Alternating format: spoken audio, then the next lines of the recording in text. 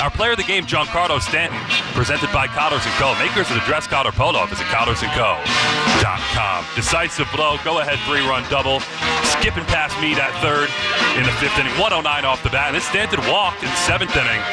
It's run for Jason Dominguez, but that run was really important. Austin Wells drove Dominguez home with an RBI double. Yankees win it 5-3 and sweep the series. Next in Game Time brought to you by Nielsen Dodge for the best selection of Chrysler, Jeep, Dodge, and Ram. Visit NielsenDodge.com. Save today the Nielsen way. Next game tomorrow night, game 160, Orioles in town.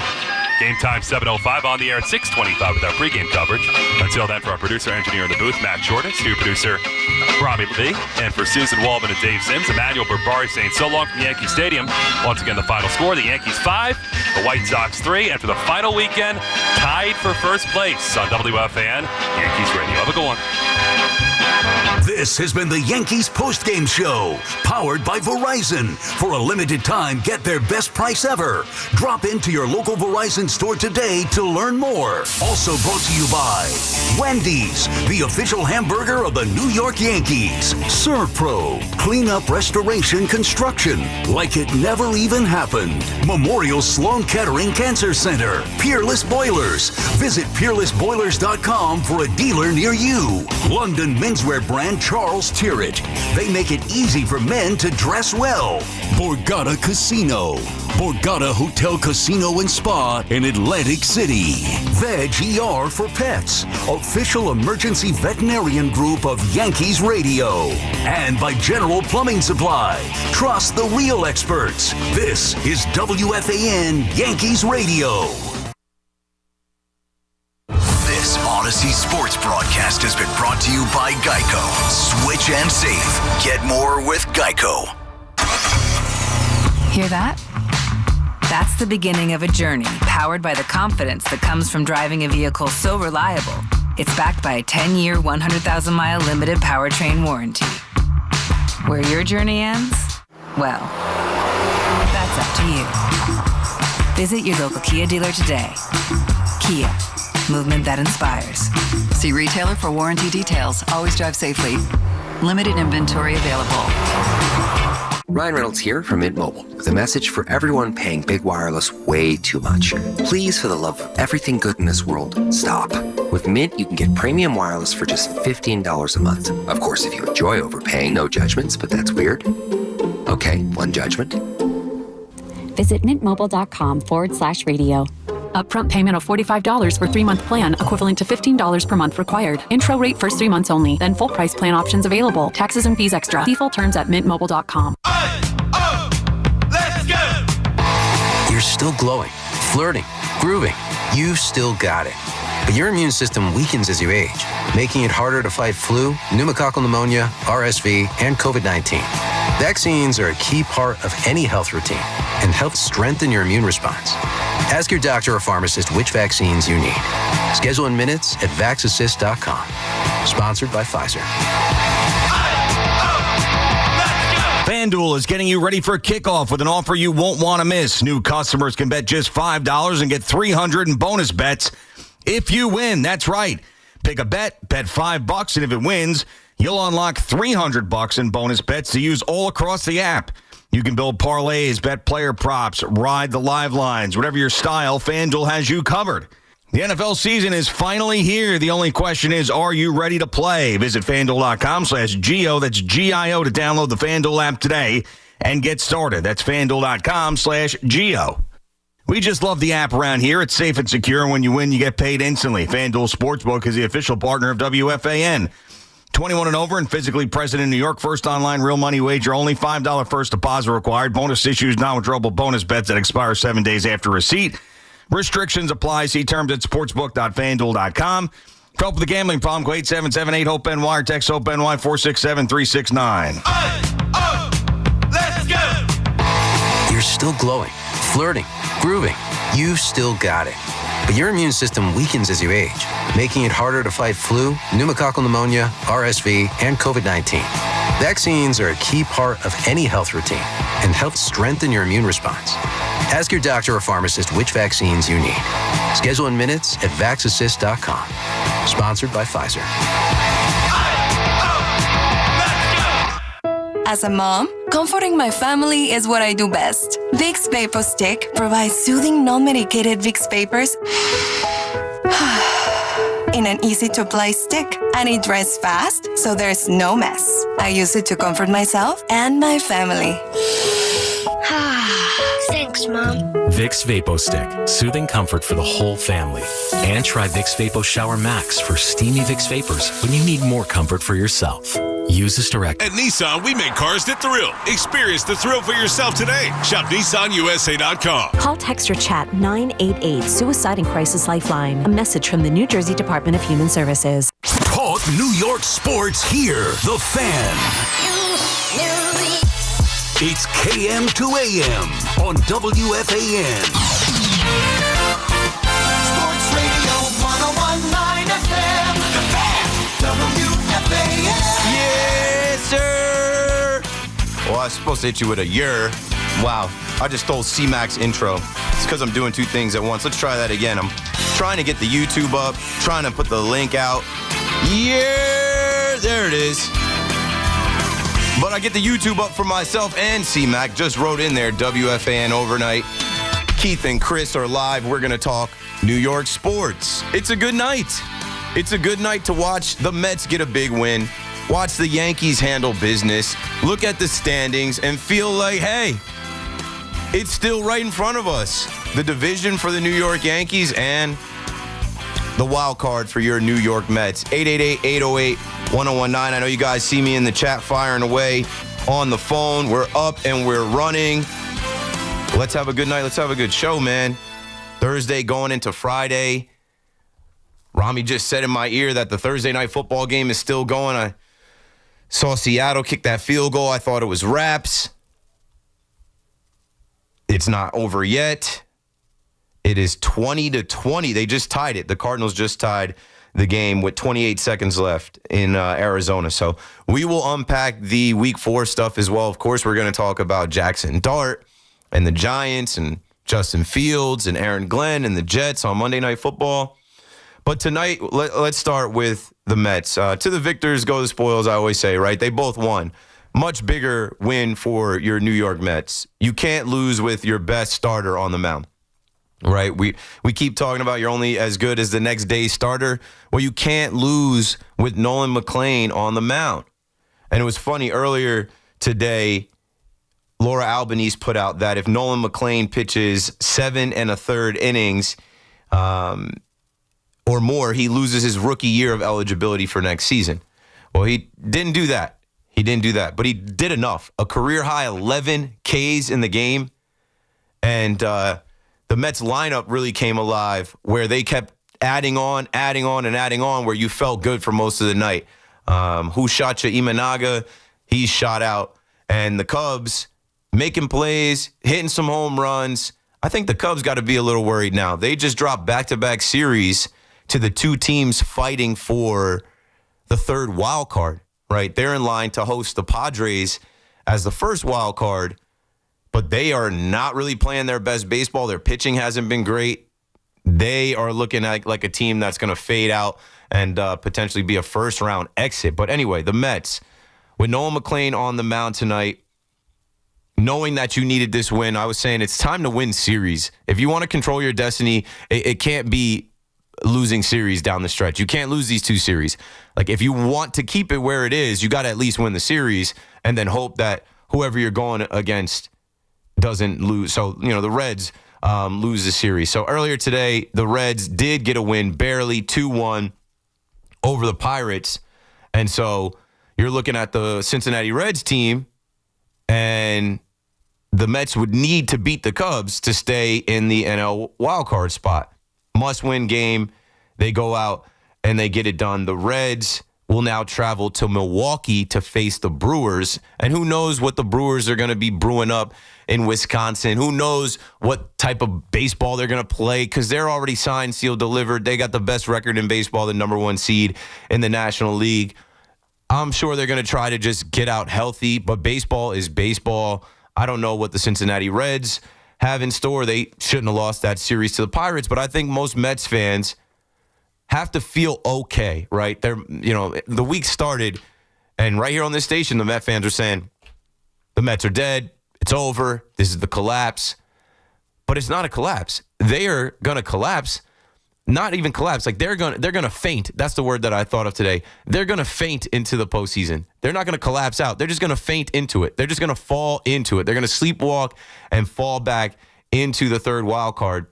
And then you'll see what happens with this pitching next. We'll talk about it tonight. Who's gonna pitch against the Miami Marlins? The Miami Marlins just lost 1-0 to the Philadelphia Phillies in Philly. That game was over hours ago, so they got on the plane to head to Florida. And you know that they're lining up Sandy Alcantara for the Mets. You know that they are going to make this their World Series. You know they are looking at this 3-game set in their building as an opportunity to knock off the Mets.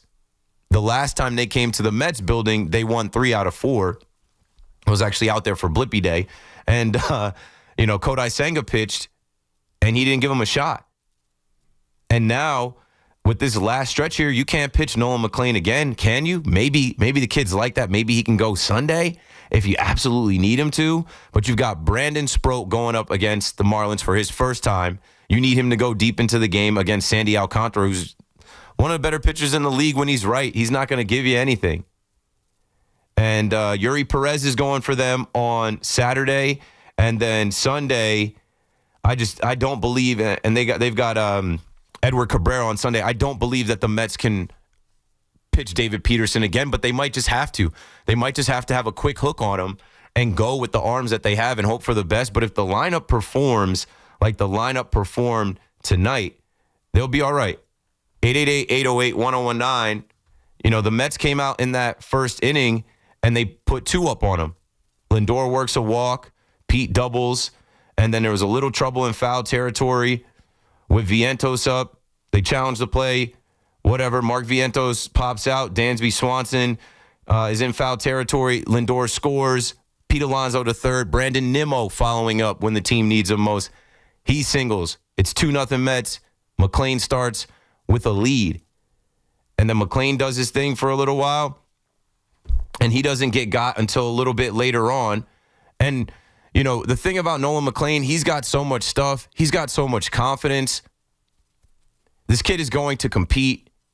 He looks mature beyond his years. But there was a big part later in this game where I'm like, Mendy, I felt like Mendy should have got him. So Seiya Suzuki homers off of Nolan McLean. And it's like, all right, it is what it is. The Mets were already up. The Mets had went up 6-0. And Brett Beatty was balling today. Brett Beatty with the glove making plays. Brett Beatty should be playing third base, not Mark Vientos. Brett Beatty made it 6-0. Lindor had his 30th homer. Lindor had made it 3-0. But getting to the point in the game where I was like, okay, now I have a little bit of worry here. Nolan McLean had only given up, I think, 2 home runs. I think that might have been his second home run given up in his young career when Seiya Suzuki took him deep in the bottom of the 4th. And in my mind, I'm thinking about that 5th inning for the Mets. Just to get us started through that 5th inning, it's like, okay, now you just gotta be on high alert, quick hook. You gotta manage this game and not let this vaunted lineup come back. Imanaga did not have it. He was absolutely terrible, and they just left him out there to die. He went 5 2/3, 9 hits, giving up 8 runs, 8 earned, and 2 homers. But Dansby Swanson ends up getting Nolan McLean, hits the ball out. And I'm thinking to myself, I think I tweeted it out. I'm like, yo, if they lose this game, people are going to be calling to fire Carlos Mendoza tonight. The Mets bullpen is not a super pen, but they did what they had to do tonight. Brooks Raley was perfect, and so was Tyler Rogers after Stanek got 2 outs. And you're able to go to Edwin Diaz on shorter rest than you would like, but he gets the job done. And so these guys are fighting. These guys are doing what they got to do. And Carlos Mendoza did what he got to do. I felt like he left him in. Like, I wouldn't have let him face Suzuki again, because that 3-run bomb that Suzuki hits to make it 8-5 kind of got the crowd into it. They said that was the biggest crowd that the Cubs had in these 3 games. And it was like, hey, you can't lose this one. You have to take the series. You got to get out with a win. You can't drop down. And ultimately, they put him away. The Mets win the game.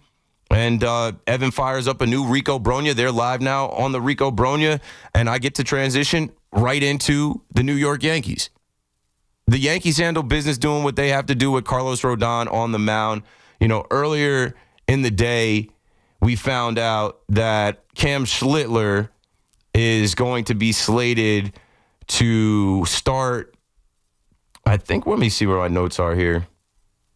Cam Schlittler, the young rookie, will start on Saturday and Luis Gil on Sunday. So that would line Schlittler up to pitch on regular rest in a potential wild card game 3. Now, I'll say this before we get into all the calls at 888-808-1019. I see people calling up and call with your thoughts and ideas and feelings. And, it's good that they swept the White Sox. The White Sox had a little fight. The White Sox were intentionally walking Aaron Judge as if this was some type of postseason series. What I'll say is that, the Blue Jays winning tonight, I had an eye on that. They woke up. The Blue Jays had a bullpen game tonight after the news came out that Jose Barrios was going on the IL. And after John Snyder talked about wanting his team to just play loose and that they got 90 wins, and if the season ended today, yada, yada, yada. The Blue Jays have a grand slam. George Springer adds on, and they get a pretty good win to not get swept by the Red Sox in their building. So we're still right there, right? Blue Jays win, Yankees win, nothing changes. They still own the tiebreaker. If the season ended today, the tiebreaker gives them the nod. Toronto will host Tampa Bay next. And they're already flipping George M. Steinbrenner Field to pull down every Tampa Bay Ray logo, TB, star, all of that to bring it back to being the Yankee spring training facility. And I saw a picture of the Tampa Bay Rays getting on the plane dressed as Disney princesses. Yeah, they're celebrating Halloween early. Rookie dress up. They're dressed as Disney princesses getting on the plane to go to Toronto. Also, I saw a picture of the Baltimore Orioles dressed as minions celebrating Halloween as well. I don't know. I guess it's rookie hazing. They still do that type of stuff. We see that once in a while with they'll wear some book bags or whatever. But the two eliminated teams from the best division in baseball, before they go into 2 series that are going to decide the division, they're light and fun and making a joke out of their rookies and dressing up in costumes. And so the Orioles are headed up here. And honestly, the Orioles, they lost, or the Tampa Bay Rays lost to the Orioles today, and they dropped 2 out of 3 to them. So we got to just hope that Tampa and Kevin Cash can fight and take 1 from Toronto, and that the Yankees can sweep the Baltimore Orioles. But here comes the biggest test. Tomorrow we're going to face Trevor Rogers again. And if you remember last time, that's the game that we dropped in Camden Yards. He didn't give up anything. So I'm going to the game tomorrow night. I feel like that's a postseason type of game. They're facing good pitching. They, get a redo against this guy. It's Will Warren on the mound. Will Warren, we need your best start of the year. You won't be pitching in October. We need Will Warren to have his best start of the year. But back to the game tonight, the biggest thing for me tonight is okay, they pick Carlos Rodon up. And Carlos Rodon versus his former team, I don't care about how long he went in the game. I understand, there was a spot in the game where he gives up the homer, and we've seen that before from Rodon. He goes 6 innings, 4 hits, 3 runs, 1 walk, 5 Ks, gives up the homer, and it's a test for the Yankees. There was a test for the Yankees early in the game, which was a similar test to the night before. Bases loaded. Are you going to leave guys on base?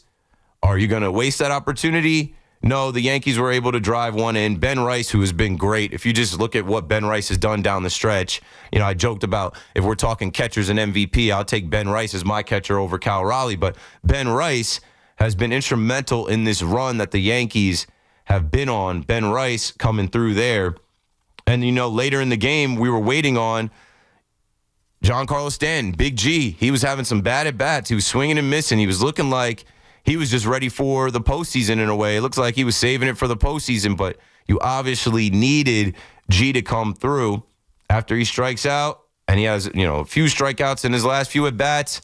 Stanton comes through with the bases clearing double, and you're able to exhale. Yankees take the lead, and they wouldn't relinquish it. They pick up Rodon, And then the Yankees go to their bullpen. They pick up Rodon, and we're like, okay, now like this feels like, a setup that we might see in the postseason. You look at the bullpen budget, how are they going to deploy these guys? Luke Weaver, Devin Williams, David Bednar, good. Now, I know there was a little bit of trouble on the base paths with Devin Williams. I was literally thinking, didn't the White Sox get Devin Williams last time we saw them in Chicago? They did, but the defense is there, saved by the bell. Devin Williams gets out of it with a walk and 2 Ks, and then David Bednar, that's your closer, man. He's got the mentality, he's got the look, and I hope that mentality stays when we get into October, because we're certainly going to need him. 888-808-1019. The Yankees win, the Mets win, and we're holding right there where we need to be. The Yankees going into this 3-game set against the Baltimore Orioles honestly need to sweep. I don't think Tampa, I don't know. I don't know what to expect from Tampa. Maybe Tampa can get a game off of Toronto. Toronto is desperate. They're in their building, and I think that they know what time it is as well. So we'll talk about it. We'll talk about what the Mets got to do with the Miami Marlins as well. They've got their pitching lined up, the Marlins, and the Marlins are looking to sweep, and they've got some young, scrappy players that are going to take this very seriously, and the Mets got to continue to hit. The lineup's got to keep coming through from top to bottom to ensure that the Mets get to the postseason and that we have National League and American League series to talk about on The Fan as we get to October. Keith McPherson on The Fan, 888-808-1019. We are streaming on YouTube. I see the chat filling up. Send the link to a friend so you guys can talk in the chat. I will pull some stuff from the chat, shout some people out in the chat. Obviously, you can listen on the Odyssey app and 1019 and 660 a.m. I'm on till 2 a.m. Call me up. We will be right back. Competitor, you want to play on the biggest stages in front of the best and most passionate fans. Jackson Dart has just trotted onto the field. The Jackson Dart era starts Sunday. Pistol set with Dart and Scattaboo. As the Giants take on Justin Herbert and the 3-0 Chargers at 1 p.m. Dart pumps his right leg, takes the snap. Hand off Scattaboo. Up the middle he goes. Scattaboo to the 10. Scattaboo to the 5. Scattaboo reaching for the goal line, and he's down at the 1. With help from fellow rookie Cam Scattaboo and the dynamic Malik Neighbors, the young QB will look to lead Big Blue to their first win of the season in front of the hometown faithful. Into the end zone, standing up, and the Giants are back in front. Don't miss a second of the action here on your home for New York Giants football. WFAN 1019 FM and always live on the free Odyssey app. Town Fair Tire is New England's largest volume discount tire dealer with over 100 locations. So we sell Michelin tires for the guaranteed lowest price. Like Michelin tires with all-season capabilities and maximum performance. Plus, Town Fair will give you more free services for life on your Michelin tires for longer tread life and reliable traction in both wet and dry conditions. For the guaranteed lowest price on Michelin tires, nobody beats Town Fair Tire. Nobody! Name brands at discount prices. Town Fair Tire. If you work in New Jersey manufacturing, your chance to network, learn, and connect with resources for your business is October 3rd, the annual Made in New Jersey Manufacturing Day in Freehold. Both gubernatorial candidates will share their vision for industry in New Jersey. Register today at njmep.org. Hey Yankees fans, come out to Yankee Stadium on Friday, September 26th when the Yankees host the division rival Orioles for a great promotional giveaway. It's Yankees Jersey Hoodie Night, presented by Star Insurance. The first 18,000 guests in attendance will receive a Yankees Jersey hoodie. For tickets, log on to Yankees.com/tickets. Don't miss Yankees Jersey Hoodie Night when the Yankees face the Baltimore Orioles on Friday, September 26th. Visit Yankees.com/tickets today. When your reputation's on the line, you don't leave anything to chance, especially your primer. Painters trust Kills primers for a smooth start, strong adhesion, and serious stain-blocking power. And now, the full Kills lineup is available exclusively at the Home Depot. Need it fast? Get same-day or next-day delivery, or order online and pick up in-store. Kills primers. Pro results, faster. The Home Depot. If you're a pro, you know. Ugh, my phone takes such bad pics. Girl, you gotta update that phone. I can't afford a new one. My hot tip, go to Metro. The iPhone 13 is on them. Wait, Metro's got it covered? Yeah, and iPhone 13 has a dual camera system. So bye-bye bad pics. Ooh, my profile pics are about to be on point. Get iPhone 13 on us when you join. Only at Metro by T-Mobile. With virtual MasterCard after third month, bring your number and ID to a $50 plan with AutoPay. $55 first month. At Paramus Chevrolet, we understand that a car is more than four wheels. It's an extension of who you are. Hey, it's Mike Tandarella, General Manager, Paramus Chevrolet. Because everyone has unique taste, we stock a large variety of certified pre-owned automobiles. So you're sure to find something you absolutely love. And it gets better. Enjoy our exclusive Paramus Chevrolet VIP Plus program. A lifetime of complimentary oil changes, courtesy shuttles, and loaner car availability. Visit us in person or online at ParamusChevrolet.com. You matter, and so does your well-being. If you're facing tough moments, struggling with anxiety, depression, thoughts of suicide, or substance use, help is here anytime you need it. Call, text, or chat 988 for free confidential support. New Jersey's 988 Suicide and Crisis Lifeline is here 24/7 for you or someone you love, with trained counselors who listen and care without judgment. You matter. Remember New Jersey's 988. A message from the New Jersey Department of Human Services. Are you fans? It's football season, so make sure you catch all of the Scarlet Knights gridiron action this season on WFAN. Scarlet Knights football is presented by RWJ Barnabas Health, the official healthcare provider of Rutgers Athletics. Let's be healthy together.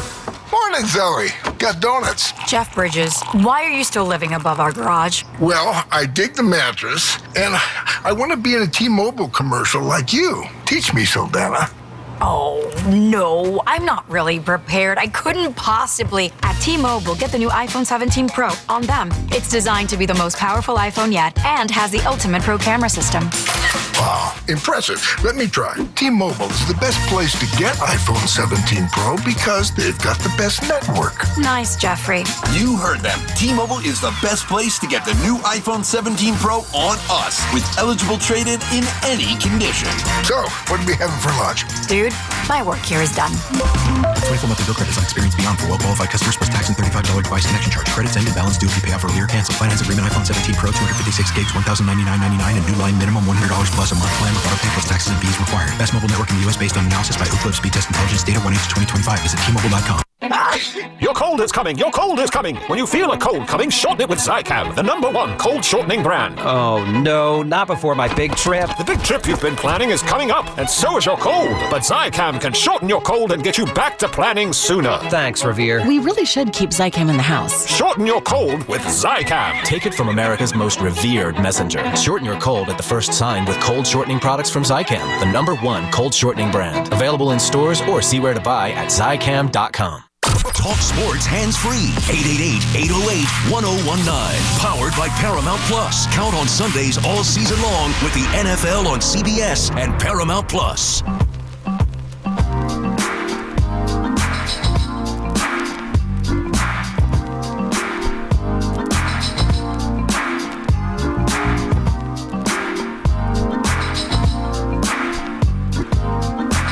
Always got to wait for that beat to skip. I don't know why it's programmed like that. I won't talk over the skipping beat. Anyway, Keith McPherson on the fan. Hello. KM to AM. Thursday night, week 4.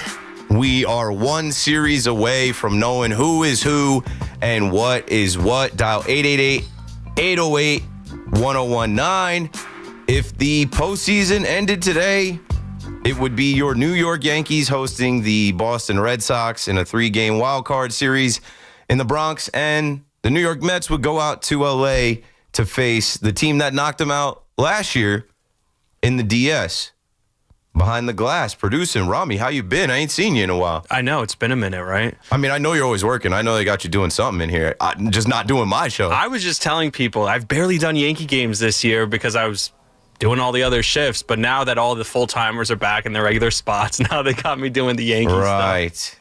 Right. It's funny. I didn't even realize, like, once week 1 comes and, baseball starts to get down to the wire, like, that's the new year. That's the, like, lock-in time. Everybody's back. No more vacation. Everybody's kind of... Well, the first week of September, I did digital for the full week. So that first week when everyone's back, I was here every day. But now... Yeah, it's kind of that downtime. Although with Yankee playoffs, hopefully Mets playoffs coming up, there should be more stuff to do. Obviously, we'll be hopefully putting out those videos again like we did the John Cam last year. So we'll hopefully be doing the same thing with Dave and obviously with Howie. So before you get out of here, I'll ask you a Jets question after the next break. But before we get to the calls, how do you feel about the Yankees? We're taking the division, or we're just going to get this wild card? It obviously depends on Tampa. I think the Yankees need to sweep Baltimore, so we know it's real, like you say all the time. Yep. I would say that I think if they win the division, I was talking about this with Emmanuel, we were talking down the line when he was doing the post game, and I said to him, it changes the way you feel about this team going into the postseason. All of a sudden, you feel like not only is the path easier because you have to play less games and all that, and you're at home, and of course, but it changes the way you feel because they had a goal at the end of the season, and they went on a mission, it feels like, the last month, and they locked in, and they take every at-bat seriously, and they're taking it all seriously right now. It kind of changes the way you feel about this team going into October, and it's not only important because it changes the way the fans feel, it'll energize the fans. I felt like a week ago, Yankee fans going to Yankee Stadium for playoff games would have been like, we don't really believe in this team. Now, if they win the division, there's going to be a belief in that building. And trust me, it's going to translate to the noise and the crowd, the atmosphere. Oh, yeah. I want it to be like that tomorrow with Rodgers on the mound. 100%. I want people to be loud and going crazy in there to make it tougher on him. We need that game. And you're 100% correct. It does feel different just – obviously the gauntlet, the final exam, as I called it, they won 3 out of those 4 series. They won 7 games. And then now handling business against these lesser teams, like it just feels like, I don't know, I feel like they're playing sharper. The lineup is what the lineup is. The bullpen is what the bullpen is. We know what we're going to get from our starters. They're hitting. It's not all just the long ball. Like it does feel different. It feels like they've solved some of the issues. Let's get to the phone. Bob is in Keyport, leading off tonight. Go for it, Bob. How you doing, Keith? Good. How are you? Good. I was listening to you 1 week ago today. You said the division is over. Let's look at the wild card. Let's look at number 1. How do you feel about that today? I feel like it's still in play. I'm shocked. I'm surprised this whole week. I'm like, I did not expect the Toronto Blue Jays to absolutely fold like they did. I didn't expect them to get swept by the Royals. You know what I'm saying? Like I didn't expect them to have these injuries. You can't predict baseball, but like I don't want to be right, but there's still a chance that the Yankees drop one game and they sweep, or if they drop a game, the Yankees drop a game, and then we stay where we are, the tiebreaker goes to Toronto. So we can't celebrate the East yet. It's not ours yet. It would have been nice if Toronto lost, and tonight we could have went up for the first time and had first place for the first time since early July, I think July 3rd.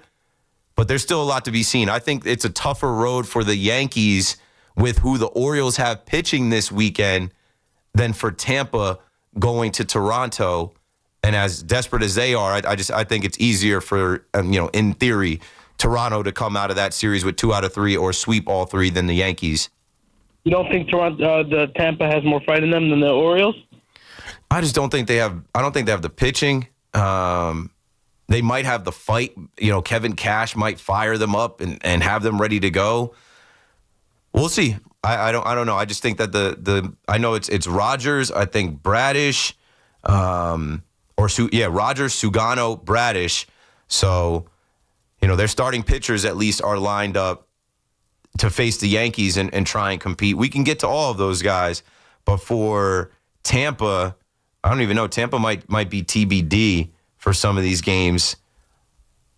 I'll look into it, but I don't know. I think it's a little bit tougher for us to sweep Baltimore based on who their starters are than it is for Toronto to sweep Tampa with who they have going out there. And one more thing, when Big G struck out swinging twice tonight, did you just know that the next time he was coming up, something big was happening? I was hoping, because I'm like, I think I tweeted out, I was like, is he on pause until the postseason? Like, is he just gonna keep going down? Because he had some bad swings, some bad at bats. Even the night before, it's like, what's up with G, man? Like, yeah, but it came back to him, right? He had the opportunity to do something big, and he won the game. Yep. Stay tuned for the big shot of the night. Thanks for the call, Bob. 888-808-1019. Nobody knows anything. And that's what I was saying earlier in the week. I don't care what I told you. I was looking at the math that Chris Kirshner put out. And I think the math that Chris Kirshner put out, the Yankees would have had to go 8-1 or or undefeated, and the Blue Jays would have had to go like 5-4 or 4-5. And I'm like, that's not about to happen. So, yeah, if you talked to me last Wednesday or Thursday and I was like, yo, don't worry about the division, that was basically me kind of just saying, like, it's going to take a lot for the division to happen. Let's just focus on getting the first wild card spot. Well, they did that. That's clinched. They got that. So now, and all of their focus, right, is on, hey, we're not done. If you listen to the post game, Susan in the post game and Boone, they said they brought that up to Boone, like, hey, do you at least feel good about, like, you'll be hosting the wild card? And they're not even thinking about that. Like, they're thinking about, we play today, we win today. That's it, Mariano Duncan. Say that again, Rami? Tampa's probables, is that what you were looking for? Yeah. So I got, on Friday night, it's Hauser, who's pitched better of late. Boyle on Saturday, and Sunday is Seymour. It's probably more important for us to know who's pitching for Toronto. With Bassett down, with Barrios down. Oh, so they lined up Bieber for Friday. And then that kid who had one good start, one bad start, Yasevich. I don't even know how to pronounce that. And then right now they're TBD for Sunday. He pitched against Boston. Yeah, he had a good game his first start out and then was bad his last time out. And then, TBD for Sunday, which is crazy, right? They're going to probably do this bullpen game again. Well, you can't throw Scherzer out there again. You definitely got to skip Scherzer. He's given up runs in the first inning his last two outings. And if the Yankees handle business, and this is what I'm hoping for, because I'm going to the game tomorrow. It's the last Friday. I don't know how many times I told you the best vibe is Friday night. Like, I hope the Yankees come out swinging and, get to Rogers, and we don't have one of those, like, oh, we're getting no hit for 4 or 5 innings, and then a stupid error happens or a homer, and it's Will Warren on the mound. Like, that would be such a deflating Friday night game to be like, well, we dropped one, and then we'll be watching out-of-town scoreboard, and we'll see what happens with Toronto. The nerves tonight felt like a playoff game because how many runners they left on base over and over again. Stanton gets one big hit. Devin Williams is in a big spot, and you're, like, sweating that out. So that's what it's going to feel like for the next month. Get used to it. Yeah, I am. I already feel like we're in it. I already feel like, these games matter. Even if we do come up short, I'm not going to be disappointed. I'm okay with a 3-game wild card set in Yankee Stadium because we've never had it, and I'm confident that they'll beat the Red Sox and that they're going to win, man. I just think that they've righted the ship. That a lot of things have gone right. Like, look at Volpe, man. Like some of the pain points that you had, I think Volpe was a big one. Volpe looks a lot better. You got to give him credit. His defense is there. The heads-up play that he made when the guy almost hit the homer and doubled, and he caught him on the base pass, throwing the third. Like, little things like that they're fixed. Yeah, that's a bad base running mistake, but it's also a good heads-up play by Volpe. Yeah, get that runner off like I said, what a swing. Like, that almost was a home run to tie it. Instead, it turns into a double, and you get that guy off the base pass. Like, he had the exact same play in the World Series in the 5th inning, and we know how it went. Yeah. Let's get back to the phone with Phil in Sheepshead Bay on the fan. Hey, Steve. How are you today? Good. I listened to my last play. I watched the Met game. No fabulous ball, but these two gentlemen, Beatty and Taylor, between them, 5 RBIs, 4 hits, they were responsible for the win this evening. Yeah, Tyrone Taylor being back is huge because you don't have to see Cedric Mullins or Jose Siri. Oh, yeah, DFA Siri, thank God. He looks fresh. He looks ready to play, running hard, making plays, and contributing lower in the lineup. Yep, good. Yeah, plus he gets clutch hits. People didn't realize before he hurt his ankle, he was hitting like about 300 for a couple of weeks. He came up clutch and a lot of times at bat. Yeah, I think he's a sneaky bat. I think we don't think of him as much of a hitter, but he can hit sometimes. Yeah, so that's good. And let them ship Mullins back to the American League. Let them get a pitch or something. Have a good evening. Stay well. Bye. Thanks for the call, Phil. Yeah, I mean, this Mets lineup tonight, like when they go out there and they have double-digit hits, they're going to win. When they go out there and they attack these pitchers, they're going to win. And you know what? Juan Soto goes 0 for 5 with 2 strikeouts. Didn't need him. Like I said, Lindor, 30 for 30 season, 30 stolen bases, 30 strikeouts, or 30 homers. And everybody else gets involved, and it's like some of these unlikely suspects, like Brett Beatty. Shout out to Brett Beatty. I think they flashed a stat about since August, Brett Beatty's hitting 300. It's clear that he wants to play. He had a great play, and then after that great play, he followed it up with a 3-run bomb. Like, that's clutch. That's huge. We were wondering about whether Brett Beatty was supposed to be at this level or not, and he comes through. It's such a long season, even with Tyrone Taylor not being available. Well, he's available now, and he's making an impact. And with the Mets bullpen, it worked tonight. They put up zeros. And Nolan McLean, even though he gave up 5 runs, he's your best starter. He went 5 1/3. It's not like he's getting out of there in the first inning, second inning. And that's what I was saying before. You got to win those games with your best starter on the mound. You wish he would be able to go again. The way it lined up, this is probably his last start. Unless there's some type of an emergency situation, you need him on Sunday. If they go, I don't know, David Peterson, and he gets rocked, and you gotta piece it together to win a game to stay alive. 888-808-1019. Hector in the Bronx on the Fan. What's up, man? Hey, what's up? How you doing? I just want to. I have a major bone to pick with the MLB Network.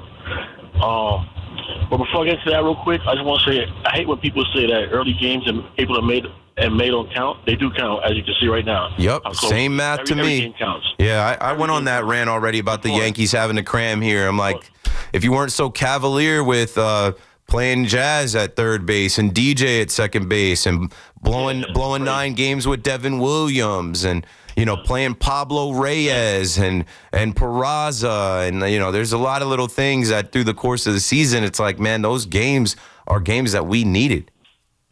Yeah, exactly. And my bone to pick with MLB Network is the campaign they're doing for Kyle Riley is stupid, ridiculous.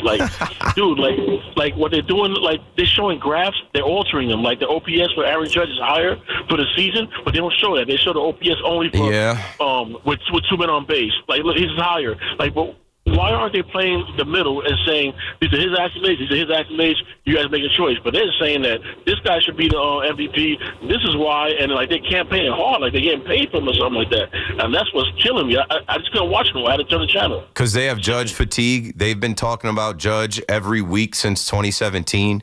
Thanks for the call, Hector. I wanted to kind of lean in on this.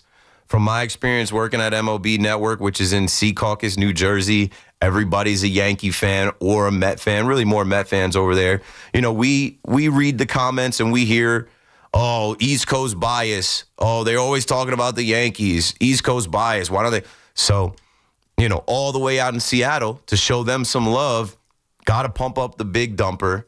But, a guy like Harold Reynolds is a former Seattle Mariner. What do you expect him to do, right? I was out there at the All-Star game. He's a king out there. What do you expect him to get on the network and say? Oh, it's Judge? No, he's going to fight for the Seattle Mariner.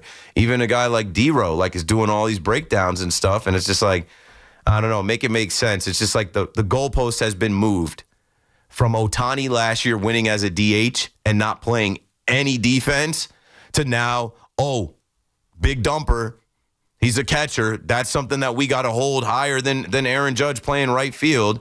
And then even, I talked about Lindor. I'm like, then, Lindor should have won over Ohtani then. If we're talking about a team, right? We're talking because, look at the Mariners. They haven't been to the postseason since this time. They haven't won the division since 2001. And it's all because of him. And it's like, didn't Lindor put that team on his back last year? Well, I'm glad you baited me into betting Cal Raleigh to win. I know that bet is shining right now. It's looking good. Yeah, but I don't think, and that's what I was going to come around to. 888-808-1019. I think they're doing all this campaigning because they know ultimately he's not going to win. So you think I should cash out tonight? What's the number at now for you? So right now, I would make 16 times my money that I put in. And you put in at least 100, right? No. I put in $20 on it. I remember it was wasn't it it was plus 2,300. Okay, I was like plus 1,500, plus 2,300. So I could get back a couple hundred. So here's what I think. Now. They had a graphic out there, and I think they were I think the voting wise, it was Judge 21 votes and Cal Raleigh 19. Then we had last night where Cal Raleigh hit 60, and Judge hit 2 homers, but it got washed by him. Jeff Passan said something today about how players around the league all say it's Judge. If your peers are all like, bro, it's Judge. Even the fact that Judge is still getting intentionally walked. The White Sox have nothing to play for. They're not challenging him. The Rockies, they're serving up meatballs for Cal Raleigh, and they're clapping for him as he goes around the bases. No, they intentionally walked him tonight. Oh, tonight they did? Good. They learned after he hit 2 last night. So I just feel like there's obviously always an agenda. We know that there's voter fatigue, and then there are Yankee haters. And the combination of voter fatigue and Yankee haters, and I'm glad I'm starting to see a lot of people say it, because for weeks I've been saying, this is Josh Allen and Lamar Jackson. This is Nikola Jokic and Embiid happening in Major League Baseball, but it shouldn't happen, because at the end of the day in Major League Baseball, there are so many metrics and stats that we judge players off of. And if we are looking for the most valuable player, you stack that player against the rest of the players. And Judge is above and beyond all the players. I know he's normalized it. I know his greatness is just so regular to us. But when you look at how far ahead he is, like the latest one for me is like, bro, this guy's going to have 51, maybe 52 or 53 bombs and win the batting title? What? What's the list? Mickey Mantle and like a couple others who have hit 50-plus home runs? No one in modern-day baseball. Like, it's ridiculous. And then, like, I will say this, and I don't care if it doesn't hold weight to people nationally. I know it holds weight to people listening in New York. It's harder to do it here. It's harder to do it as the captain of New York. It's harder to do it for the New York Yankees, being the face of baseball. It's harder to do it. And you know what? My boy Zeke hit me today. Shout out to my boy Zeke. We grew up together. He pitched at West Virginia, diehard Yankee fan, played baseball. He's like, I hope Judge doesn't win it. He'll be more motivated in the postseason. And I'm like, well, we won't know who wins it until after the postseason, and Judge doesn't need any more motivation. Losing the World Series is his motivation. Everybody posting that gif of him dropping that pop-up is his motivation. Him wanting to just be great is his motivation. Like, he's not competing against Cal Raleigh, and that's the thing as well. It's not, like, it's the most valuable player in the league. It's not a story versus a story. Well, Cal Raleigh's story is so incredible this year compared to Judge. Judge's story is incredible, too. He was batting 400 in the beginning of the year. We were like, how long is this guy going to bat over 400? The stat is that it's Jimmy Fox in 1938 and Mickey Mantle in 1956. The only two others to have 50-plus home runs while leading Major League Baseball. Nobody, like, there's a small percentage of human beings that were alive to see that. Judge is consistently breaking baseball, and they're just tired of it. And I'm tired of it, because I'm like, yo, they already took an MVP from the dude. They're about to do it again. But this is where I come to as well. Judge for World Series MVP. Go get the World Series and the World Series MVP. If they want to give it to Cal Raleigh, you'll have the last laugh. Cal Raleigh is out there saying, well, might as well go win the whole effing thing. Have you caught that? I did see. He's like cursing on Root Sports or whatever channel they host the Mariners games out there that nobody watches. He's dropping F-bombs back-to-back nights. Might as well go win the whole effing thing. You're not winning the whole thing, Brody. You got swept when you came here. You got swept when you came here. They're not coming here and beating us. I would love to see it. I hope you're right, but they're not coming here and beating us. I've been out there to T-Mobile. It's a nice little cute ballpark. It does not get like it gets out here. The pressure is different here, and that's why I also give the nod to Aaron Judge. We got a break. 888-808-1019. We're already about to be on the other side, 12 o'clock. I'll do the big shot. We'll get that out of the way. Big shot of the night. Coming up next, Keith McPherson on The Fan. Call us up. We'll be right back. It's Evan and Kiki. Afternoons on The Fan, 101.9 FM. New York Giants have good players on this team. But these good players are a group of undisciplined, underachieving, well-put-together roster who don't make plays. Listen to Evan and Kiki on demand on Apple Podcasts, Spotify, or wherever you get your podcasts. Bet365 is paying out before the final whistle. Check out Bet365's unrivaled Bet365. Gambling problem? Call 1-800-GAMBLER. 21 plus only. Must be physically located in New Jersey. T&Cs apply. Injured in an accident? You need help. The Rothenberg Law Firm. Lawyers that have built a legacy of victory over 5 decades, winning billions for their clients. The Rothenberg Law Firm. Call 1-800-624-8888 or visit injurylawyer.com. You deserve a car that thrills you, a car that puts goosebumps on your goosebumps. At Nissan, we've got everything from turbocharged SUVs to 100% electric vehicles that'll make your heart beat faster. Experience the thrill for yourself. Shop your local Nissan store and nissanusa.com today. Dunkin's $6 meal deal is kind of wild. You get a bacon, egg, and cheese sandwich, 6-piece hash browns, and a medium hot or iced coffee, all for $6. That's the main character meal energy you need this fall. Get it now in Dunkin' stores or order ahead on the Dunkin' app. No substitutions. Participation and times may vary. Offer price varies in California and Hawaii. Limited time offer cannot be combined with other offers. Exclusions and terms apply. Dude, did you order the new iPhone 17 Pro? Got it from Verizon, the best 5G network in America. I've never looked so good. You look the same. But with this camera, everything looks better, especially me. You haven't changed your hair in 15 years. Selfies? Check, please. New and existing customers can get the new iPhone 17 Pro, designed to be the most powerful iPhone ever, with eligible phone trade-in and unlimited ultimate. Any condition guaranteed. Visit your local Verizon store today. Best 5G source. Root metrics data. United States. 1H2025. All rights reserved. Additional terms and conditions apply per phone offer. See Verizon.com for details. You matter, and so does your well-being. Call, text, or chat 988, New Jersey Suicide and Crisis Lifeline, for free 24/7 support with mental health, suicide, or substance use concerns for you or someone you love. A message from the New Jersey Department of Human Services.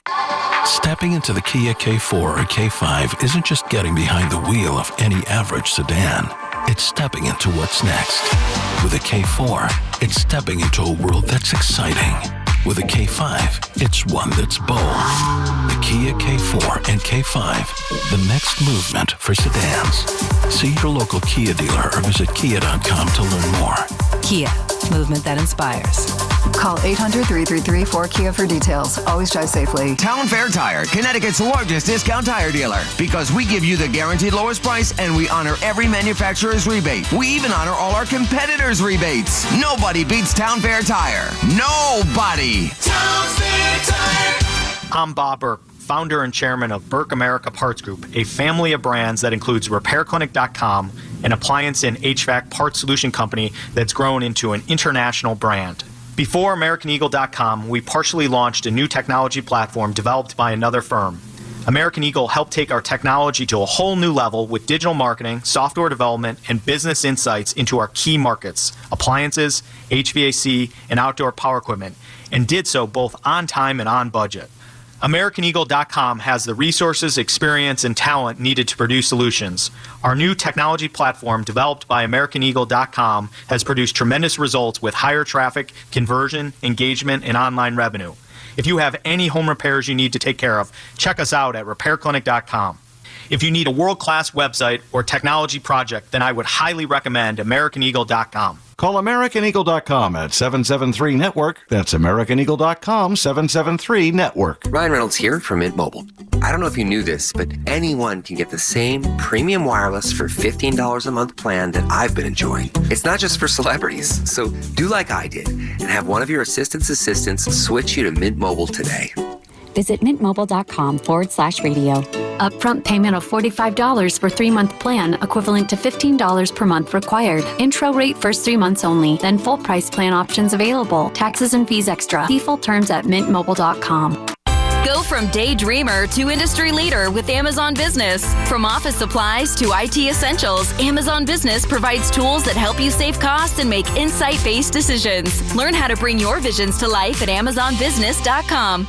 Introducing the IHOP Value Menu, where all your breakfast faves are just $6 each every day. Where else can you get a big, filling, sit-down breakfast for only $6? Go to your happy place with the $6 IHOP Value Menu. Available every day at IHOP. $7 in some locations. Talk sports with Evan and Tiki. Afternoons from 2 to 7. WFAN, WFAN FM, WFAN FM HD1, New York, and Odyssey Sports Stations. WFAN Sports Flash. Good morning at 12 o'clock. I'm Marco Belletti, and this report is brought to you by policeofficersrighttosue.com. Nolan McLean set the tone early, allowed the Bats to stake him to a 6-run lead. Brett Beatty providing the big blow with a huge 3-run shot as the Mets erased the Cubs 8-5. Confident player now. having good results and playing with joy and with confidence, like I said. Francisco Lindor's 30th homer joins Juan Soto at 30-30. And McLean struck out 11 over 5 in a third. Bullpen locked it down from there, capped by Edwin Diaz for the save. Reds won, D-backs lost. So Mets still 1-up on Cincinnati, 2 on Arizona, 3 games to play in Miami. Giancarlo Stanton, a big go-ahead 3-run double. Yankees pushed their win streak to 5, bounced the White Sox 5-3. Carlos Rodon allowing 3 runs over 6 for his 18th win. Good. You know, not his best stuff necessarily, but I thought he pitched really well. You know, it was really only the Taylor homer that got him. Aaron Boone on yes. Yankees remain tied atop the AL East. Blue Jays knocking off the Red Sox, just their second win in their last 8 games. Justin Fields returned to the Jets practice field, but remains in concussion protocol. He'll start Monday against the Dolphins if he's cleared. As for the heat that Aaron Glenn has taken for the sideline celebration on Sunday, these guys need someone that's going to show they believe in them, and it's going to show they're proud of when they make plays. And I'll tell you what, I thought if I probably didn't do that, my wife and kids would have said, man, what's happening? In the Seahawks, a 52-yard field goal from Jason Myers as time expired to escape the Cardinals 23-20. 72 degrees, clear skies, Central Park. That's what's happening. I'm Marco Belletti. Get connected with WFAN to talk about your favorite teams. The Fan on the Odyssey, iHeart, and TuneIn apps. The Big Shot of the Night is brought to you by WFAN and me, Keith McPherson. Bright lights, big city. We got 2 big shots tonight because the Mets won, the Yankees won, so let's pour up. 1 for Giancarlo Stanton. He was due. Big G needed that. He came through. Getting ready for the postseason. Not stopping doing what he does until the postseason. When he got the opportunity, he came up with the bases loaded. A 3-run double, bases clearing double to take the lead, and the Yankees would not relinquish that lead. On the other side, Brett Beatty Bonds, after he made a defensive gem, he hops up, goes back up to the plate, and he hits a booming 3-run homer. The great Sweeney Murdy told us that 3-run homers win ball games. That one blew that game open where you're like, hey, they're not going to lose this game now, right? 6-0, going up 6 runs. The series is in hand, and you feel good about where you are if you're a Mets fan. 888-808-1019. Let's get through these calls, man. I've been keeping you guys waiting. We will get to the football, too. I got some audio and some things I want to play, some stuff I want to talk about with the Giants and the Jets as well. I'm not on tomorrow, so this is my Football Friday. Good morning. Good morning. Corey out on Long Island on the Fan. What's up, man? Yeah, hi. Good evening. I want to bring up a point at the Jets-Bucks game this past Sunday. It was about 3.5 minutes to go. Well, I want to know why the Jets didn't go for a 2-point conversion when they came in within a touchdown. I think the Bucks had 26 and the Jets had 19 and decided to go for an extra point. They still would have lost. Didn't they lose 29-27? Let me go to the score. Yeah, they lost 29-27. Right, but that put the Bucks, by going for an extra point only, that put the Bucks in the position to put the Jets 2 scores behind just by only getting a field goal. And if the Jets missed the 2-point conversion, they still would have only needed a touchdown to win. So I don't know if it was a no-brainer. I don't think it's a no-brainer. I think people think going for 2 is just easy. It's a lot easier to kick it through the uprights. Right, but it wouldn't have hurt the Jets' chance because they still would have needed a touchdown to tie it. Going for the extra point put the Bucks in a position to put the Jets 2 scores behind with 3 minutes left. Instead of the Bucks would have had to go for a touchdown to put them 2 scores behind. It would have made it. I know they got lucky by blocking the field goal. No, I got to go back to that box score. Thanks for the call, Corey, but I think that's incorrect. Or maybe I'm not hearing you correctly. The final score was 29-27. So when they kicked the field goal, right? It was 26-26 when no, it was 26-20 when they kicked that field goal. Let me go back to the box score. And then it was 27-26. The Jets took the lead.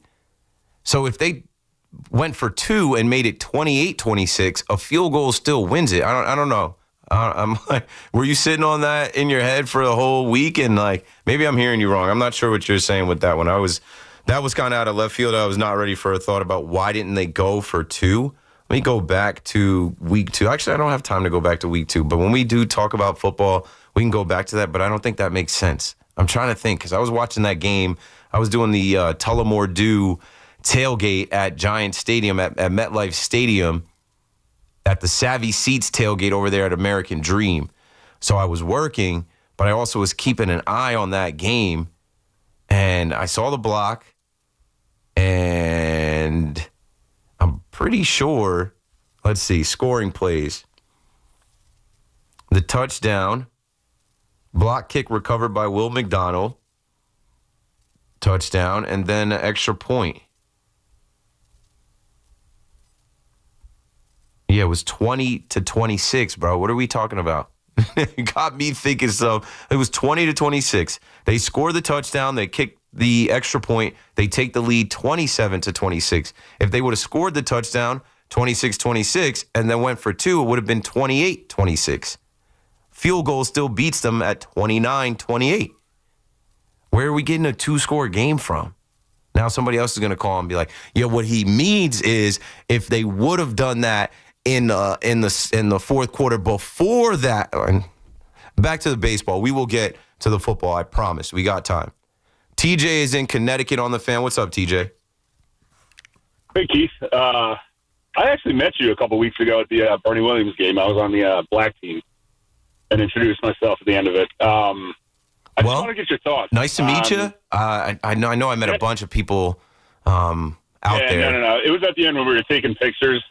Like when we were at home plate, I said I'd listen to your show all the time. So appreciate it, man. That was a fun day.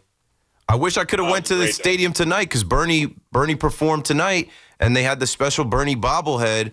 Yeah, I missed out tonight. Oh, really? Yeah. I wanted to go tonight, but I was on daddy duty, and tonight was Bernie Williams performed tonight's national anthem for Pulmonary Fibrosis Awareness Month to honor his father's memory, and he's always raising money for that with PFF.org. So shout out to Bernie and Fortune, all those guys. Yeah, man, that was such a cool day. I was sitting there talking to Shane Spencer for like 2 hours. It was great. Isn't he the man? But, he can tell some good stories, too. Yeah, it was great. But I just want to get your thought. I'm going to hang up after and listen. But so if the Yankees don't win or don't make it or win the World Series, do you think Boone stays? Oh, yeah, of course. I'll talk to you later, man. Thanks for the call, TJ. Good time out at the Ridgefield Playhouse for Bernie Williams Celebrity Softball game. Aaron Boone is safe, especially if they pull off the division. If they pull off the division right here, people are gonna vote for him for Manager of the Year. Maybe not, but like seriously though, like Boone's message all year about staying consistent and showing up and not panicking and not being irrational, and it's right in front of us and we got to play better and we got to get it done and we know what we got to do. And you wish they had another week or so to really lock this down, where maybe the Blue Jays, maybe they play the Blue Jays again, or the Blue Jays play some tougher competition. But Aaron Boone's job is safe. Aaron Boone goes to the postseason. Aaron Boone wins 90 games. Aaron Boone has had a lot more success than a lot of these managers in baseball. Like, Aaron Boone is safe. He just signed a contract extension. He just went to the World Series last year. They have full-on plans of him getting back to the World Series and potentially winning it this year. So, like, if he gets back to the World Series and loses, like, that's a manager managing the team back to the final destination for any team in the American League. We'll see.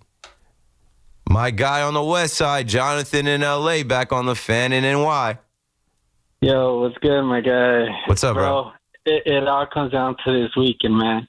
And sometimes I think about if it would have been for all these blown games that Devin Williams did, and, I could just go back to that, forget all that. Gotta forgive. It's in the past. They figured it out. It comes down to tomorrow, man, and I think tomorrow's crucial. I think if we get through Rodgers, I think we got it, man. I got a feeling tomorrow Jays lose, and if the Yankees win, They control their own destiny, and we'll go from there, man. But I'm telling you, man, if they win the East, I'm nervous already.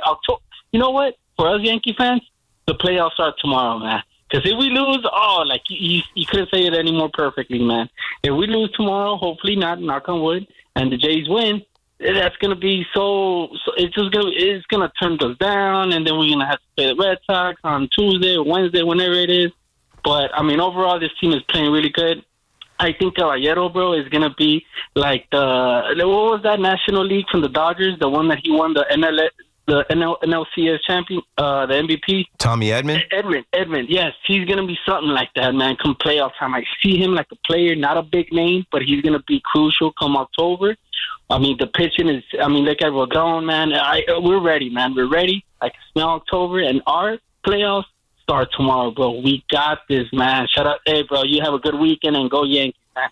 Appreciate you, bro. I'll be out there. I love Friday night in the boogie down, especially when the Yankees win. I'm going to turn up. I'll see y'all at Billy's. I'll see y'all at Stan's. I'll see y'all at the dugout. I'll see y'all in the Yankee Stadium bars. And I don't know, maybe I'll be in the suite level. Maybe I'll be in Legends. Maybe I'll be out there in center field at the bar. It's the last Friday night, man. It's the last regular season Friday night.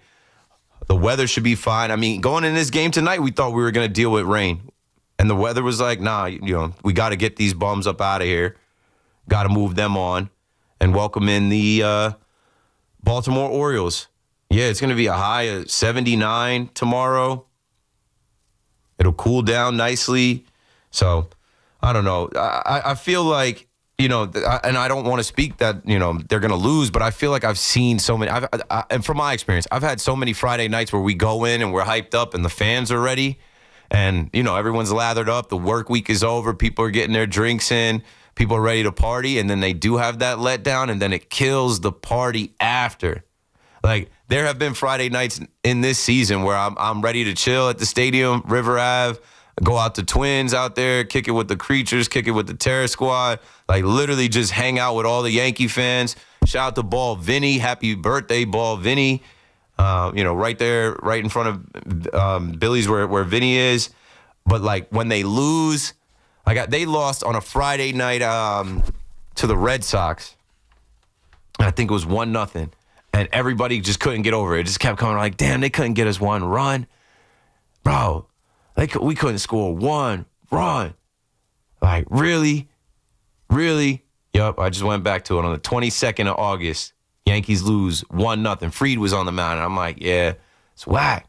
Oh, when I officially got off the ride, but obviously I never really got off the ride, but while I was so upset, that was a Friday night against the Houston Astros where they pitched Devin Williams and let him give up homers and blow up the game. And I'm like, bro, are they dense?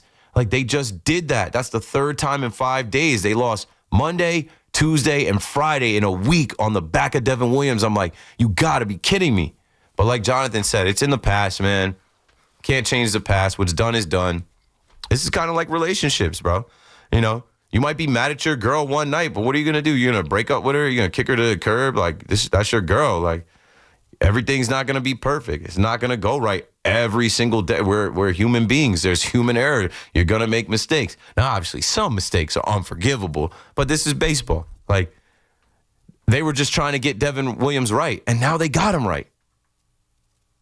They got a lot of things right. They worked on it. They got Volpe right. They gave Caballero his run. They're healthy. I don't think we're stating that enough. And knock on wood with these 3 games left. But every postseason in recent memory, the Yankees have gone in missing somebody being hurt or somebody coming back and not being at full strength. They got their full complement of guys. So, yeah, I really hope that they are able to go out there and beat Trevor Rogers on Yankee jersey hoodie night, giving away the road gray this year. And the party that we will have in the streets till 1 in the morning in the Boogie Down Bronx, it'll be great. I got to get me a postseason hat. I was saying I want the postseason hat. Of course, yesterday, 2 days ago now, I go to the MLB store. They have nada. Today, I'm not in the city, and they post, oh, yeah, postseason hats available now. I'm like, oh, great. That doesn't help me any. I didn't go to the stadium tonight because I got to be a good dad. So I'll wait to get one tomorrow. 888-808-1019, man. We're talking about everything from the Yankees' chances here against the Baltimore Orioles to win the division over the Toronto Blue Jays, who will face the Tampa Bay Rays. Before the break, I really started to lean into Aaron Judge, and I'm looking at the Yankees page. Two things. My boy Jonathan mentioned Caballero. The Yankees did a eating Dominican food with the Yankees video for YouTube. That's literally what it's titled. It's for Hispanic Heritage Month. Eating Dominican food with the Yankees. I was like, yo, where's my invite? De lo mio. But it's great. Just a little clip that they put out. Go check that out on the Yankees YouTube.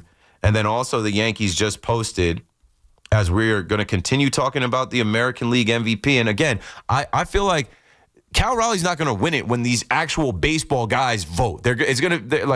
Even with the bias and the hate, if they're actually true to the game and their duty, they're going to vote for Judge. The Yankees just tweeted 36 intentional walks in a season, an American League record. Not done yet. Gary's in the Bronx on the Fan next. Go for it, Gary. What's going on, Keith? So listen, I was at the game tonight. I was working. I work down there by the Bronx, and I had some fans coming up to me talking about, is Judge MVP? I saw some Seattle jerseys saying Raleigh was MVP. And I just don't get it. I hear a lot of these small market fans saying that, Judge has it every year. He's been doing this. We have to give it to Raleigh this year. By you saying that, you kind of are saying that Judge should win it, but you don't want him to this year. Right. And to me, I think that's ridiculous. I don't think it's a narrative award. What Raleigh's doing is cool. It's the single season greatest catcher season of all time. What Judge is doing is one of the greatest seasons of all time. I just don't get it. Maybe I'm being a Yankee homer, but I can't see. Look, if this guy hits 64 home runs, yeah, maybe then we can really talk about giving him the award. But even still, OPS, Judge is higher. Average, Judge is higher. More hits, more runs. Higher slugging, higher on base. I know. You don't have to convince me. I've been campaigning for weeks on it. Get it. And you know what I think, too? I don't get it. I see all these. I think all this campaigning for Cal Raleigh, that's his award in itself. Thanks for the call, Gary. That's his award in itself. The fact that they're even going this hard for him to make a case for him. When you do the little baseball reference, stat head baseball head-to-head, Judge has him in WAR. Judge has him in hits. Judge has him in batting average, obviously. And, he has him by batting average by 80 points. On-base percentage, slugging, OPS plus. Yeah, they were both all-stars. Like I said, I think it's Judge fatigue, voter fatigue. Oh, again.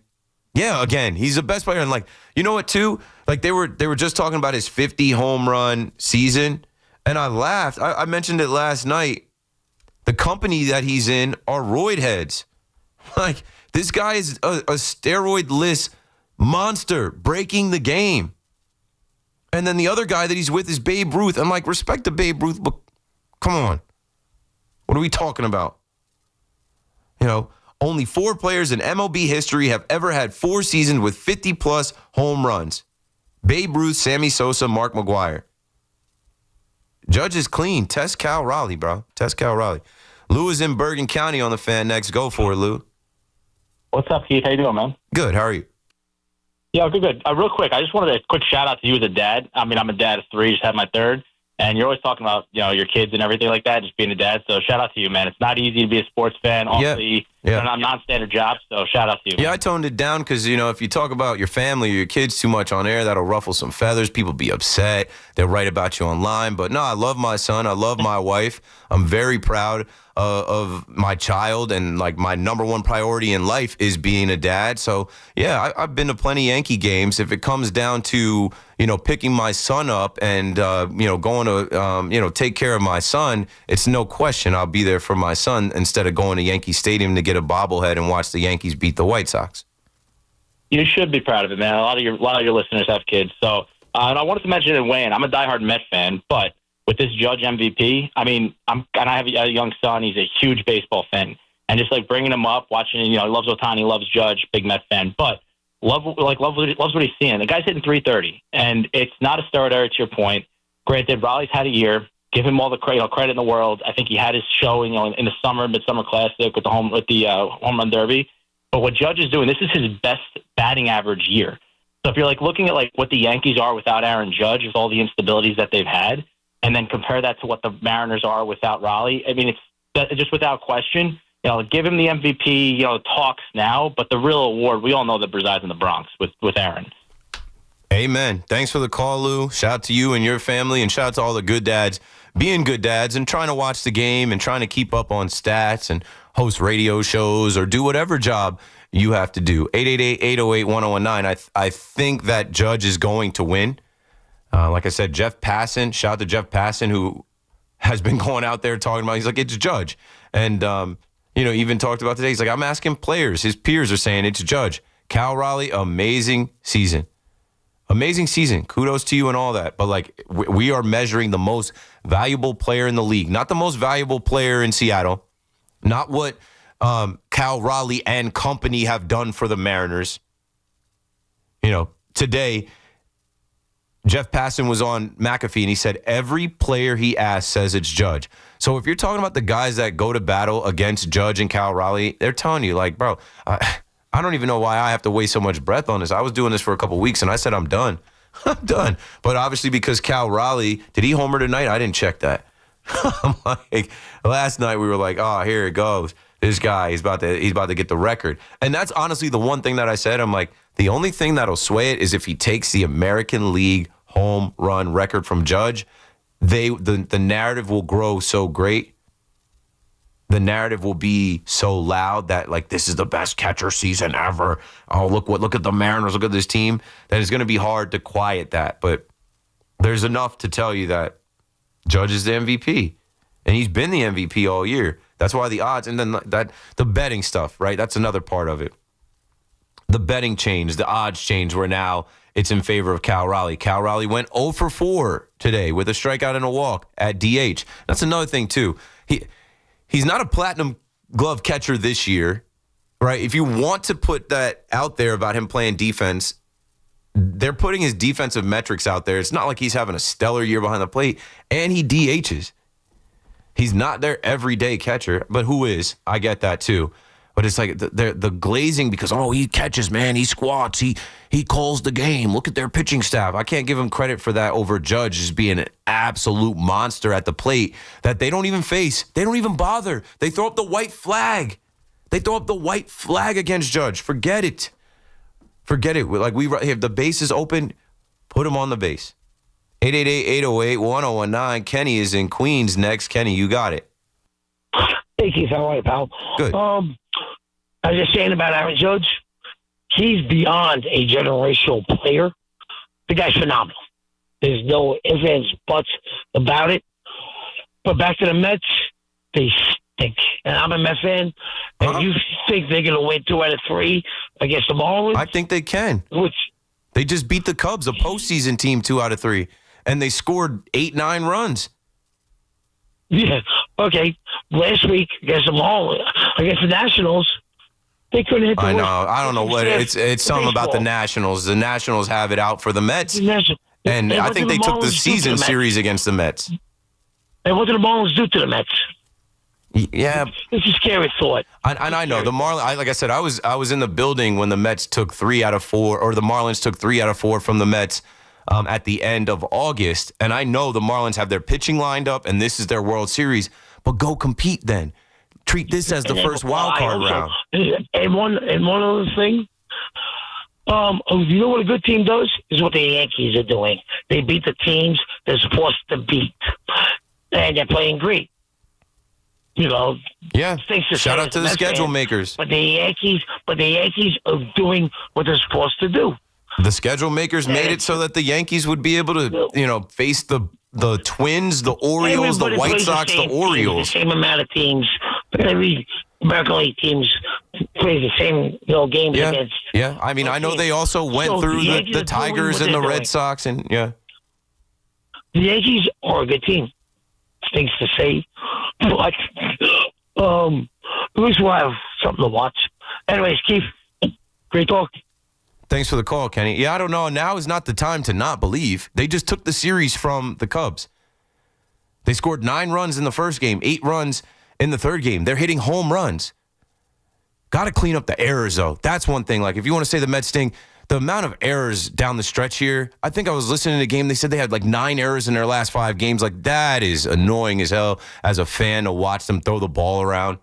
That's why I said tonight, like, Brett Beatty's got to play third base, not Mark Vientos. That throw that he made the other day. And even like Jeff McNeil and whatever. Like, you need to tighten up here. And if you're a fan, you should be excited for the opportunity to go and control your own destiny against a division rival. The Mets have to go to Miami. If I'm a Met fan, why not go slide down to Miami? I remember going down to Miami to see Giancarlo chase 60 in that last series in Marlins Park back then. He didn't hit one. He didn't hit one homer. He got stuck at 59. Why not slide down to Miami for the weekend? Go see one of those games. And the Marlins, yeah, I know it's gonna be the World Series for them, and they have a lot of scrappy young players. But it means so much more for the Mets to avoid this collapse. And then the other thing that's on your side is the Brewers versus the Reds. The Brewers versus the Reds. The Brewers, it's not a guarantee that they don't show up for this series against the Reds, and we don't know. The Reds barely got out alive today. 2-1 win. Nothing. I don't know. You can say the Mets sting. But nothing is decided yet. They have 3 games in a series in Miami to figure it out. Let me get Harvey and Dix Hills in here before we go to break. You're on, Harvey. I know it's getting late. Hi, Keith. How are you? Good. But before I get to my Jackson Dart call, I just want to ask you a question. Because you played football at a very high level that we could only wish for. People who played at my level, junior high and high school.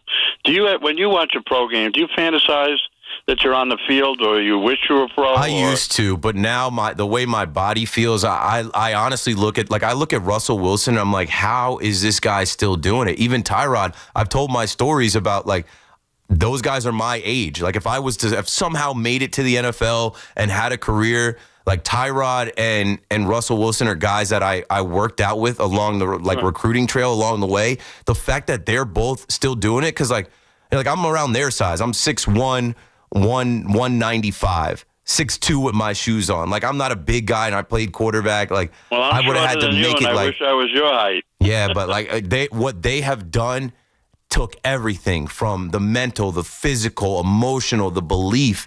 And when I see that they're still playing in the NFL, like, these guys are monsters. They're fast. They're strong. I see some of the hits they take. Like, people are like, oh, Russ doesn't want to get hit. You wouldn't want to get hit either at his age. He's taking a ton of hits. Like, nah, I wake up, going to sleep at 3:30, 4 a.m., and then, I wake up with my son waking up at 7. Sometimes my neck is tight, my back. I'm like, I could never have played in the NFL. No. My wife is up front. She's my office manager. I've always told her, when you play, see, when I was playing, I never thought about getting hurt. As a matter of fact, I think if you think about getting hurt, you're going to get hurt. If you go out there even with that thought in your head, you got to go out there like you're an Iron Man. We're going to talk about Jackson Dart later, and I'm going to talk about how he's going to be fine because he believes he's the best player on the field. But what's your Giants take before we get to the break? Hey, as a matter of fact, I love Jack. That was the guy I picked out a year ago. I know. I remember hearing you campaigning for him. Yeah, for you get credit. But this is the first time the Giants have been 0-3 since 2021, and I felt at the time to bring him in was if the offensive line was stabilized. We're going to find out whether they are. But the bottom line is that I think he has all the skills to be a very good NFL quarterback, and I think he's going to.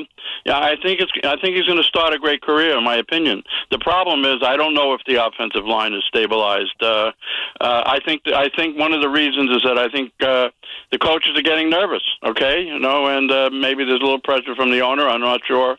I'm not in the clubhouse, but I do know that. And I know a lot of people de-emphasize preseason. I think all the parts, whether it's a camp, preseason, and the season, are important. And during preseason, they had a different offense than they do now. They had a diversified offense. They're going to, I mentioned to you, I think before, Dante Turbo Miller. They were doing screen passes, and he's on the practice squad. And they haven't done any screen passing. I think it's just because the preseason is like the defenses are very basic and vanilla, and A lot of those guys aren't even in the league now. And so, some of these guys are going so full tilt. They're trying to get to the quarterback and make a play. And you can catch them with a screen pass because they're not playing the screen. And those screens go in the preseason. These NFL guys, or like these NFL starters now, they have the ability to rush the passer, identify a screen, play both. Like, they're just a lot better. Thanks for the call, Harvey. We will get into the football now. Now that Harvey mentioned, and I do have some takes and some things. Like, they said Brian Daboll spent 10 hours with Jackson Dart. And Mike Kafka's talking about calling plays for his skill set.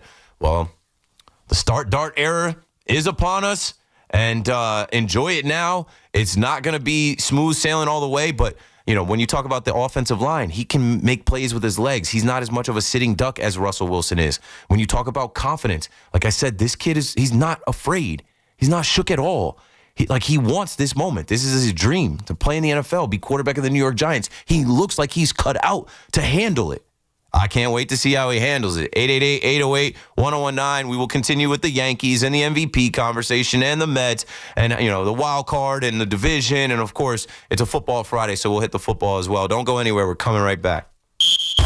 It's more Big Ten action as the Scarlet Knights hit the road taking on the Minnesota Gophers. High noon tomorrow. He's in! Touchdown, Rutgers! The home of Rutgers football is WFAN. And the Scarlet Knights continue to dominate. Brought to you by RWJ Barnabas Health, the official healthcare provider of Rutgers Athletics. Let's be healthy together. And The Fan, 101.9 FM, always streaming on the Odyssey, TuneIn, and iHeartRadio app.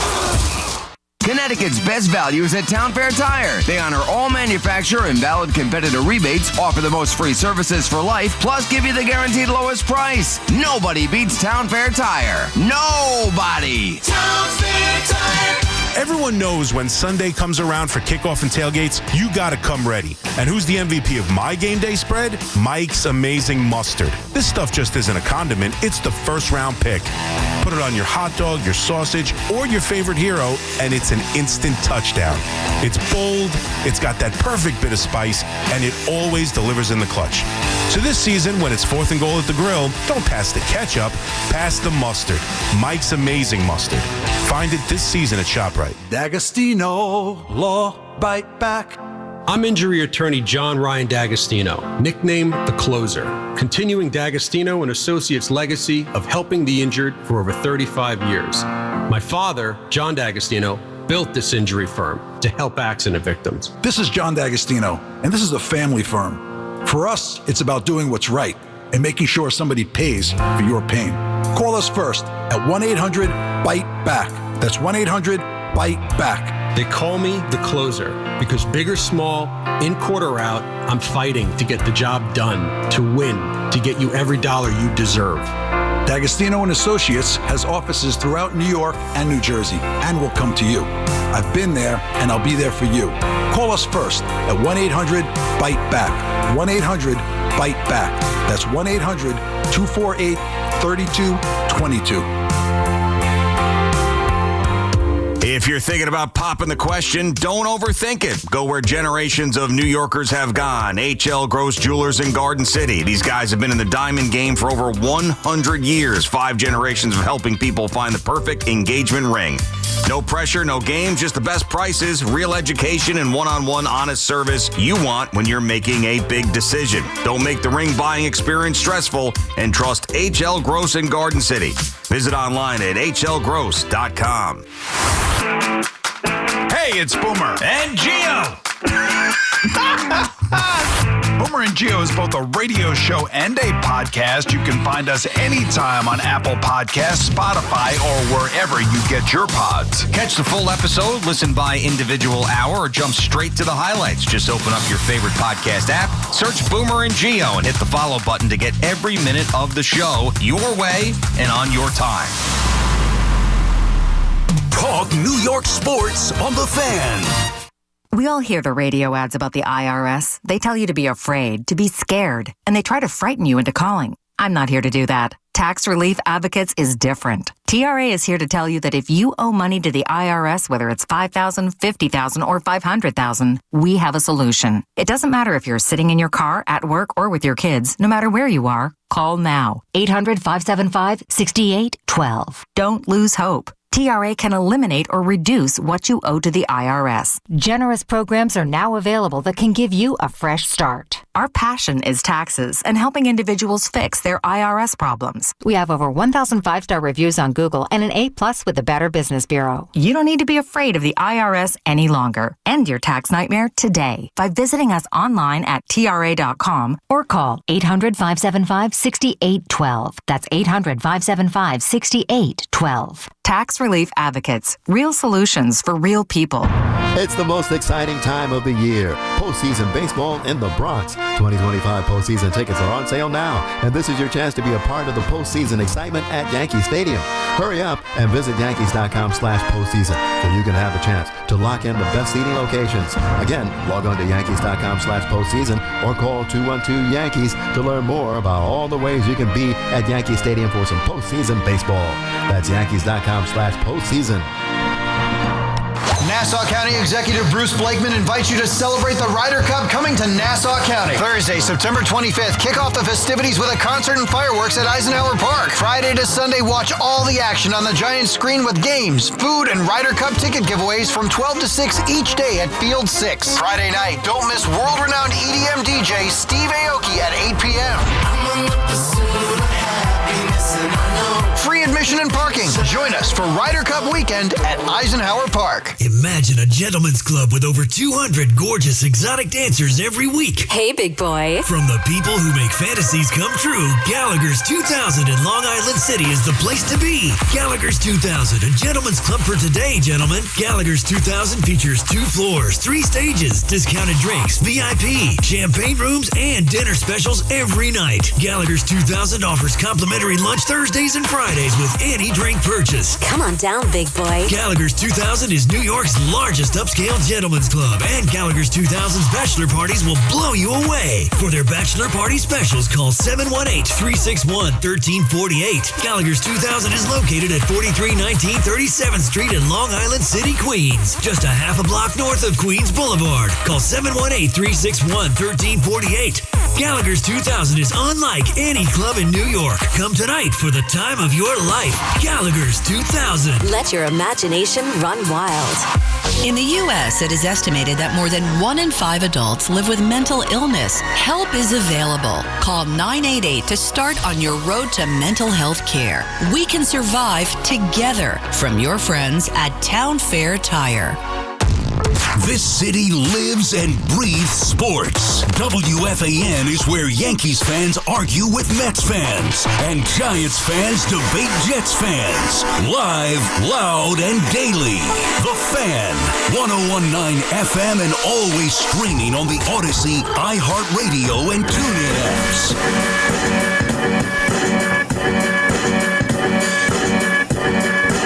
All right, let's get it, man. Right back to the phones we go. Keith McPherson on the Fan. I want to get to the football. There are a few stories around the Giants, a couple things with the Jets as well. We'll hit on that in the 1 o'clock hour. Everything from what they had to say on Thursday Night Football about the Giants, the plane story with the planes that are going to fly over MetLife Stadium, new additions to the Jets, and Monday Night Football. The world will see the Jets versus Dolphins. Does that give Justin Fields an extra day to clear concussion protocol? Or is Tyrod Taylor going to rock again? And what are you expecting to see out of the Jets against a team that they could beat? The Dolphins haven't beat anybody. 888-808-1019. Let's take these Yankee calls, though, till we get to 1. Carlos and Clifton on the Fan. What's up, man? Hey, Keith, what's up? Just to touch a little bit on the Yankees, especially the Judge thing.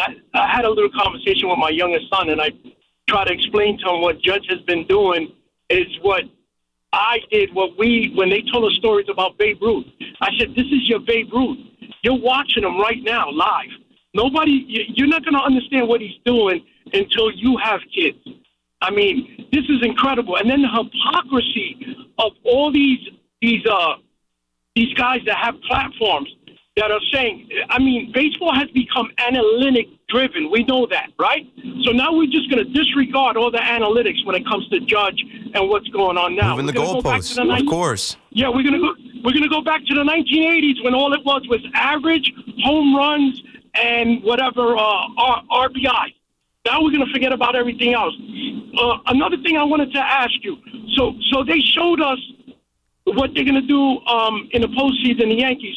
So I know Ben Rice has to play every game, either first or home or behind the plate. I think they showed us that when they had him catch Max Fried the other night. I never saw that. Yeah, and I think he's fine. I mean, you need his bat in the lineup every day, and it depends on matchups, right? Paul Goldschmidt versus lefties. It depends on who we're facing. It depends on the pitching. And one more thing, two more Yankee points. I'm going to get off and listen to you. I know the stats. I know you guys know them. Everybody knows. But when you start like cross-referencing, like when I was looking at, okay, so Judge walked 36 times intentionally. He played 6 less games than Cal Riley, but he has 30 more hits. Make it make sense. It doesn't. And then one more thing. With the Yankees going into the postseason, do you think it's better? I know what you're going to say. We need the rest. The locomotive is on the track right now. Now, if we win the division, that's a week of us not playing high-intensity baseball. Yeah, I don't care. Start back up? I would love to win the division. Thanks for the call and all the points. I would love to win the division, but I don't care. I'm not scared of the wild card. I've never been to a 3-game wild card at Yankee Stadium. I'll be at all 3 games. And you're right. The locomotive is going. We play today. We win today. That's it. They could win the first 2 games. We don't get 3. I'm not afraid of that. Definitely against Boston. I would love to knock Boston off. Fried, Rodon, done. I would love to do that. And, it is funny, right? Cal Raleigh doesn't have – there's no math that has Cal Raleigh as the MVP over Judge. It's the written part, the story that they're writing.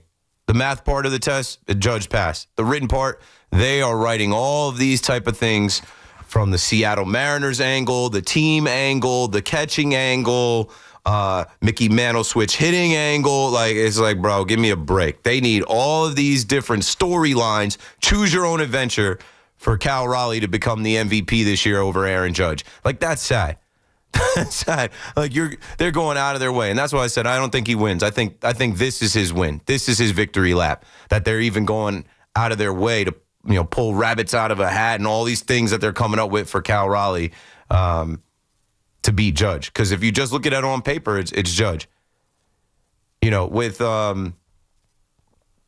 Babe Ruth and I don't know the stories they tell about Babe. I wouldn't even that's why I said Babe Ruth. Come on. They said Babe Ruth, and respect to Babe Ruth, but that was a way different kind of baseball back then. It's not even close. I can't even compare Judge to Babe Ruth or Ohtani to Babe Ruth. But I guess if you want to say, hey, well, that was the baseball in that era, it's much harder to play. It is much harder to do what Judge is doing now. If Judge came out of the dugout onto the field when Babe Ruth was playing, they would have probably shot at him. They would have thought he was an alien. They would have tried to arrest him. They would have tried to put him somewhere, put him in Area 51. Was Area 51 around back then in 1920s, 30s? They wouldn't know what he is. Judge is a freak of nature, and it just sucks that, because he's a Yankee, they're going to hate on the guy because he's been doing this for a long time. They've got fatigue. And, yeah, this is a year where he's going to win the batting title with over 50 homers. His OPS is stupid. But because Cal Raleigh has come along, the 1 year of Cal Raleigh, you're going to say, this is the 1 year. And you know what? I bet next year Cal Raleigh doesn't do this. Cal Raleigh doesn't do this next year. Ari's in Lakewood on the fan. What's up, man? You're in there. Yeah, I want to talk about Charlotte. Say that again? All right, well, I can't really hear you. I don't know if your signal. Schlittler, you hear me? Okay, there you are. Yeah, what's up, man? Cam Schlittler. I want to talk about Jackson Dart at one point after also. They don't hang up. Okay, I won't. I think first of all, I was listening to the other night, Major Fan Best Show. Thank you. I was listening, and you named me 10 people in the bullpen. So why should he put them in the bullpen? A, there's a chance you could screw him over. B, you don't need it. I think you trade Will Warren. They're not gonna. I think you trade Will Warren. Well, trade deadline is passed. Next year. But next year, Will Warren, whatever happens in spring training, and not for nothing, somebody's always hurt. We'll cross that bridge. But let's talk about Cam Schlittler right now. they're lining him up to start in the wild card. Like, they have no plans of messing him up and putting him in the bullpen. I was getting creative. Honestly, that narrative started 2 weeks ago when the bullpen was ass against the Detroit Tigers. I went to one of those games, and I'm like, bro, like, we got to figure something out with this pen. But they have figured it out now. Weaver looks a lot better now. We're trusting high-lev Dev now. Bednar, I don't think we give Bednar enough props for coming in here and stabilizing the closer position. And then even Williams was good tonight. Yeah, even what you're able to get out of Fernando Cruz, Tim Hill, like, you don't necessarily have a role for Cam Schlittler. In theory, having a flamethrower that can come out in the postseason touching 98, 99, in theory is great, but, like, you also need a starter. And I think they might like him better than Heel. Yeah, he's an up-and-coming star. So he's going to start on Saturday. He'll start on Sunday, and that would line up Schlittler to pitch on regular rest in Game 3 of the wild card, which that's not off the table. If the Yankees lose one game here and Toronto loses one game here, the Yankees are in the wild card. The Yankees have to sweep, and Toronto has to lose a game for the Yankees to, forego this wild card. Who's Toronto playing? The Tampa Bay Rays. It's baseball. Anything can happen. That ball could bounce over third base and be ruled foul, and, it could change the game. But what I'm saying here is, like, we can't, I think we got pumped, and I did. All of us should. We got pumped just seeing the standings that we were neck and neck yesterday. And then today was supposed to be the day that the Red Sox sweep because they're, playing a bullpen game, and the Yankees sweep. The one day that we're rooting for the Red Sox to lose. It didn't happen that way, and now reality is kind of set in. Like, hey, we got 3 more games here, and the Yankees got to sweep the Orioles, and here comes a guy that shut us down last time we saw him. If they lose this game and Toronto goes on to win the rest of their games, or if Toronto goes on to just win 2 out of 3 games, the tiebreaker goes to Toronto. The Yankees have to sweep, and we've got to watch that out-of-town scoreboard and hope that they lose. Yeah, and also what you said the other night.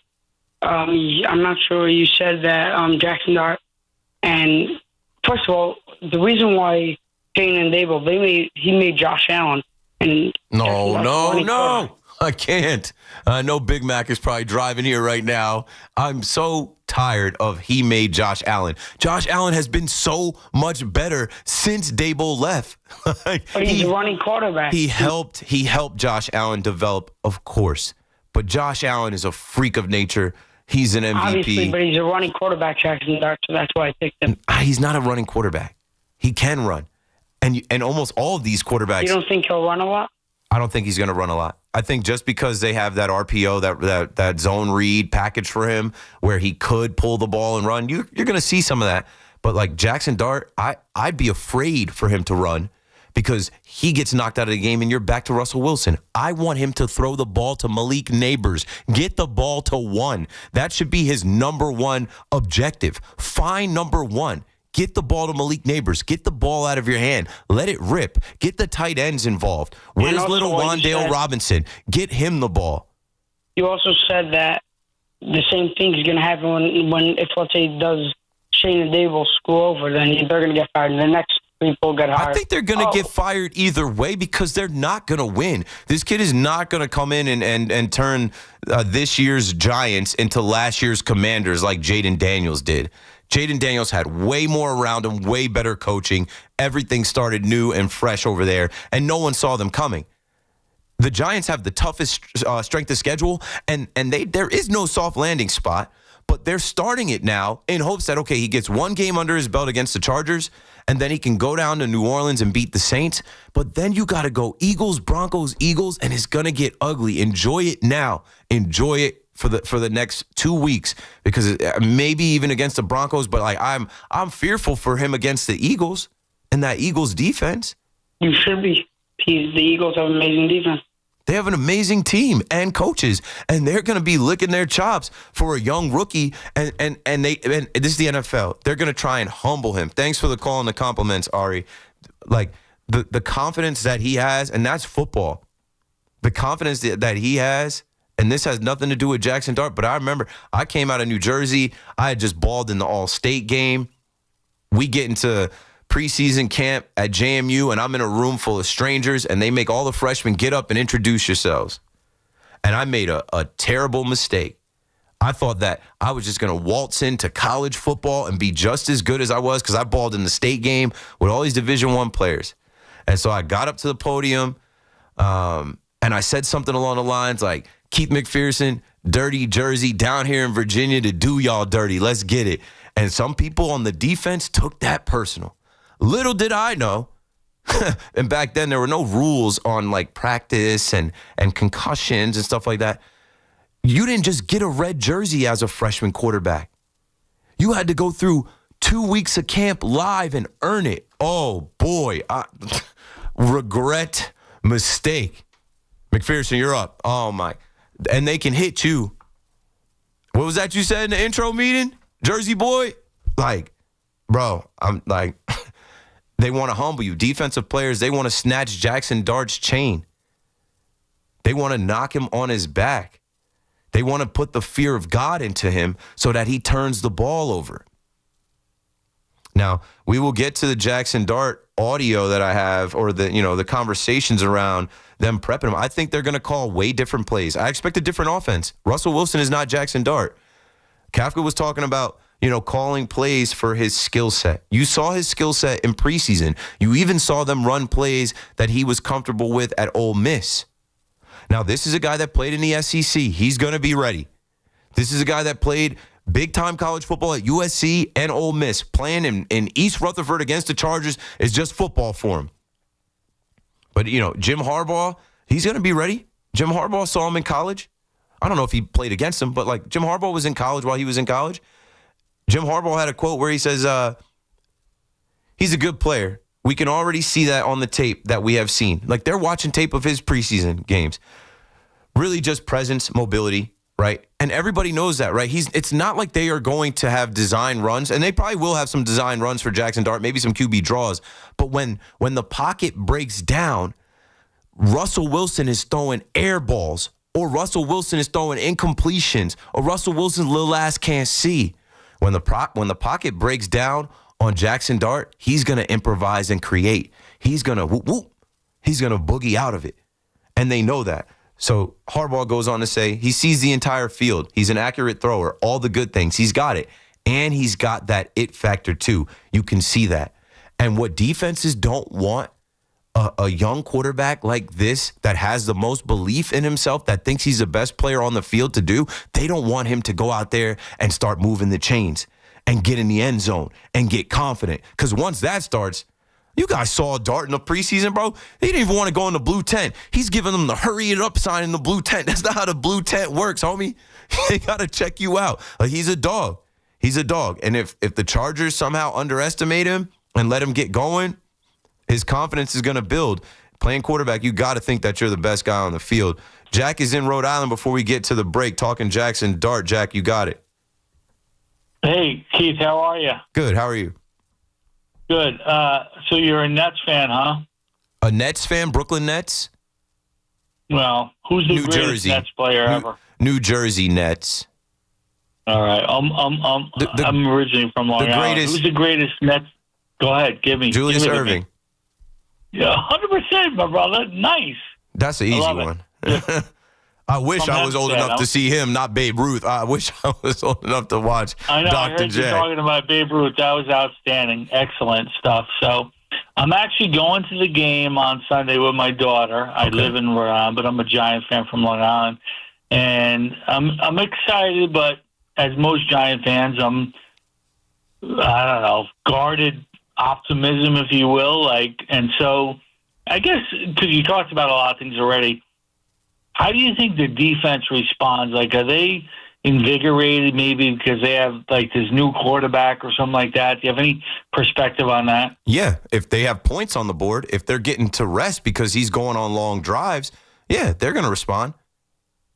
I think the whole team is going to respond because it's an injection of youth.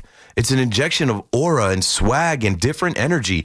Russ, and I do hate how everybody's coming down on Russ because I was watching them on Thursday Night Football, Richard Sherman taking shots, Tony Gonzalez taking shots, and it's like, damn, Russ gets the bag, gets the girl, gets a Super Bowl ring, and now everybody gets to laugh at him because he's getting benched. He just, I hate that because Russ is a guy, man. Like, I think we got to put more respect on his name. But the way that Russ is in the locker room, in the huddle, is not like Jackson Dart. Like, they're polar opposites. They're way different kind of guys. Like, it's just not the same type of thing. Russ is very spiritual and religious and God-fearing, and that's a good thing. I am too. But not everybody wants to hear that. Like, they want to see you go out there and play, right? He's doing the visualization, mentally seeing himself out there making plays, and then no plays happen. He's ultra positive. Like, Jackson Dart is going out there. He's got a look in his eye like he's trying to kill. That's great perspective. I look at it from where I am as Giant fans, we have a lot of hope. We always have hope. That's what we live on these days is hope. And I hope that his performance is, reality is, I don't know where Giant fans are, but I can tell you, I hope they represent. Winning the game would be wonderful, but seeing progress and the movement in the right direction, I think, is what we're all looking for. Now, there's one thing that nobody's really talking about this week, and I'm sure it's going to pop up on Football Friday.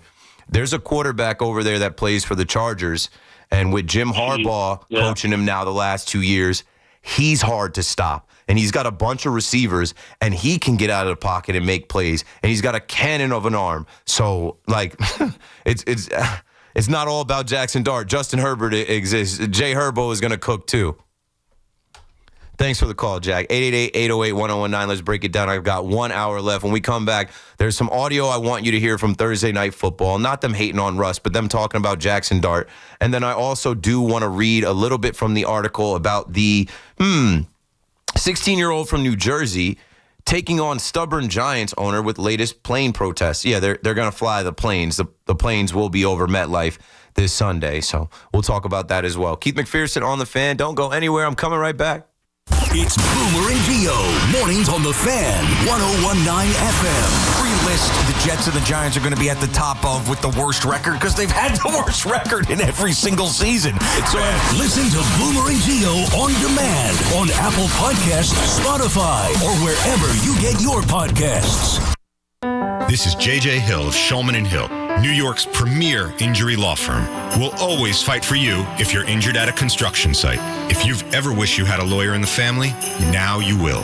At Shulman & Hill, it's never one and done. Once you're a client, you're always part of our family. Shulman & Hill. We're not just New York's law firm, we're your law firm. Get your free consultation at hurtny.com. That's hurtny.com.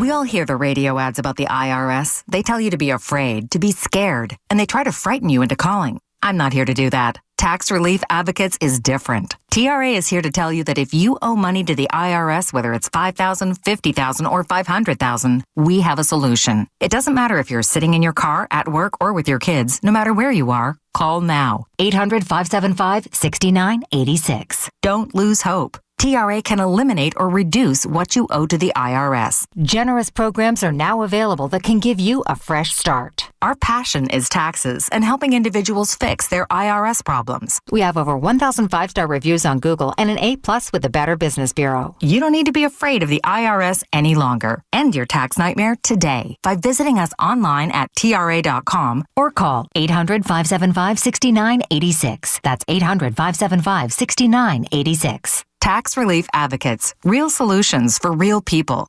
Hey, let me ask you something. Would you seat your 3-year-old child on a windowsill? Would you seat them beside a lit fireplace or by the deep end of a pool? One last question. Would you seat your child in a car seat that's not correct for them? Car crashes are a leading killer of children ages 1 to 13. Secure their future. Seat them in the correct car seat. For more information, visit safercar.gov/the-right-seat.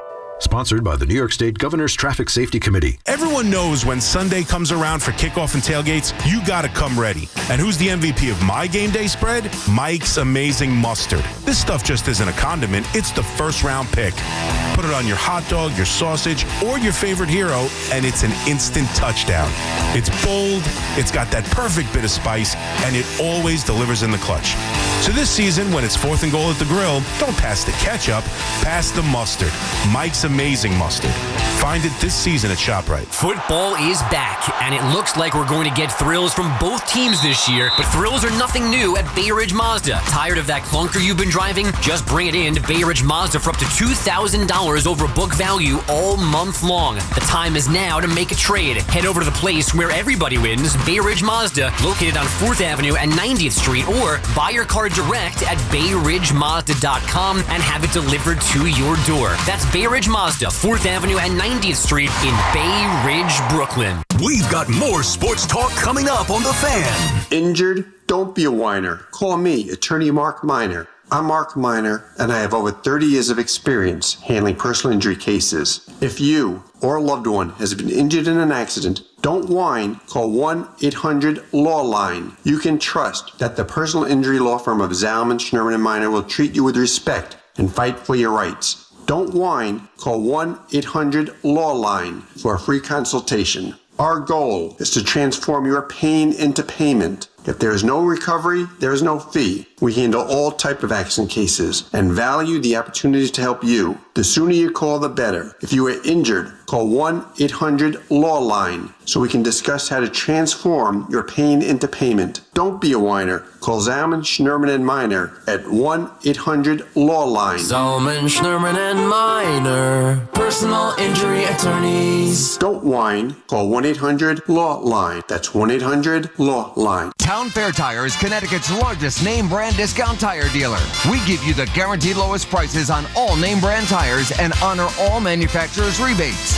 We even honor our competitors' rebates. With over 100 stores from Connecticut through New England and an inventory of over 600,000 tires, you'll always get the right tire at the guaranteed lowest price. Nobody beats Town Fair Tire. Nobody! Name brands at discount prices. Town Fair Tire. Hi, former New York Giant Leonard Marshall here. Please join me at the Alzheimer's Foundation of America Family Fun Day on September 27th. Bring your family to AFA's Barbara Rabinowitz Educational Resource Center in Amityville for a fun-filled day of intergenerational activities and celebration of Grandparents Appreciation Month. Learn more and register at AFA's September 27th Family Fun Day by visiting afalongisland.org or calling 631-223-4000. Just hearing the word IRS can make people break out in a cold sweat. No one wants to deal with the IRS, and now you don't have to. The good news is Legal Tax Defense has been successfully negotiating with the IRS for more than 15 years. It doesn't matter how much you owe, whether it's $5,000 or $5 million. You deserve the best in the business on your side, and that is Legal Tax Defense. Even if you're working with someone else and just want a second opinion, there is no cost or obligation to call. They can prevent levies, liens, wage garnishments, even file back tax returns. And the best news about Legal Tax Defense is they won't take your case unless they know they will reduce or eliminate your tax debt. Call Legal Tax Defense right now for a free no-risk consultation. 800-251-5642. 800-251-5642. You have nothing to lose but everything to gain. 800-251-5642. Get the latest on the Giants and Jets on WFAN, WFAN FM, WFAN FM HD1, New York, and Odyssey Sports Station. WFAN Sports Flash. Good morning at 1 o'clock. I'm Marco Belletti. Well, the Mets raced out to a 6-run lead in the fourth. Brett Baty, the big blow with a 3-run shot as they finished off the Cubs 8-5. Francisco Lindor went deep, his 30th of the year, gives him a 30-30 season. Also the first time in Mets history they have 3 players with at least 30 home runs with Pete Alonso and Juan Soto. Nolan McLean struck out 11, gave up 5 runs over 5 1/3, then the bullpen was lights out. Reds won, Diamondbacks lost, so Mets 1 up on Cincinnati, 2 on Arizona with 3 games to play in Miami. You got 3 more. You feel good, obviously. It was a good series win here against a really good team that is already in the playoff. We faced some really good arms. That's a good lineup as well. So you walk away from this series feeling good, obviously, but you still got to go out there and take care of business in Miami. Yankees kept on rolling, 5 straight wins, 8 in 9 games, complete the sweep of the White Sox 5-3. I think it's been great. We're in it to win it. That's the focus every day. I feel like the guys are really preparing well. Giancarlo Stanton, the go-ahead 3-run double. Austin Wells, Ben Rice each knocked in a run, while Carlos Rodon, 6 innings, a 3-run ball for his 18th win. Blue Jays won, so they remain tied atop the AL East with Toronto owning the tiebreaker. Jets hopeful to have Justin Fields back Monday night against the Dolphins. Return to practice, but does remain a concussion protocol. And the Seahawks able to survive the Cardinals 23-20, courtesy of a 52-yard field goal from Jason Myers as time expired. 71 degrees, clear skies, Central Park. That's what's happening. I'm Marco Belletti. Tell Siri to dial the fan. 888-808-1019. Powered by Paramount Plus. Count on Sundays all season long with the NFL on CBS and Paramount Plus. All right, let's get back to the phone, back to the show. I don't like keeping people holding. Shout out to everybody in the chat rocking. So you got the chat approaching 150. I think if I don't throw the slate up on the YouTube chat, we'll keep more people. And like sometimes I'll go home and I'll watch Big Mac, and Big Mac doesn't throw the slate up. He doesn't do any of the like commercial break stuff. It's a long commercial break, especially on YouTube. It's one thing if you're in the car or you're at home and you could do other things. If you're watching the YouTube live stream, I get it. So if during the break you want to watch me read articles and look up things, that's fine. I have the article queued up about the young Giants fan, and I also have the audio sent to Fleek. So we'll get to that, but I want to get to you first. Thanks for holding. Miriam in Forest Hills, good to see you again. How you doing, Keithy? You all right? Yeah. Saw your name over there. I'm like, let me get to you. How's Mommy, Daddy, and Kitten? Everybody in my household is good. They are sound asleep, and I will tiptoe in around 2:30 and try not to wake anybody up. But my cat Toon, she'll be there. She hears my door, or she hears my keys as I'm walking to the door. She's on. There you go. I want to ask about the Mets. Something that's bothering me is that I can deal with Brandon Strom tonight, but I'm worried about Saturday and Sunday because David Peterson got hit the other day and Manaea didn't do well by himself. Should they let Manaea pitch with another pitcher like they did last week? Yeah, I think it's going to be all hands on deck. I think it's going to be do or die situation. I think it's very important to go and win this first game against Alcantara with Sproat on the mound. But I think it's going to be all hands on deck and anything goes, and they're going to have a plan. They have to have a plan. The season is on the line. Yeah, because even if Milwaukee wins, the Mets still have to win. They have to win these games against the Marlins, and the Marlins have their top 3 starters lined up. And so I think it's just like if you got to go bullpen game after Sproat, it is what it is, because you can't trust Peterson. You can't trust Manaea. I mean, the piggyback with Clay Holmes, Manaea, I guess you could try. But what I think it is, it's going to be inning by inning. It's going to be a quick hook on guys. That's right. I agree. One more thing. What's coming up? I'm looking forward to Islanders, Devils, and Rangers because the Islanders beat the Rangers tonight. So hopefully we'll have Islanders, Devils, Rangers good. Yeah, we're in the preseason. The early looks at these teams, especially the local teams, facing off. I try not to get too much into it, but I mean, the Devils, I was at the arena for their food tasting the other night, and they beat the Islanders 6-2. They look good, but it's exhibition. I can't wait till the real thing starts. It just adds another layer to things we can talk about on WFAN. Yeah, I know. I hope that they all win. I hope the Jets win, too, because it would be nice to be 1-3 instead of 0-4. This is it. I mean, going down to Florida, going down to face the Miami Dolphins. Tua's a turnover machine. Like this is the one for Aaron Glenn to go get. Thanks for the call, Miriam. I haven't spoken on the Jets yet. I don't know. What I said was like, is Justin Fields going to go? I think Justin Fields gives you a better chance to win. He's a better athlete. He had a bad game against the Bills. You forget it. You move on. I just think that like Tyrod is what he is. He's a 36-year-old backup quarterback. He's going to run the offense. He's going to manage the game, but he's going to have his flaws as well. He's going to turn the ball over as well. He's not going to be able to do too much to win you the game. I think Justin Fields can. But really, I'm looking at this defense. The Jets' defense has left us wanting a lot from them. there's a lot of suspects on that defense. And, they added a guy. The Jets added cornerback Jarvis Brownlee Jr., and we'll play some audio from him. I like what he had to say. After all is said and done, more is said than done, especially in football. So I just sent Fleegs his audio, and I'm sure Jet fans have heard it by now. But, when he came in, he said this, and obviously, I tip my cap to Darren Muji and Aaron Glenn for going out to get this guy because they're noticing a need. I expect the Jets defense to answer the bell against Tyreek Hill, against Jalen Waddle, against Achane, against, Tua and Mike McDaniel. You know that the Dolphins on extra rest in their building in front of their fans, they've got a lot of loyal fans. They're fighting for their first win too.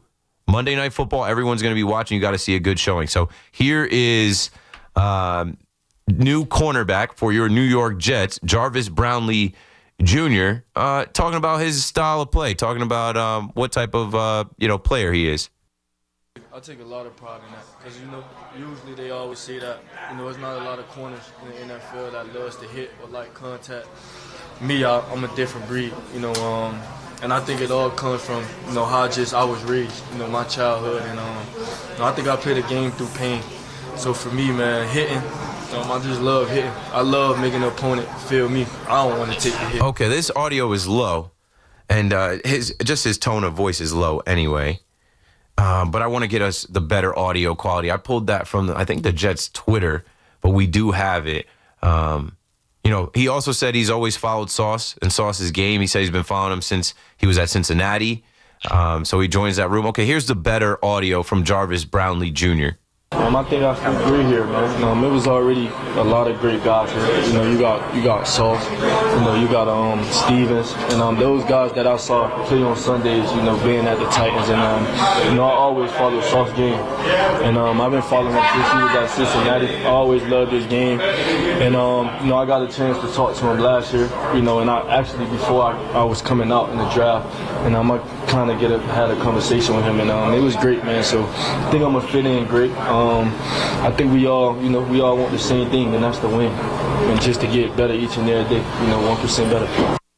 So he's coming in. He says he likes to hit. You need a guy that's going to put a hat on a guy, and hitting is contagious. You see somebody get a hit, the rest of the defense is going to want to get a hit as well, right? You hope. Now their defense obviously did take a hit with the loss of Quincy Williams, but the show goes on. Somebody else got to step up. They still got other guys over there that got to, prove themselves. So Jets fans call in, weigh in as well. I know a lot of the conversation is around Jackson Dart and the Giants, as it should be, but the Jets are looking for their first win. Aaron Glenn spoke about, doing his dance, and I'm sure you guys all heard his response to, being himself. My response to that was, hey, if that's the dance that he had thinking they were about to win the game, what type of dance is he going to hit when they actually win the game? Maybe he'll have some more steps for us on Monday Night Football for the world to see. 888-808-1019. Still talking to these Yankee fans. Aaron is in Cedarhurst. You got it next. What's up, Keith? You said it earlier. I waited way too long on hold for this call. Yeah, I try to get to everybody between breaks and the YouTube. And, my show ends at 2, so it's like there's things that I got to get to as well. But you're on. You got it. No, 100%. They don't tell you what number online you are when you call in. But by the way, I've been listening to the show for a bunch of years now. I never realized KM to the AM, KM is Keith McPherson. So just got that one. So, I didn't even think it was clever, but it makes you think a little bit. On that one, yeah. But yeah, anyway, just regarding the Yankees, 2 things. Number 1, you said we're all healthy, knock on wood. I think you forgot to mention a little Garrett Cole, and also shout out Oswaldo Cabrera, although we filled his spot. But yeah, can't forget about Garrett Cole. We are not all healthy. He hasn't played a game. Like, he was never part of this. Even like Clark Schmidt, you forgot about Clark Schmidt. We don't have him either, but they have been able to. Yeah, relatively speaking, we're solid. Yeah, I mean, most of the hitters, like we have our hitters. We're not missing Matt Carpenter or Gary Sanchez or Edwin Encarnacion or Andrew Benintendi. You know what I'm saying? Like all those other years, somebody was hurt. DJ LeMahieu, somebody was hurt. You're right. And then just about Judge, Raleigh, like Judge obviously is the MVP, but none of that matters. It is what Judge does in the playoffs. That's all I care about. That's all anybody cares about. At the end of the day, Aaron Judge. At the end of the day, thanks for waiting, Aaron. Aaron, KM to AM. It's just like Keith McPherson at night. When you hear the drops, it's listen to Keith McPherson at night, but like a clever rhyming name. Like my show starts usually in the PM, and then it goes to either midnight or 2. So KM to AM, I even got even more creative with the logo. The logo is just the on-air sign, KM, and a little arrow pointing to the AM. It doesn't say 2. It's just KM over. Don't worry about it. Just Keith McPherson on the fan. Reggie in White Plains, you got it next. You're in there. Hey, Keith, regarding the MVP real quick, imagine if you swap the numbers and compare them side by side. I mean, it would be over already. Yeah, I said, can they just blind do that? Like, if you just blind did the number, there's no way to do it blind. But if we blind did the numbers and you asked a 5-year-old to pick what numbers are better, like, Judge. The Yankee haters would be going nuts praising the season he put up. They wouldn't care about the home runs, really. It'd be all the other stuff. And real quick about the Rays. Listen, we did them a solid this season, man. We sheltered them. They got to return the favor for us this weekend and go hard against the Jays. That's a great point. Like I said, that they're already working on flipping it back to like, yep, their season's done here, right back to being Yankee stuff. Like, we let you Airbnb for months. We let you lease the crib out to be bums. Can you at least go and take the series from Toronto? Take 2 out of 3 from Toronto. We'll handle the rest. Thanks for the call, man. That is a great point. That is a great point. Tampa, you owe us. You owe us your effort. You owe us that. Play spoiler. And I think Kevin Cash is the type that he's going to have them ready. He's going to have them focus. He's going to have them ready. Never mind the rookies dressing up as Disney princesses. It is what it is. But, yeah, can you do us a solid? We gave you our building, our brand new building at that. If you guys went down to Tampa, they got a brand new food area, weight room, hot tub, cold tub. Like, we gave you a state-of-the-art facility. The Tampa Bay Rays got to use the Yankees' state-of-the-art spring training facility more than the Yankees. The Yankees were there for 2 months. They were there for 8. The least they can do is knock off Toronto to, repay us. What'd they end up paying, like $15 million for that? Nah, that money doesn't come to the fans. For the fans, yeah, knock Toronto off. Take 2 out of 3 from Toronto, and we'll handle the rest. 888-808-1009. My guy Timber Tony up in Montreal on the fan. How are you, man? Good. I saw the replay of you, Alex Day, and yourself after I mentioned the Toronto meltdown. And I got to say, Keith, I was laughing because Alex picked that up, and I didn't think it was so obvious. But, man, Toronto put a beating on Montreal tonight, 7-2, but it's preseason, like you said. Alex is a big hockey fan, Rangers fan, and so we were picking up what you were putting down with the parallel between the Maple Leafs failing all those years and the Toronto Blue Jays following suit. Yeah, I love that. He picked up on that rivalry thing, Montreal and Toronto, like anything, like you guys, Boston and New York. Anyway, I want to say something about Judge. And MVP, the stats that you talk about, I looked up what MVP is. It's the most valuable player to his team.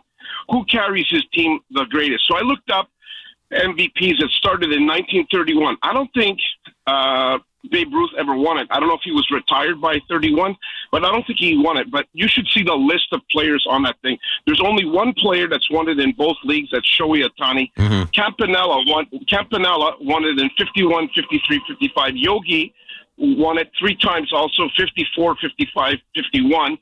And then Bench won it 72 and 70. But around these great players, like Bench had Rose that won it. And, Yogi had Mickey Mantle won it 3 times. And then I believe, what's his name? Maris won it at least twice. But the greatest of the greatest is, I think, Barry Bonds. He won it 6 times. And people say he's a steroid guy.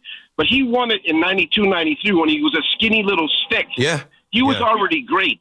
And, he won it 4 times in a row.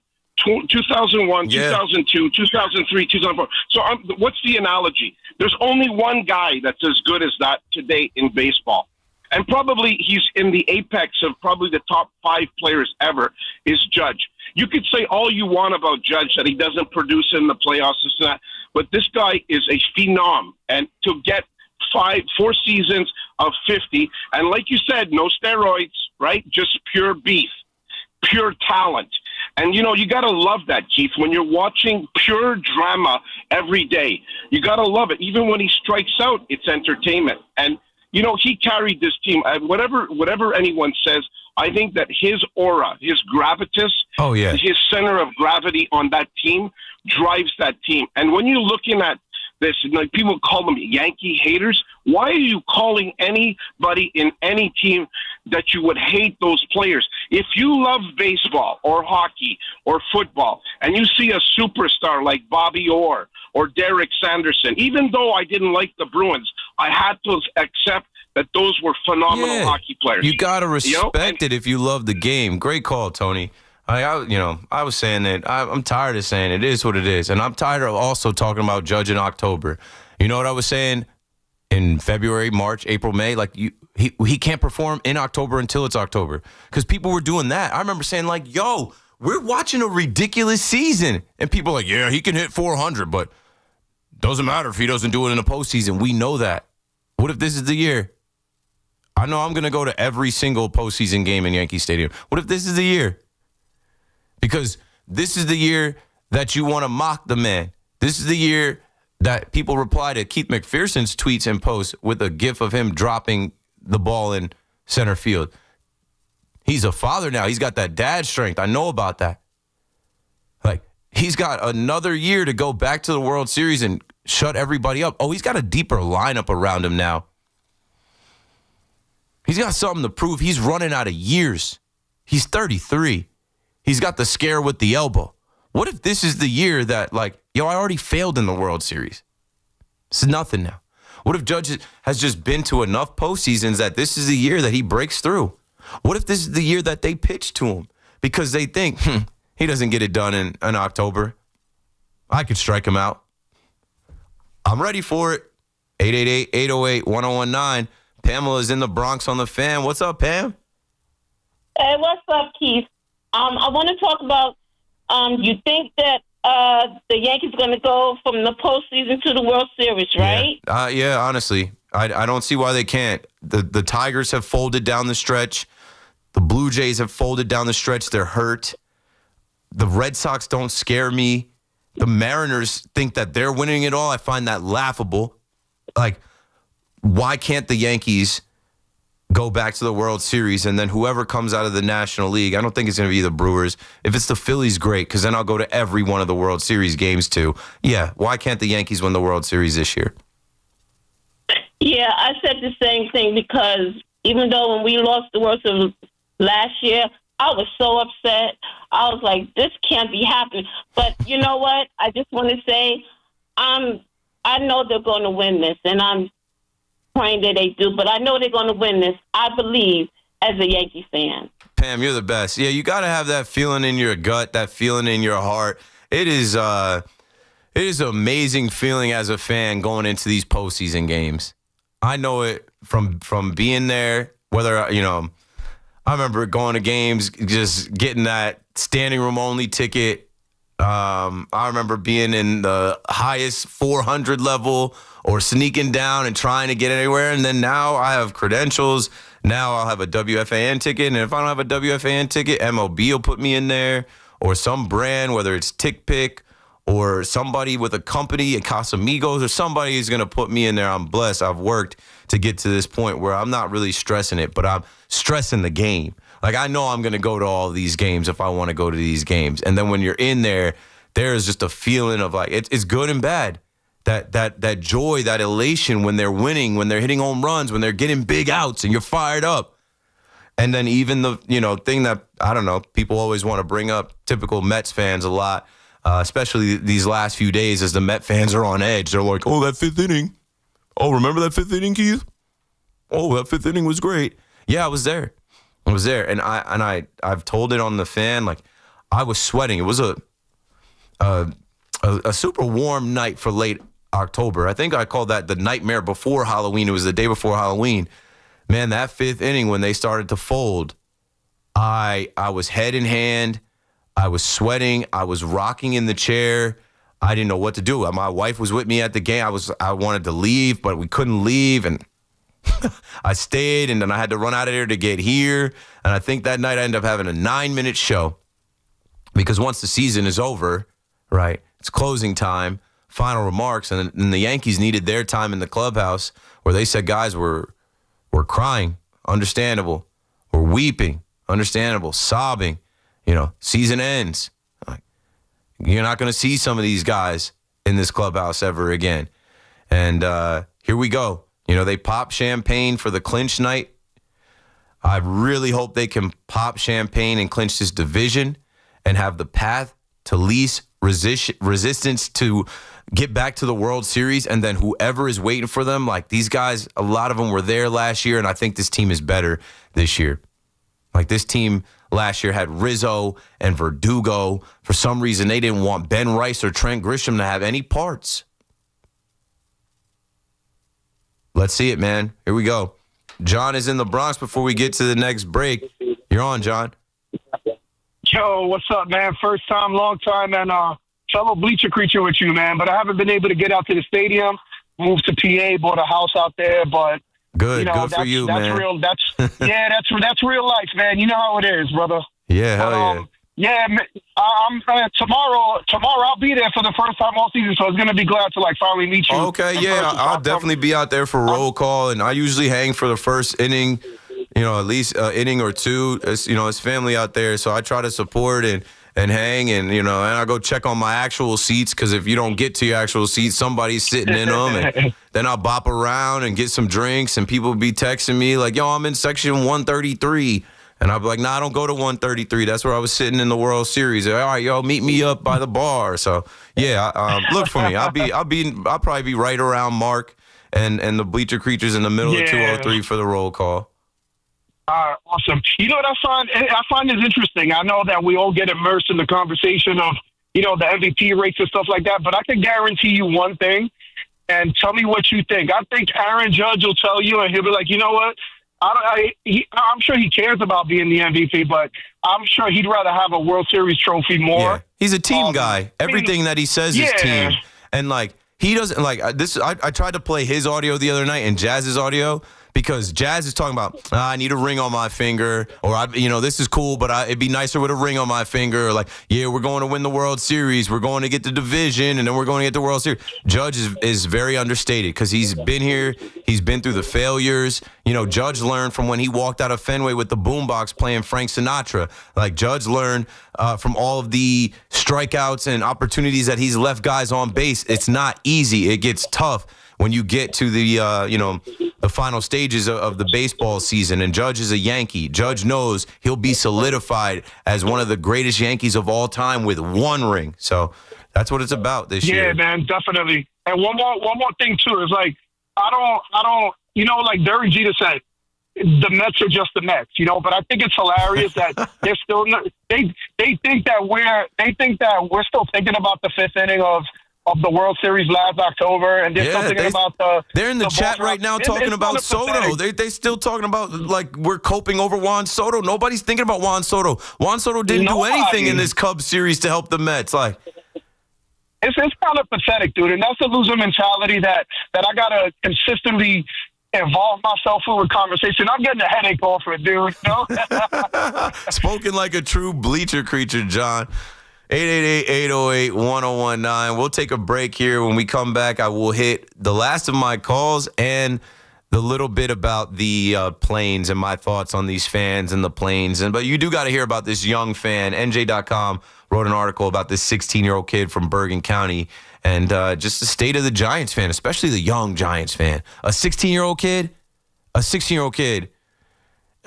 he's seen nothing but bad. He can only recall failure, losing, and just misery. So I get it. Keith McPherson on the fan. Dial 888-808-1019. Last call for calls. I will keep the screen up on the YouTube chat. I won't disappear with the commercial break slate. So that'll keep some of you in the chat. I always try to build up the chat. Let's get to 200 before Big Mac's show starts at 2 a.m. Don't go anywhere. We're coming right back. Congratulations to the New York Yankees on clinching a playoff spot. The victory for the New York Yankees. For the 60th time in their storied history, the Bronx Bombers will be playing for a championship. These guys really believe they have something to prove. They were one step away from their 28th World Series a year ago. Los Angeles is the new champion. Do they get it done this season? I think the attitude is that these guys are hell-bent to win a title. Catch every pitch. Swing and a miss. He struck him out. Every hit. 3-2 here to Judge. Here's the pitch. Here's the drive we were looking for. Deep to left. Way out of here. He was ready for it. Here on your home for New York Yankees baseball. 1019 FM WFAN. And always live on the free Odyssey app. Hey, Connecticut, if you want name brand tires at the guaranteed lowest price and the most free services, then get to Town Fair Tire. Because nobody beats a Town Fair Tire deal. Nobody. Town Fair Tire. With over 90 years of combined legal experience representing the law enforcement community, Decolator Cohen & DePrisco, LLP, continues to strive to educate police officers of their civil rights to sue in line-of-duty accident cases. The 2025 Police Officers' Right to Sue newsletter can be viewed on policeofficersrighttosue.com and provides successful results in varying line-of-duty accident cases. These results include damages recovered from RMP accidents involving the City of New York and civilian motorists, station house defects, ricochet injuries from the range, private premises slip and falls, sidewalk slip and falls, construction defects, snow and ice cases, and injuries emanating from defective RMPs. In any LOD accident, it is important for the officer to take photographs of any defects, injuries, or damage. It is also essential to draft the line-of-duty report and detail the cause of the accident in the paperwork. Remember, there's a 90-day time limitation to file a claim against a municipality. If any law enforcement member has a question regarding a potential lawsuit, contact Decolator Cohen & DePrisco, LLP at policeofficersrighttosue.com or call 1-800-901-1529. Kick off the new season in a Mercedes-Benz from Mercedes-Benz of Edison. Looking for an SUV with extra space and style? You'll find an impressive lineup of GLC, GLE, and GLS models in stock and ready for immediate delivery. Or take advantage of their exclusive loaner-to-owner program. Buy or lease a 2025 X-Loaner and enjoy the experience of a like-new Mercedes-Benz. Don't wait. Upgrade your drive this fall at Mercedes-Benz of Edison, the Tri-State's premier destination for luxury driving.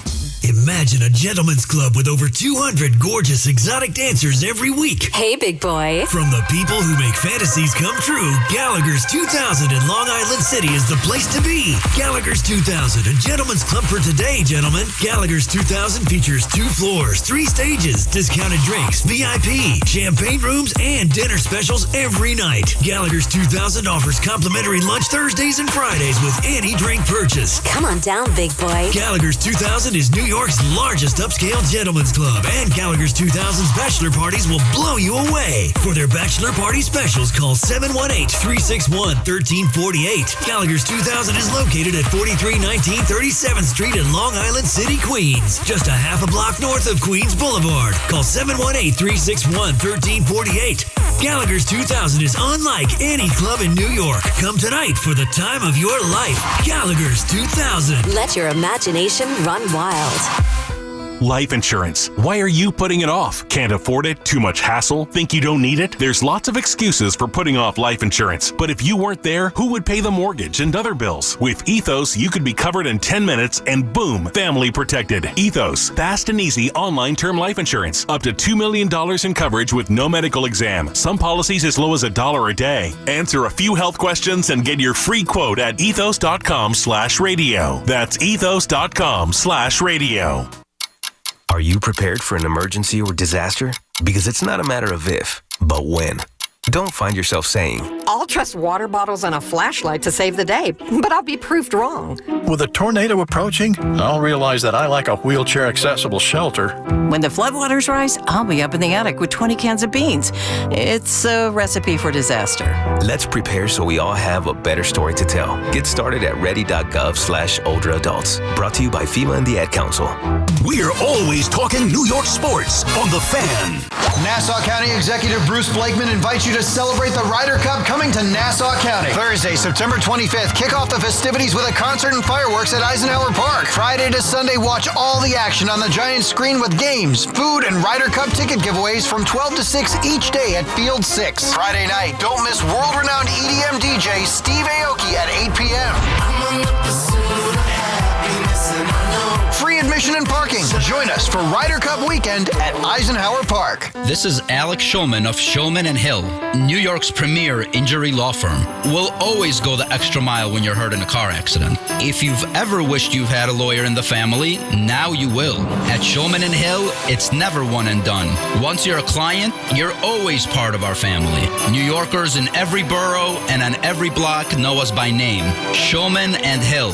Get your free consultation at hurtny.com. That's hurtny.com.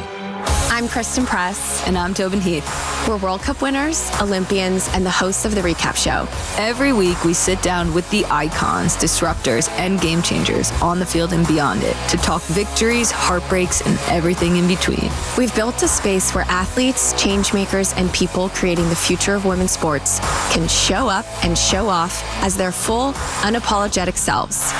Follow and listen to The Recap Show wherever you get your podcasts. Do you owe $10,000 or more in credit card debt or personal loans? With credit card debt at all-time highs, Debt Relief Advocates is urgently notifying consumers of debt relief now being made available, designed to aid consumers with out-of-control credit card debt. Those who qualify and enroll for this relief program will only have to pay back a fraction of what they owe. This is not bankruptcy or a debt consolidation loan. This is a relief program that credit card companies would rather you not know about, as it ends your debt nightmare and saves you lots of money. Consumers owing at least $10,000 in credit card debt or personal loans can now take advantage of this debt relief as the cost of living skyrockets. Debt Relief Advocates has established a relief hotline for you to call to learn what debt reduction you may qualify for, so don't wait. For this free information, call the relief hotline at 800-390-1164. 800-390-1164. 800-390-1164. In the U.S., it is estimated that more than 1 in 5 adults live with mental illness. Help is available. Call 988 to start on your road to mental health care. We can survive together. From your friends at Town Fair Tire. Get the scuttlebutt on your favorite team, the Fan, on the Odyssey, iHeart, and TuneIn apps.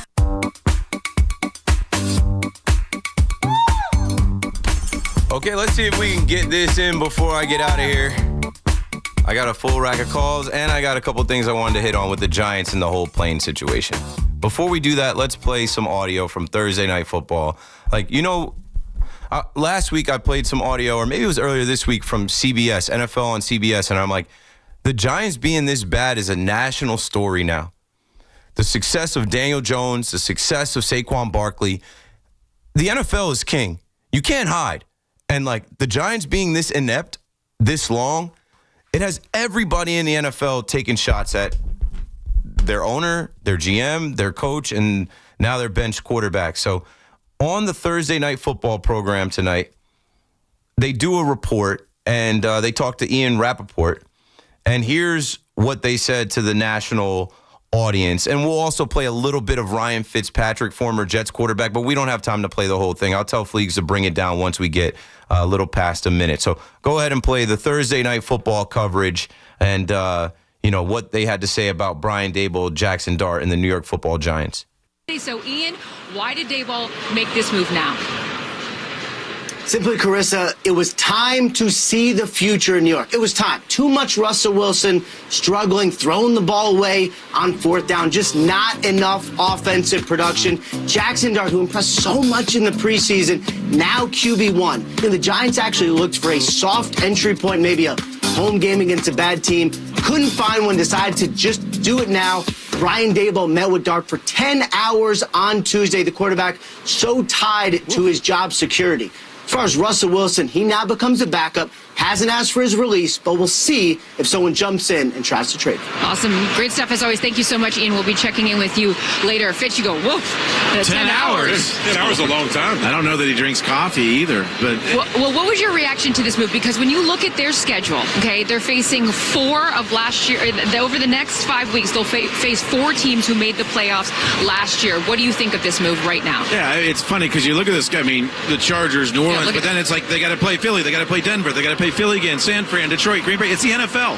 So welcome to the NFL. Here we go. You're going to get thrown in. I think the things that we're going to see here, we're going to see more tempo in the offense. We're going to see a little more spread, and then Jackson Dart as well with his legs. At this point in Russell's career, Jackson is much more athletic than Russ. We're going to see him scrambling and running around.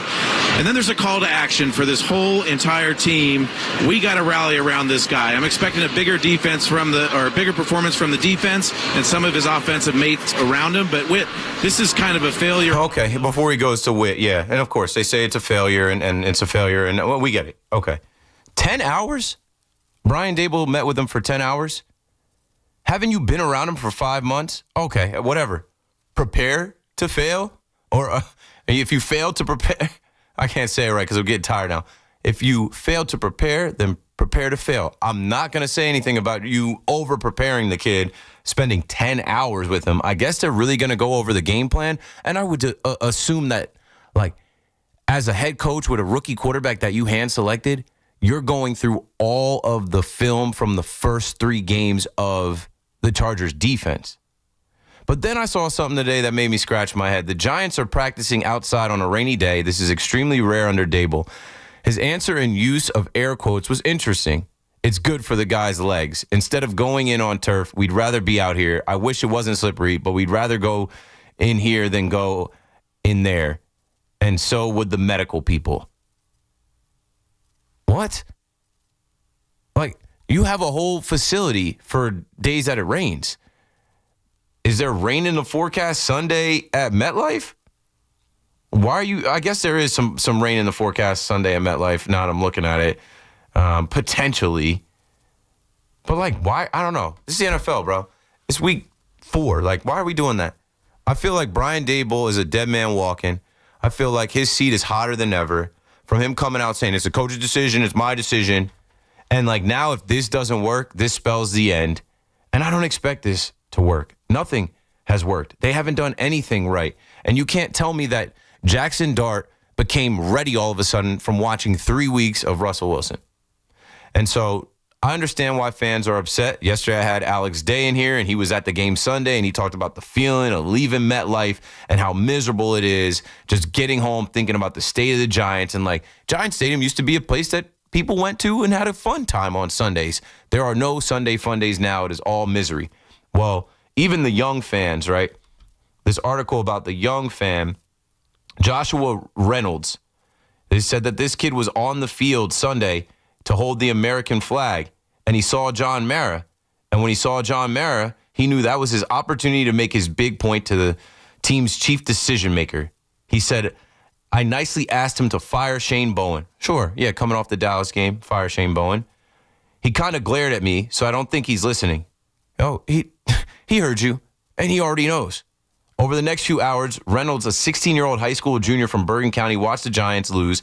He decided his pregame comment to Mara wasn't enough. So this week, he launched a GoFundMe campaign for an airplane protest banner that'll fly over MetLife Stadium before Sunday's game against the Chargers.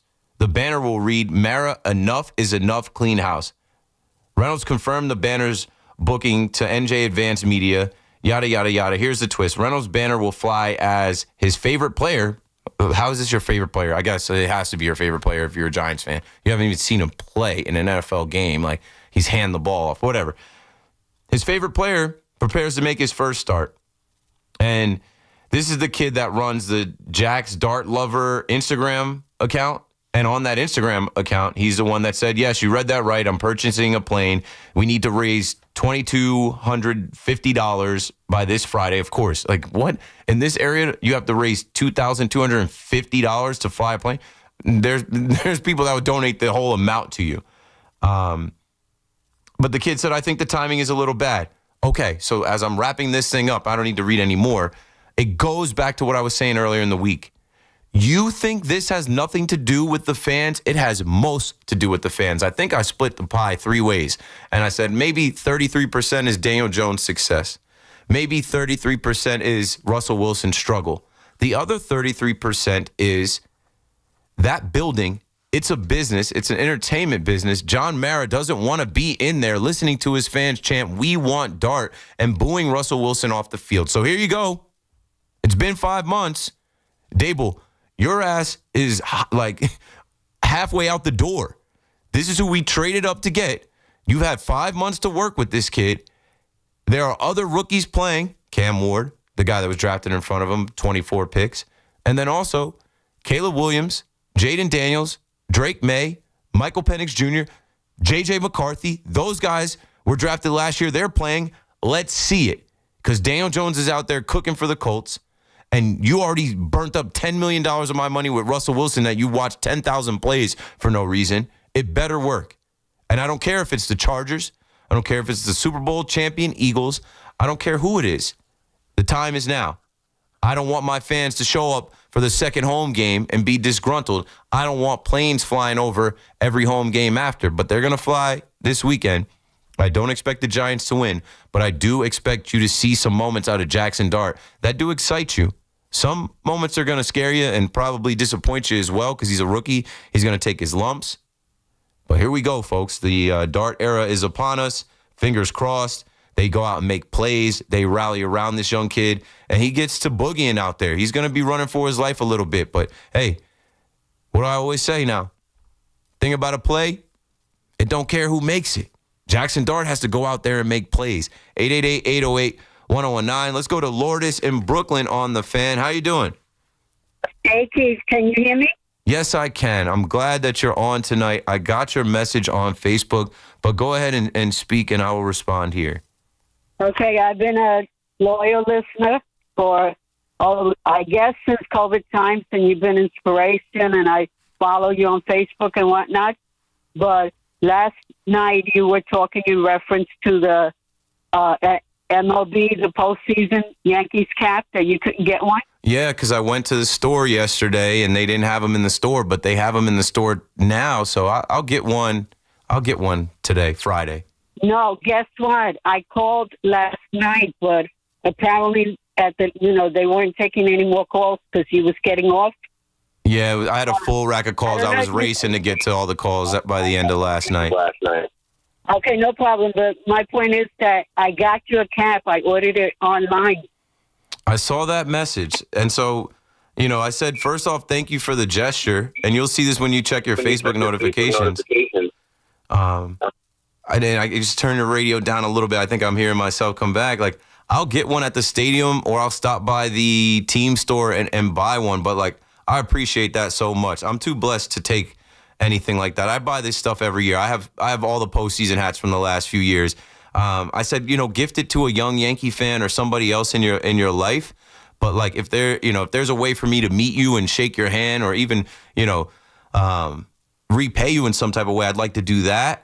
And I apologize. We couldn't get you on last night. Okay.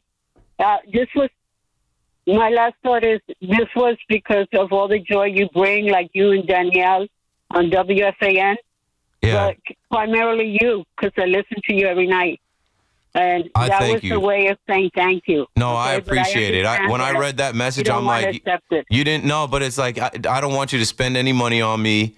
And I wasn't expecting anyone to hear me talking about that and place the order. I don't place the order because it takes too long to get here, especially dealing with, the mail and you track the package. And by the time it gets here, the wild card round might be over. I want to have the hat ready to go. And I think they're selling them at Yankee Stadium. I know they're selling them at the MLB store. I will have my hat tomorrow. And then the other part of it is my hair is so long. I wear the largest fitted cap. The 5950s, I have to wear an 8 to put all my hair under the hat. So, this thing's adjustable. I can't even fit the adjustable ones. I'll be on the last part of it. So again, just gift it to somebody. But it warms my heart. It makes me so proud of what I do, and it makes me emotional, honestly, to think that you're out there and you're touched so much by what what I do on the radio, just talking about sports and sharing my life, that you wanted to, place an order for me. I'd like to meet you and shake your hand, but I don't need the gift. I'm blessed. I will go buy one tomorrow, and then hopefully a World Series one as well. Right, no problem. I understand that, it defeats the purpose. Had I known this. No, amazing though. Amazing gesture. And right it's so Union Square. So nice. Yes. The MLB store is on Avenue of Americas. It's like 40 something. I was just in there. It's right by the MLB offices at like 1217 on 6th Ave. I will pop in there. I got you. I'm always around there, but they have a store on Union Square, I believe. Okay. That sells all items, but I'm not sure if it's just mainly Mets or whatever. Well, I don't get any Mets gear ever. I don't either because I'm a loyal fan. But just I will have a size 8 Yankee fitted in my possession, whether it's during the day tomorrow while I'm in the city or if it's at Yankee Stadium. I actually got to check with some people. I wanted to see if they were selling them at the stadium. I'm sure they are. But before I get to the stadium, I might just go to the MLB team store and buy one. But Lourdes, thank you again. Please check your Facebook. I wrote back to you, and I'd like to message you on there so that I can meet you in person one day. Yeah, just letting you know, and I know you're getting off now. I ordered one for myself. That was when I got online. It was for me, but then I thought of you, and I ordered one for you, okay? Yeah, but you got to gift it. You got to pay it forward. York, okay? Gift it to somebody that can't buy one. I can go buy 10 of them. Like, please gift it to somebody that would love to have it, that's a Yankee fan, that wants to wear it during the game or wear it to school or work. I will have mine. I will go get mine. I got a ton of Yankee hats. I'm wearing a fitted right now. I'm good. I'm blessed, and pay it forward for me. Thank you so much, Lourdes. I appreciate the call and the gesture. Last call of the night goes to my guy, Greg in Atlanta on the fan. What's up, Greg? Mr. Keith, McPherson himself. Hey, just wanted to say so. Congratulations to your Yankees.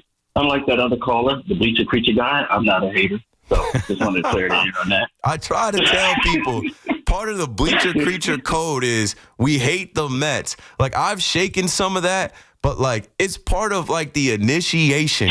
You just learn that like there's all these things that I can't even say on the airwaves about METS. My entire team sucks. Dun-dun-dun-dun-dun, Mets suck. Mets fans really suck. Like, I didn't come up with this stuff. I was simply brought into the culture, and it was taught to me. And there's nothing wrong with that. Yeah, it's fun, and it's back and forth, and it's friendly, and it might not be friendly, but it's like the rivalry and the banter that goes on, and that type of stuff is from the core of Yankee fans. We just don't rock with the Mets, but I do. I don't hate the Mets. These are my Mets. These are make it happen Mets. They made it happen tonight, Greg.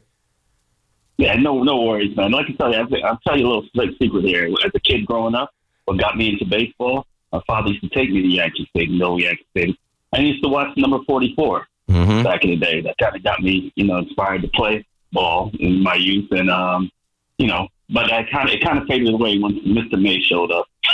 He was a great player. Don't get me wrong. Sure. Mr. May was cool. Hey, real quick, I was going to talk about the Mets real fast because I know you're pressed for time. What I was going to say was my confidence level is not really too high with the Mets for the simple fact that actually I was relieved that Jeff McNeil was on the bench, so he can stay on the bench with his 9 irons, and sometimes that's what he looks. I know he's a great golf player, so it was nice not to see him. Good night for Brett Beatty. Yeah, good night for Brett Beatty. Exactly, you can live with Acuna. Yeah, he's too over aggressive. He's impatient at the plate. But that's where I said the hitting coach. Like I have that champagne bottle, by the way, from our previous discussion. Yeah. I just want to put that out there. So because I don't know. I don't want to jinx it, but I just think that the Mets are going to get in. I don't think they're going to get swept by the Marlins, and I also don't trust the Reds. Yeah, but here's my thing. Remember we had that discussion the last time I said if he's line drive Lindor we're okay, if he's launch angle Lindor we're not. I'm glad he got that 30th home run out the way. So maybe you can go back to this, hitting line drives from the ball in play, like what a leadoff hitter is supposed to do. No offense, I love the guy, but you get a little carried away sometimes with the romancing on the. Well, the team goes as he goes. When he's homering and he's setting the tone, like You won these last two games that Lindor homered, and that was the thing last year. Like, when he homers, the Mets win. Yeah, but here's real quick, though, real fast. Wouldn't you think that if he was further down the order, it'd work out better? Maybe Nimmo's a great contact hitter. I know you got to go, brother. It's worked out better with Nimmo lower in the order. He used to be the leadoff hitter. Lindor is the guy now. Thanks for the call, Greg. It ain't the hitting. It's the pitching. I think the Mets got to figure out a way to hold down the Marlins. They're going to hit. They're going to work their walks. They're going to steal bases. They're going to be scrappy, man. So Brandon Sproat's got to survive. He's got to go deep in the game. He's got to help the bullpen. You using Edwin Diaz this first game against? I don't think so. Good luck, though. Like, I'm rooting for the Mets. Seriously, I want to see the Mets and not the Reds in the postseason. Big Mac's coming up next. Good night. Sports Radio 101.9 FM.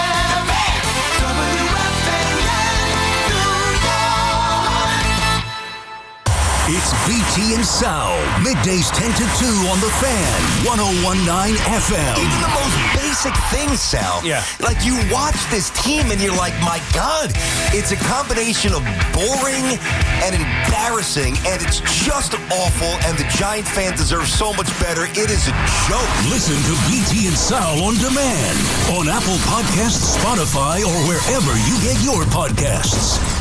Okay, girls, ready to go? Yeah! Mom, I'm hungry. Can I have a snack? Me too, Mommy. You want a snack? Yeah! Got it? Children learn from our behaviors. Mommy, can you open this, All right, hold on 1 second. Okay. Okay, here. Thank you. They learn what is okay from the adults they see.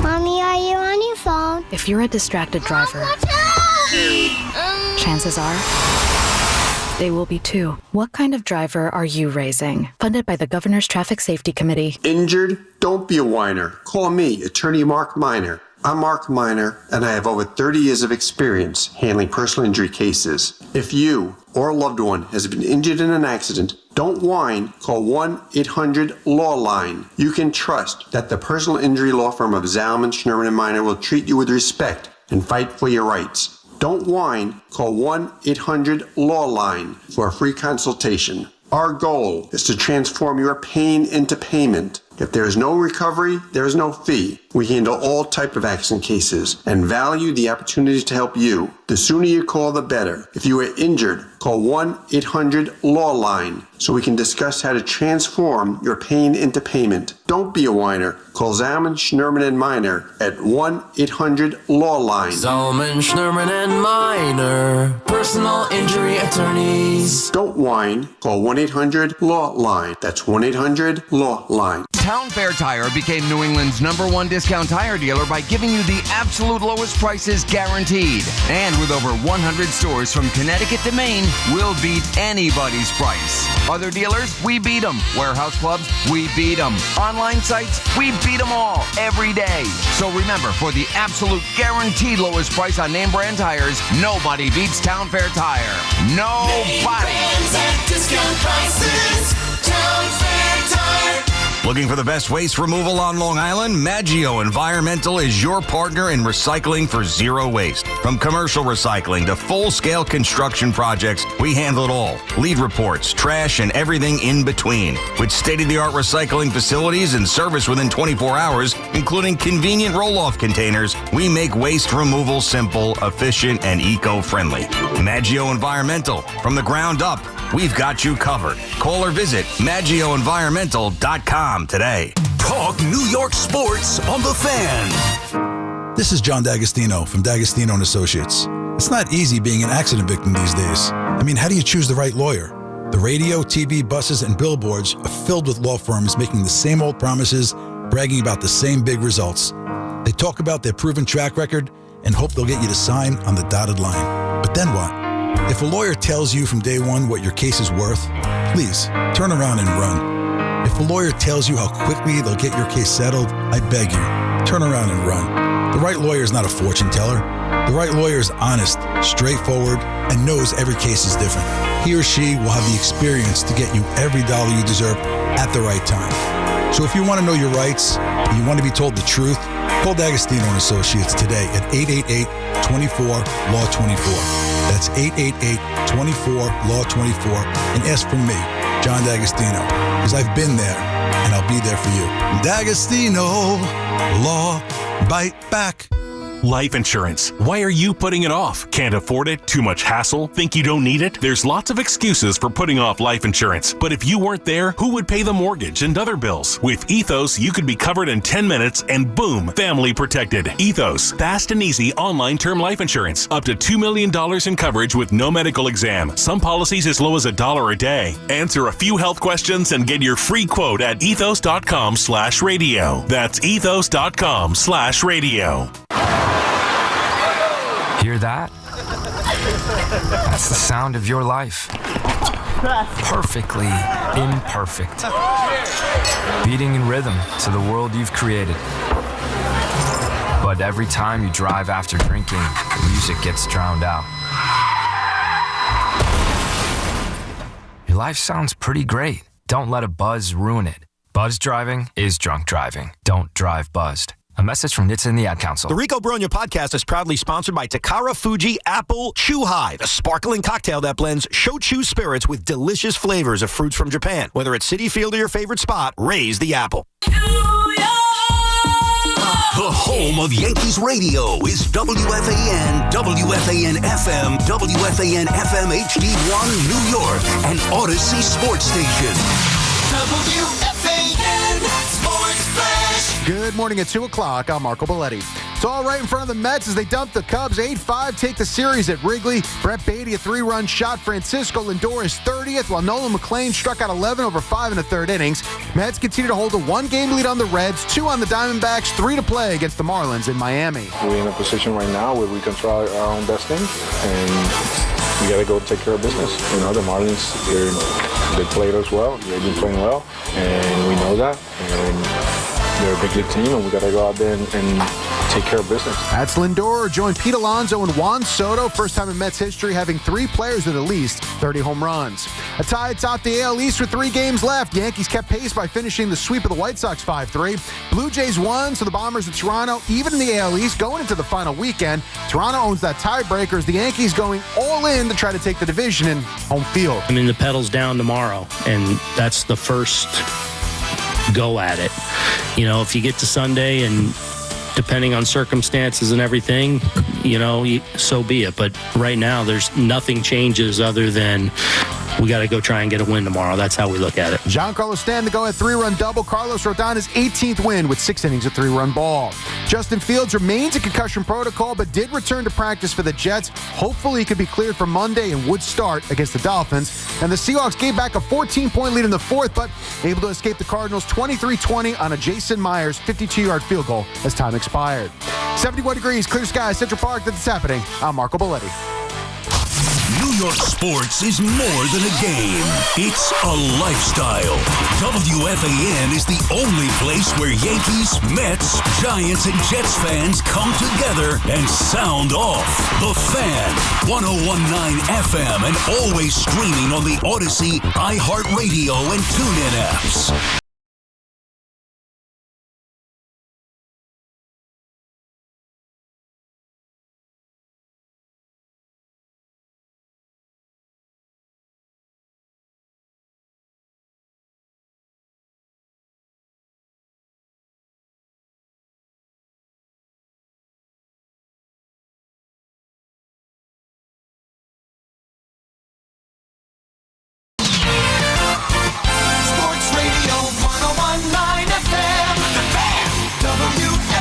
Yes, sir!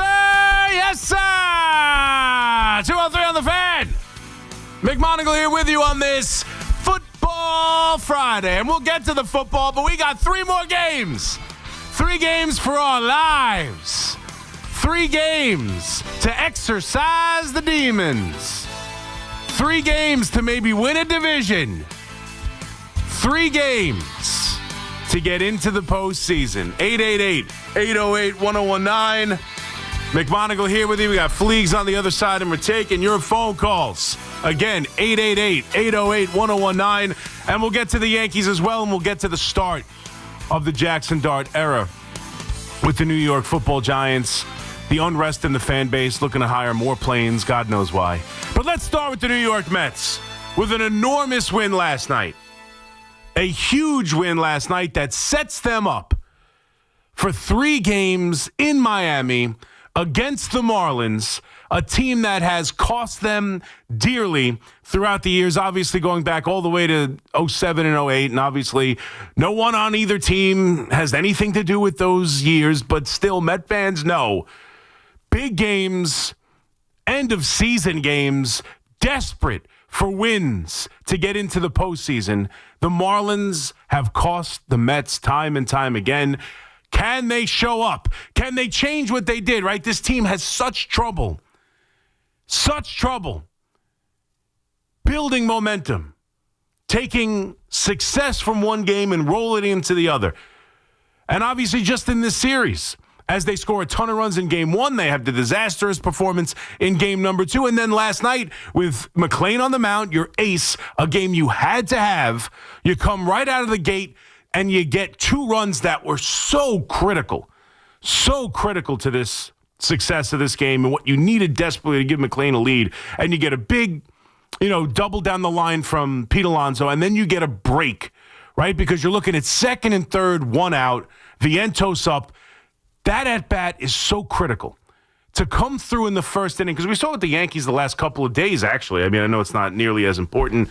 It is. You want to win those games, obviously. They set themselves up for a chance for the division, but it's almost demoralizing when you have runners on and you don't score. It's almost worse than if you didn't do anything. It's that you felt like you had an opportunity to break the game open, especially against a good pitcher like Imanaga. Like, you don't want to leave runners out there. In a huge game like this, you want to give your young starter, who you have faith in. Like, I think we all, we understand he's the ace, and you expect him to go out there and pitch well, and he did, even though his line won't indicate it. And we'll get to everything that happened in this game.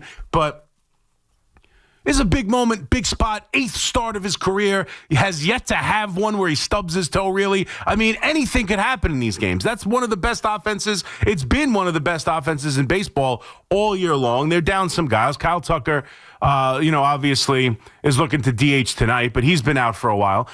So they're not at their best, and you've kind of, they exploded for runs the night before. Who knows what happens? And to have second and third and 1 out, and Vientos up, and he hits that pop-up, and you assume that if it's caught, you're looking at Brandon Nimmo, who came through with the big home run the other night, but has struggled. We saw him strike out with the bases loaded on Saturday when he could have won the game. Like, that pop-up goes up, and you figuring, oh, man, they are not going to score any runs here. And to get the break of the little bit of confusion between third base and shortstop, and to see Dansby Swanson catch it and goes into the stands, which, if you didn't know the rule, Yankee fans do, because in the World Series last year with Verdugo catching the little pop-up from Ohtani and going into the stands and having the runners move up, if you go out of play, the runner, you get a base, and to have that little bit of luck that gives you that first run, and then Nimmo with the huge base hit to give you that second run, and you get 2 runs before McClain gets on the field, before he toes the rubber. Those were enormous. Those are enormous. And there's obviously other big hits. You get the Beatty home run, who now, and we'll get to the idea moving forward about what the lineup should be, and Beatty is establishing himself as the everyday third baseman against left-handed pitching, against right-handed pitching, against ambidextrous starting pitching. I don't care. Beatty's your starting third baseman, makes another great play defensively with the bare hand. Like, he is clearly the best defender you have at third, and right now he's proving to be the best option just completely. Big home run, obviously. Tyrone Taylor, another guy, another big hit that makes this game 8-2, which you weren't sure what the importance of that is. That, what ends up happening, and the home runs given up by McClain, that's an enormous hit. You're starting to stabilize. That's the one thing about the Mets. Like, I don't know how they're going to play. I don't. I've been confident more than most Met fans. I've been saying it. They're going to find a way. They're going to find a way. This team is too good. They're going to find a way to get into the postseason. But there's been these issues. There's no doubt there's been issues. Center field has been an issue. I feel like Tyrone Taylor is establishing himself as the everyday starting center fielder. He's brilliant defensively. Now that he's come back from the injury, he makes a great play at the beginning of the series, in the second game of the series, rather, that you thought would have major impact at the plate. Ultimately, it doesn't, but still, that's a huge defensive play. We have seen this team go through the Mullins era. We've seen it try and do Siri over the last couple of weeks. We saw a game where Nimmo gets moved over. Jeff McNeil in center field. Center field has been a real tough spot for this Met team. That base hit last night that gives them an 8-2 lead, and his defense and what he brought you last year. And yes, he's not a great hitter. He's hitting around 200. He's got 20-something RBIs. He's not been the same player he was last year, but in big-time moments, Tyrone Taylor has been really good for this team. And for me, we're establishing things that have been faults for the New York Mets. Obviously, the lineup has come through 2 out of these 3 games against the Cubs. You're looking for that to be consistent. Third base, Beatty. Second base should be now McNeil. Center field, Tyrone Taylor. Starting to establish what this lineup should be on an everyday basis. The bullpen. Before we even get to McLean, let's talk about the bullpen. The bullpen in the series, this game, Stanek comes in, gets the final couple outs of that inning where, McLean gives up the 3-run home run. And again, he's given a lead. The last thing you want to do is walk people. Even a rookie like that understands the last thing he wants to do is put guys on the base path when he's got a lead. So he probably pitched a little bit more inside the zone, probably went after contact a little bit more. I thought he pitched really well. Obviously, the 11 strikeouts for a career high. He was electric at times, but he didn't want to walk people. At least that's how I'm taking it. And he gave up some home runs. I'm not excusing them. And the line overall doesn't end up being that great in 5 1/3 and giving up 5 runs. But he pitched well enough, especially with the lead. Last thing you want to do is walk people. But the game gets close. The bullpen that has been such a disaster for this team at times, no doubt. And you could say the same thing about the Yankees figuring out their bullpen. But this Met team, the bullpen, Stanek, who was one of your better relievers in the postseason last year, is starting to come on. He gets big outs in the 6th inning. Brooks Raley has been great for this team. He's been unbelievable. And you kind of look at him as a guy you absolutely trust. Helsley has done a much better job after kind of stabilizing his disastrous season. Rogers, who's been, not as good as you had hoped and not pitching to the 1 point whatever ERA he had in San Francisco, but he's starting to figure it out. And you know what the closer is and how great Diaz is, who comes in again and shuts down the door. And while I don't know how confident you are in a bullpen, and certainly in a bullpen that's going to be stretched if they go into the postseason or even the next 3 games because Diaz pitched a lot, and the starting pitching for Saturday and Sunday are kind of up in the air, and you don't know how many innings this bullpen's going to have to give you, but at least the bullpen came in, and it's done a pretty good job here in this series. The offense, 2 out of 3 games, does a really good job in the series. The bullpen does a really good job in this series. And you're starting to stabilize the team a little bit as they head to Miami for 3 of the biggest games, and that's really it. We'll get to the details of the game. You can call me up at 888-808-1019. The big home run from Beatty, I think a huge single in the first inning to get you that second run from Nimmo. The big hit from Taylor to make it 6-8, which becomes critical into a game that becomes 8-5. The offense did a good job. The bullpen did a good job, and they were able to get off the deck. But the thing about this team is, whenever you think they do it, whenever you think they're about to have that moment where they turn it around and they find some stability, they're unable to do it. They can't do, obviously, with their season on the line for these 3 games. As we saw Cincinnati win earlier in the day, they kept pace. They still have control of their lives. All they have to do is go win 3 games in Miami, and it won't matter what the hell happens in Cincinnati or Arizona. But you can't have the letdown that you had coming off the San Diego series. That is typical Mets. That is exactly what this group has been. Would take 2 out of 3 against the good San Diego Padres team, fighting for their division, fighting for their spot inside the wild card. Had a chance to try and catch the Cubs and get home series in the wild card, or at times, right then and there, probably still had a chance to possibly catch the Dodgers and now clinch the division. You take on the Michael Kings of the world and the San Diego Padres, and you find ways to win 2 out of 3, and then you roll into a series against the Washington Nationals where you have to handle business. You score 12 in the first game and then lose 2 out of 3. That can't happen in Miami. It can't happen. You've got to take winning 2 out of 3 against the Cubs, getting your fate back in your hands, because heading into the series, you didn't have it. Heading into the series, the fate belonged to the Cincinnati Reds. It is back. You have done a good enough job to take the 2 out of 3 against the Cubs, and you've won control of your season back, won control of your destiny back, and all you have to do is go take on a very talented, or I shouldn't say very talented, a talented but very spunky kind of Miami team that just got eliminated from the playoffs. You got to give them credit. They have been really good since June. They've been very good since June. They have their pitching set up to take on the Mets. They brought Alcantara back. They got Perez going the next day. They are lined up. Mets pitching is who knows? You'll get Sproat tonight. Saturday, you're going to get some form of either Mania or Clay Holmes. I don't know if there's a chance they split them up for the Sunday game, but, one of those two are going to pitch Saturday. I don't know what's happening Sunday. You can't throw Peterson, I wouldn't think. So they're not in the best of spots, but they're playing a team they're better than. They're playing a team that, they have to figure out a way to exercise the demons. They kind of did it last year with Atlanta, right? You get the rainouts, you get the doubleheader in Atlanta, a team that obviously has been the dominant force for how many years inside the division, right? During the 90s, forget about it. But even, despite this season and how bad they were, over the last handful of years, they've owned the division. They came from behind. It's been a long thing with the Atlanta Braves, but it's also been the last, 22 they came up and snuck up and took the division. And so the Mets went into that doubleheader last year needing to exercise some demons against the Atlanta Braves, and they did it. And they had that crazy, wild, take the lead, blow it, come from behind, Lindor with the big home run, and they win that first game of the doubleheader to secure their playoff spot and kind of exercise the demons. Well, here against Miami, 3 games to find a way into the postseason where I don't care what you say, anything can happen. And they've got to find a way. And I know it's 100 years ago, and none of these players were on either of these teams.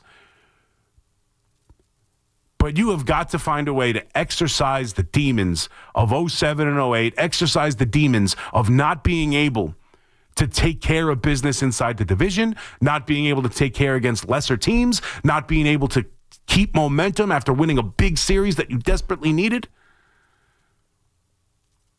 This Met team has 3 games to make sure they don't accomplish one of the worst. And I know it's, as we're talking about every team in the division, the Yankee broadcast gave out some stat that it's the first time since in the wild card era or something like this. It's the first time since they went to 3 divisions in each league, which is the same thing as the wild card era. But anyway, it's the first time since they went to 3 divisions in each league that every single division is going to have at least one team that blew at least a 5.5 game lead. Every single division in Major League Baseball this year had a team that had a 5.5 game lead and blew it, including the Mets. So it's been a topsy-turvy. I know it's the Tigers are absolutely blowing a 15 game lead. So when you say collapse, it has new meaning in 2025 Major League Baseball. But this team was securely in a playoff spot since April 5th. This team on June 13th had the best record in baseball. They have the highest payroll. They added Juan Soto. They have Lindor, 30, and they have a 30-30 player in Lindor, just did his 30th home run last night. A 30-30 player in Juan Soto with 43 home runs, 100 RBIs, and having a 900 OPS. They got Pete Alonso and his 36 or 37 home runs and his 120 RBIs. You can't lose a playoff spot to the Cincinnati Reds because you couldn't beat the Miami Marlins. It can't happen. They have 3 games to avoid one of the worst collapses in franchise history. They have 3 games to figure out how not to do something even this Met franchise hasn't done. A disaster of epic proportions to watch the Cincinnati Reds go take on the Dodgers instead of the Mets while they sit at home. It can't happen. 3 games. They've got their young stud on the mound tonight in Sproat. They're going to have to figure out the starting rotation, and this offense is going to have to do something that it really hasn't done much of in the second half of the season or really all year long. String together a bunch of games where they score runs. A game here, a game there, the first game of the Washington series, the bookends of this series. Find a way to consistently score some runs. Because I can't ask the starting pitching to get it done. I can ask that tonight. But I don't know what's happening Saturday and Sunday. This team knows what Saturday and Sunday brings. They know what the starting pitching has been. This offense has got to find a way to score a ton of runs. They're better than Miami. They're better than Cincinnati. And this team belongs in the postseason, and we got 3 games to figure it out. And last night went a long way into securing the idea that they control their destiny. And I don't know what Cincinnati is going to do against the best team in the National League, the Brewers. The Brewers aren't playing for anything, but they have a long break. I'm sure they're going to throw their starting pitchers because you don't want to go too long without throwing your guys. So they're going to throw their starting pitchers. They're going to play to win. We'll see exactly how they treat it. But it doesn't matter. They don't have to worry about what's going on in Cincinnati if they handle their business. Figure out a way to beat the Marlins. Figure out a way to score some runs. Figure out a way to get 27 outs a night and get yourself into this wild card postseason where anything can happen. McLean, game 1 of a postseason series, you're telling me the Mets can't win that game? And if you win one game in the wild card, are you telling me you can't win another? Anything can happen. You have to get there. Last night was a big game for the Mets, a lot of clutch moments. It solidified the bullpen a little bit, at least in my eyes. I feel a little bit better about the bullpen. I feel like the roster solidified itself. Beatty, your everyday third baseman. McNeil, your everyday second baseman. Taylor, your everyday center fielder. You know what your team is. You know what the best version of this team is. The bullpen's starting to pitch better. You've got a young, good starting pitcher who I don't believe Miami has seen yet in Sproat. And you got to figure out a way to get outs on Saturday and Sunday. And this offense filled with a bunch of guys who make a ton of money. You have the highest paid first baseman. You've got the highest contract in the history of freaking sports. You got a $300 million shortstop. Go out there and get it done. Get it done. 888-808-1019. And then in the Bronx, we'll have 3 games against the Baltimore Orioles. 3 games for the division. Who you got? You got the Yankees or you got the frauds? Which one are you behind? I know who I'm behind. 3 games. Tied for the division. The Yankees have to be a game better. They've got a tough pitching matchup with Rogers. They saw him earlier in the week. He's been the best pitcher in baseball, arguably, since the All-Star break. That's how good he's been. And there's 3 games to decide whether or not they're hosting, which they clinched last night with their victory over the White Sox and their sweep of the White Sox and their 5-game winning streak. They have now solidified that at worst, the game 1 of the wild card will be played at Yankee Stadium Tuesday night. They have secured the home field advantage in that series, and they're looking to become the AL East champion, the number 1 seed in the American League, and telling the rest of the American League the pennant runs through the Bronx. 3 games. 3 games for the Mets to save their lives. 3 games for the Yankees to set themselves up best way possible to go try and capture number 28. 888-808-1019. We'll get to the football as well as obviously for the New York Giants, the Jackson Dart era starts. We are there. We're on the first level. We are right there.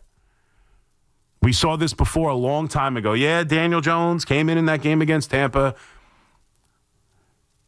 But, I mean, you have to go back to the Eli Manning era. This is the beginning of what hopes to be a new generation of Giants football because it needs a changing. It needs a change. And he met for 10 hours with him?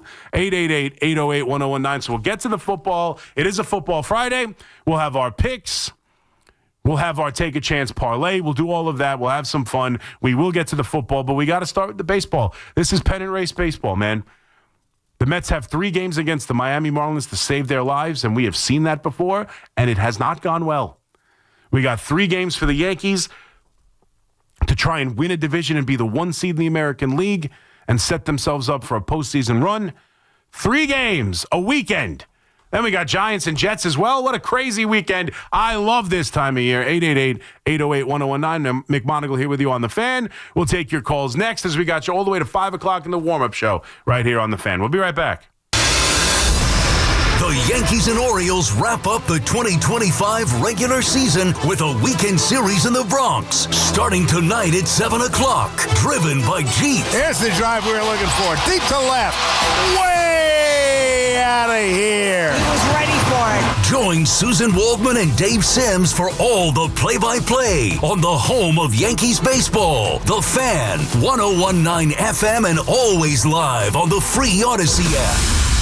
Town Fair Tire, Connecticut's largest discount tire dealer. Because we give you the guaranteed lowest price and we honor every manufacturer's rebate. We even honor all our competitors' rebates. Nobody beats Town Fair Tire. Nobody. Town Fair Tire.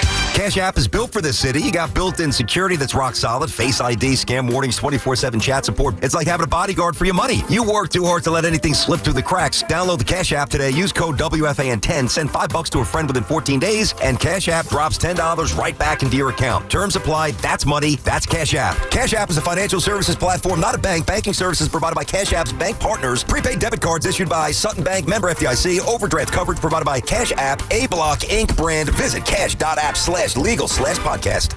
This is Alex Shulman. And this is JJ Hill of Shulman & Hill, New York's premier injury law firm. We'll always fight for you when you're injured at work. If you've ever wished you had a lawyer in the family, now you will. At Shulman & Hill, it's never one and done. Once you're a client, you're always part of our family. We'll always go the extra mile for you. New Yorkers in every borough and on every block know us by name. Shulman & Hill. Get your free consultation at hurtny.com. That's hurtny.com. Dude, did you order the new iPhone 17 Pro? Got it from Verizon, the best 5G network in America. I've never looked so good. You look the same. But with this camera, everything looks better, especially me. You haven't changed your hair in 15 years.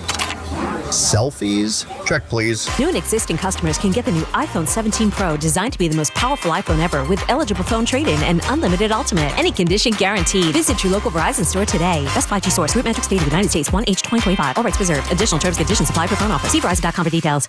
We all hear the radio ads about the IRS. They tell you to be afraid, to be scared, and they try to frighten you into calling. I'm not here to do that. Tax Relief Advocates is different. TRA is here to tell you that if you owe money to the IRS, whether it's $5,000, $50,000, or $500,000, we have a solution. It doesn't matter if you're sitting in your car, at work, or with your kids. No matter where you are, call now. 800-575-6812. Don't lose hope. TRA can eliminate or reduce what you owe to the IRS. Generous programs are now available that can give you a fresh start. Our passion is taxes and helping individuals fix their IRS problems. We have over 1,000 5-star reviews on Google and an A+ with the Better Business Bureau. You don't need to be afraid of the IRS any longer. End your tax nightmare today by visiting us online at TRA.com or call 800-575-6812. That's 800-575-6812. Tax Relief Advocates. Real solutions for real people. We've got more sports talk coming up on The Fan. Imagine a gentleman's club with over 200 gorgeous exotic dancers every week. Hey, big boy. From the people who make fantasies come true, Gallagher's 2000 in Long Island City is the place to be.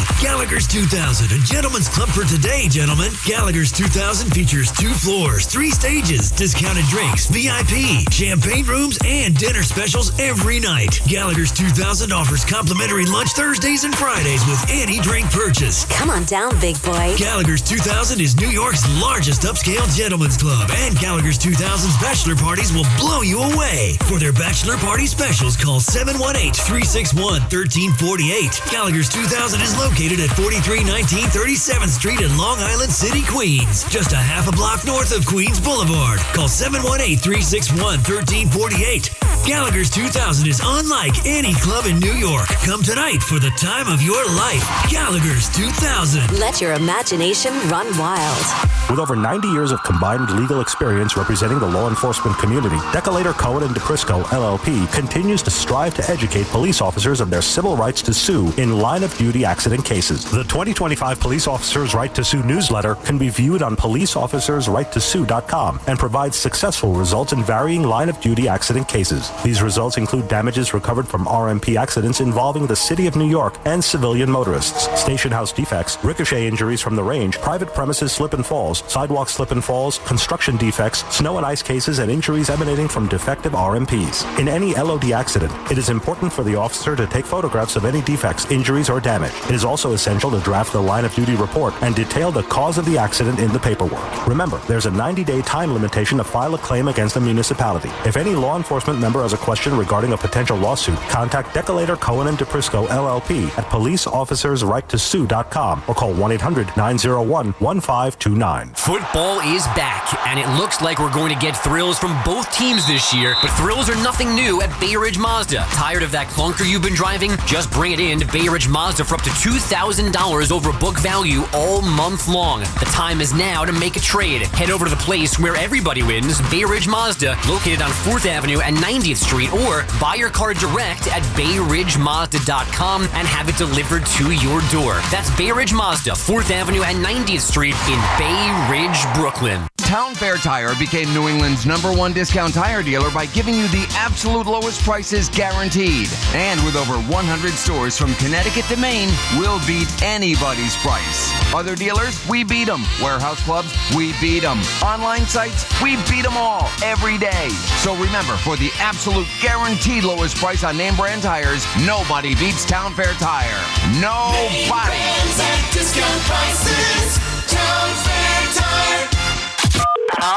Put WFAN in your contact list. 888-808-1019. Powered by Paramount Plus. Count on Sundays all season long with the NFL on CBS and Paramount Plus.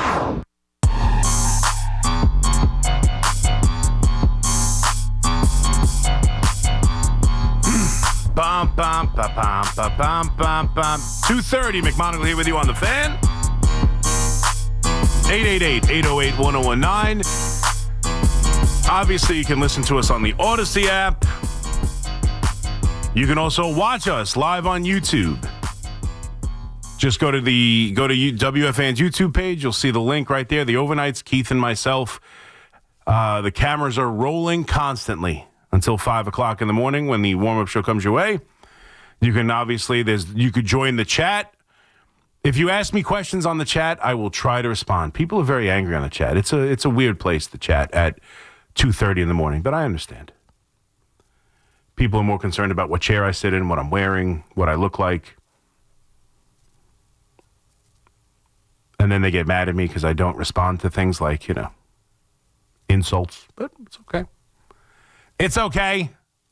Let's have some fun because it's baseball season. We'll get to the football. Both teams are 0-3. Let's be honest. Both teams are 0-3, and the Yankees and Mets are battling for, a chance to win the World Series. We'll get to the football, but we got to start with our baseball teams. And the Yankees, I didn't talk about them too much in the Open. Good win. Good, solid win. Carlos Rodon.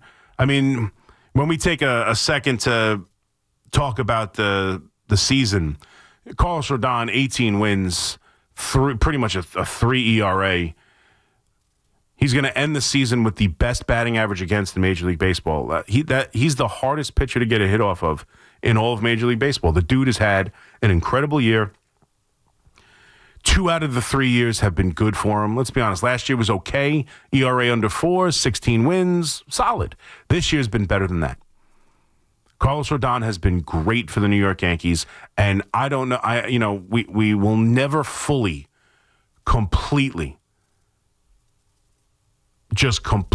have absolute faith in him pitching in a big game until he does it, but I don't know how you could have much more until, outside of just him doing it because of his previous track record, it'll never be completely 100%. I know what I'm going to get from Carlos Rodon, but I don't know what else he can do to make you feel any better about him. Like, I feel pretty damn good about the top of this rotation, even if it is in a 3-game wild card series. So, Judge looks like he's going to win a batting title. Last night they get the big hit from Giancarlo. A little bit lucky because he put it on the ground and he's been slumping. And if the third baseman puts a glove on it, you're talking about an inning-ending double play where the Yankees would still be behind 3-1 as opposed to a bases-clearing double that gave the Yankees the lead. But they did what they had to do. The Yankees have done what they've had to do. They sweep the Chicago White Sox. They've played well over the last 7 games. They've really played well over the last month and a half. They've had the best record in baseball. Their starting rotation has been great. I feel like the same thing with the Mets. I think the bullpen is starting to establish itself. Like I know he almost gave up a run, and people are going to get mad because he almost gave up a run. But Devin Williams I don't know how you could not have, I know we've seen so much over the year that it's hard. Same thing with Rodon, right? It's hard to have supreme faith in Devin Williams. You're always going to be in the back of your mind, oh, man, he's going to blow it. You're always going to have that because of how he pitched this year. But, man, if he hasn't been freaking unbelievable the last month, and you have no choice, he's the second best reliever on the team. He just is. His track record, his history, his career, and what he's done over the last month and a half, or last month, really, that's it. He's the guy. I feel really good about him, as good as you can after what he did all year. So you've got Bednar, you've got Williams, you've got Weaver. Like those 3 right there, plus the starting rotation, and you mix in Cruz and Hill. Like, it's not the greatest bullpen, but it's pretty damn good. It's as good as, any outside of maybe the Padres in all of baseball. Like, I trust those guys as much as I trust almost anybody else. So I think the bullpen is starting to solidify itself. It's been a lot better since the disaster of those 2 games against Detroit.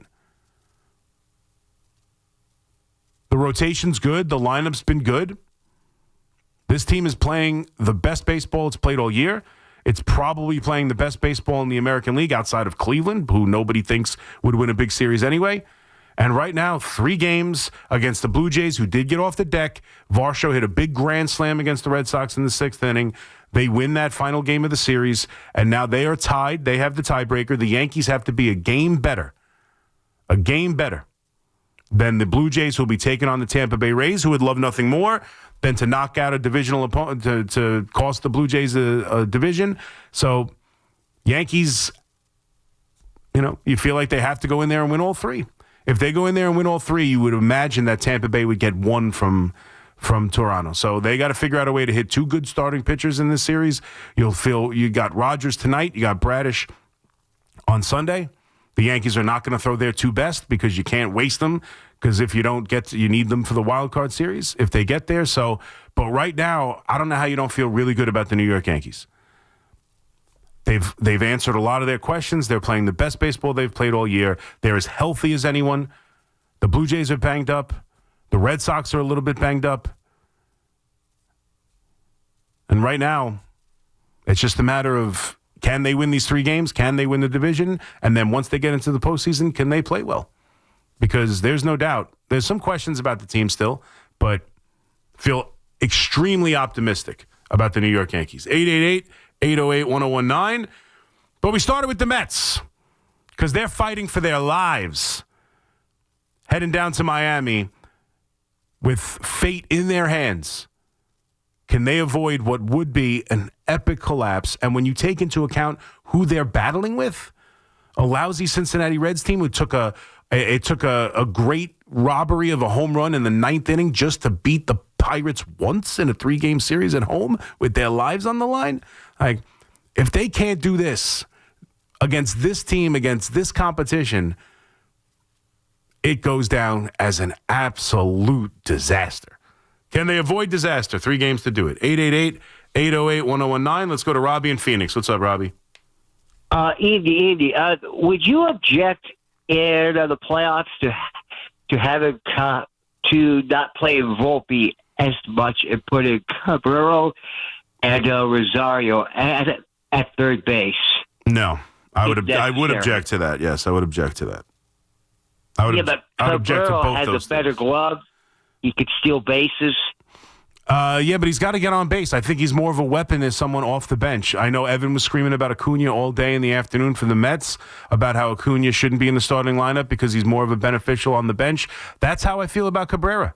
Because Cabrera's got to get on base, and I don't know when I'll need that stolen base. I like the idea of a Stanton drawing a walk in the 8th inning, and then here comes Caballero, leading Major League Baseball in steals, getting me a big stolen base down a run in the 8th inning, as opposed to hoping he can find his way on with his 240 batting average and his 600 OPS. Like I'm hoping he can find a way on and create havoc on the base paths. When I know if I have him on the bench whenever I need it, I have it. I think. No, I understand, but his defense is better. Yeah, it's better, but have you watched Anthony Volpe over the last 2 weeks? Anthony Volpe his throws have been much better since the cortisone shot. He's been better. He's been much better. Me nervous, though. Yeah, I think they're the better team with Anthony Volpe at shortstop. Mainly because I think Caballero is I want him off the bench. I want that weapon off the bench. He allows, because he plays the outfield, he'll play any position in the infield except first base, and he can play the outfield. He can play corner outfield, he can play third, shortstop, second base. And he's the best base stealer in Major League Baseball. Having that guy on the bench allows you to pinch hit for different guys because you can put him in any spot on the infield or the outfield. It allows you to have a weapon for a stolen base at any moment late in the game, up, down, a run, where you're looking for either insurance or to come back into a game.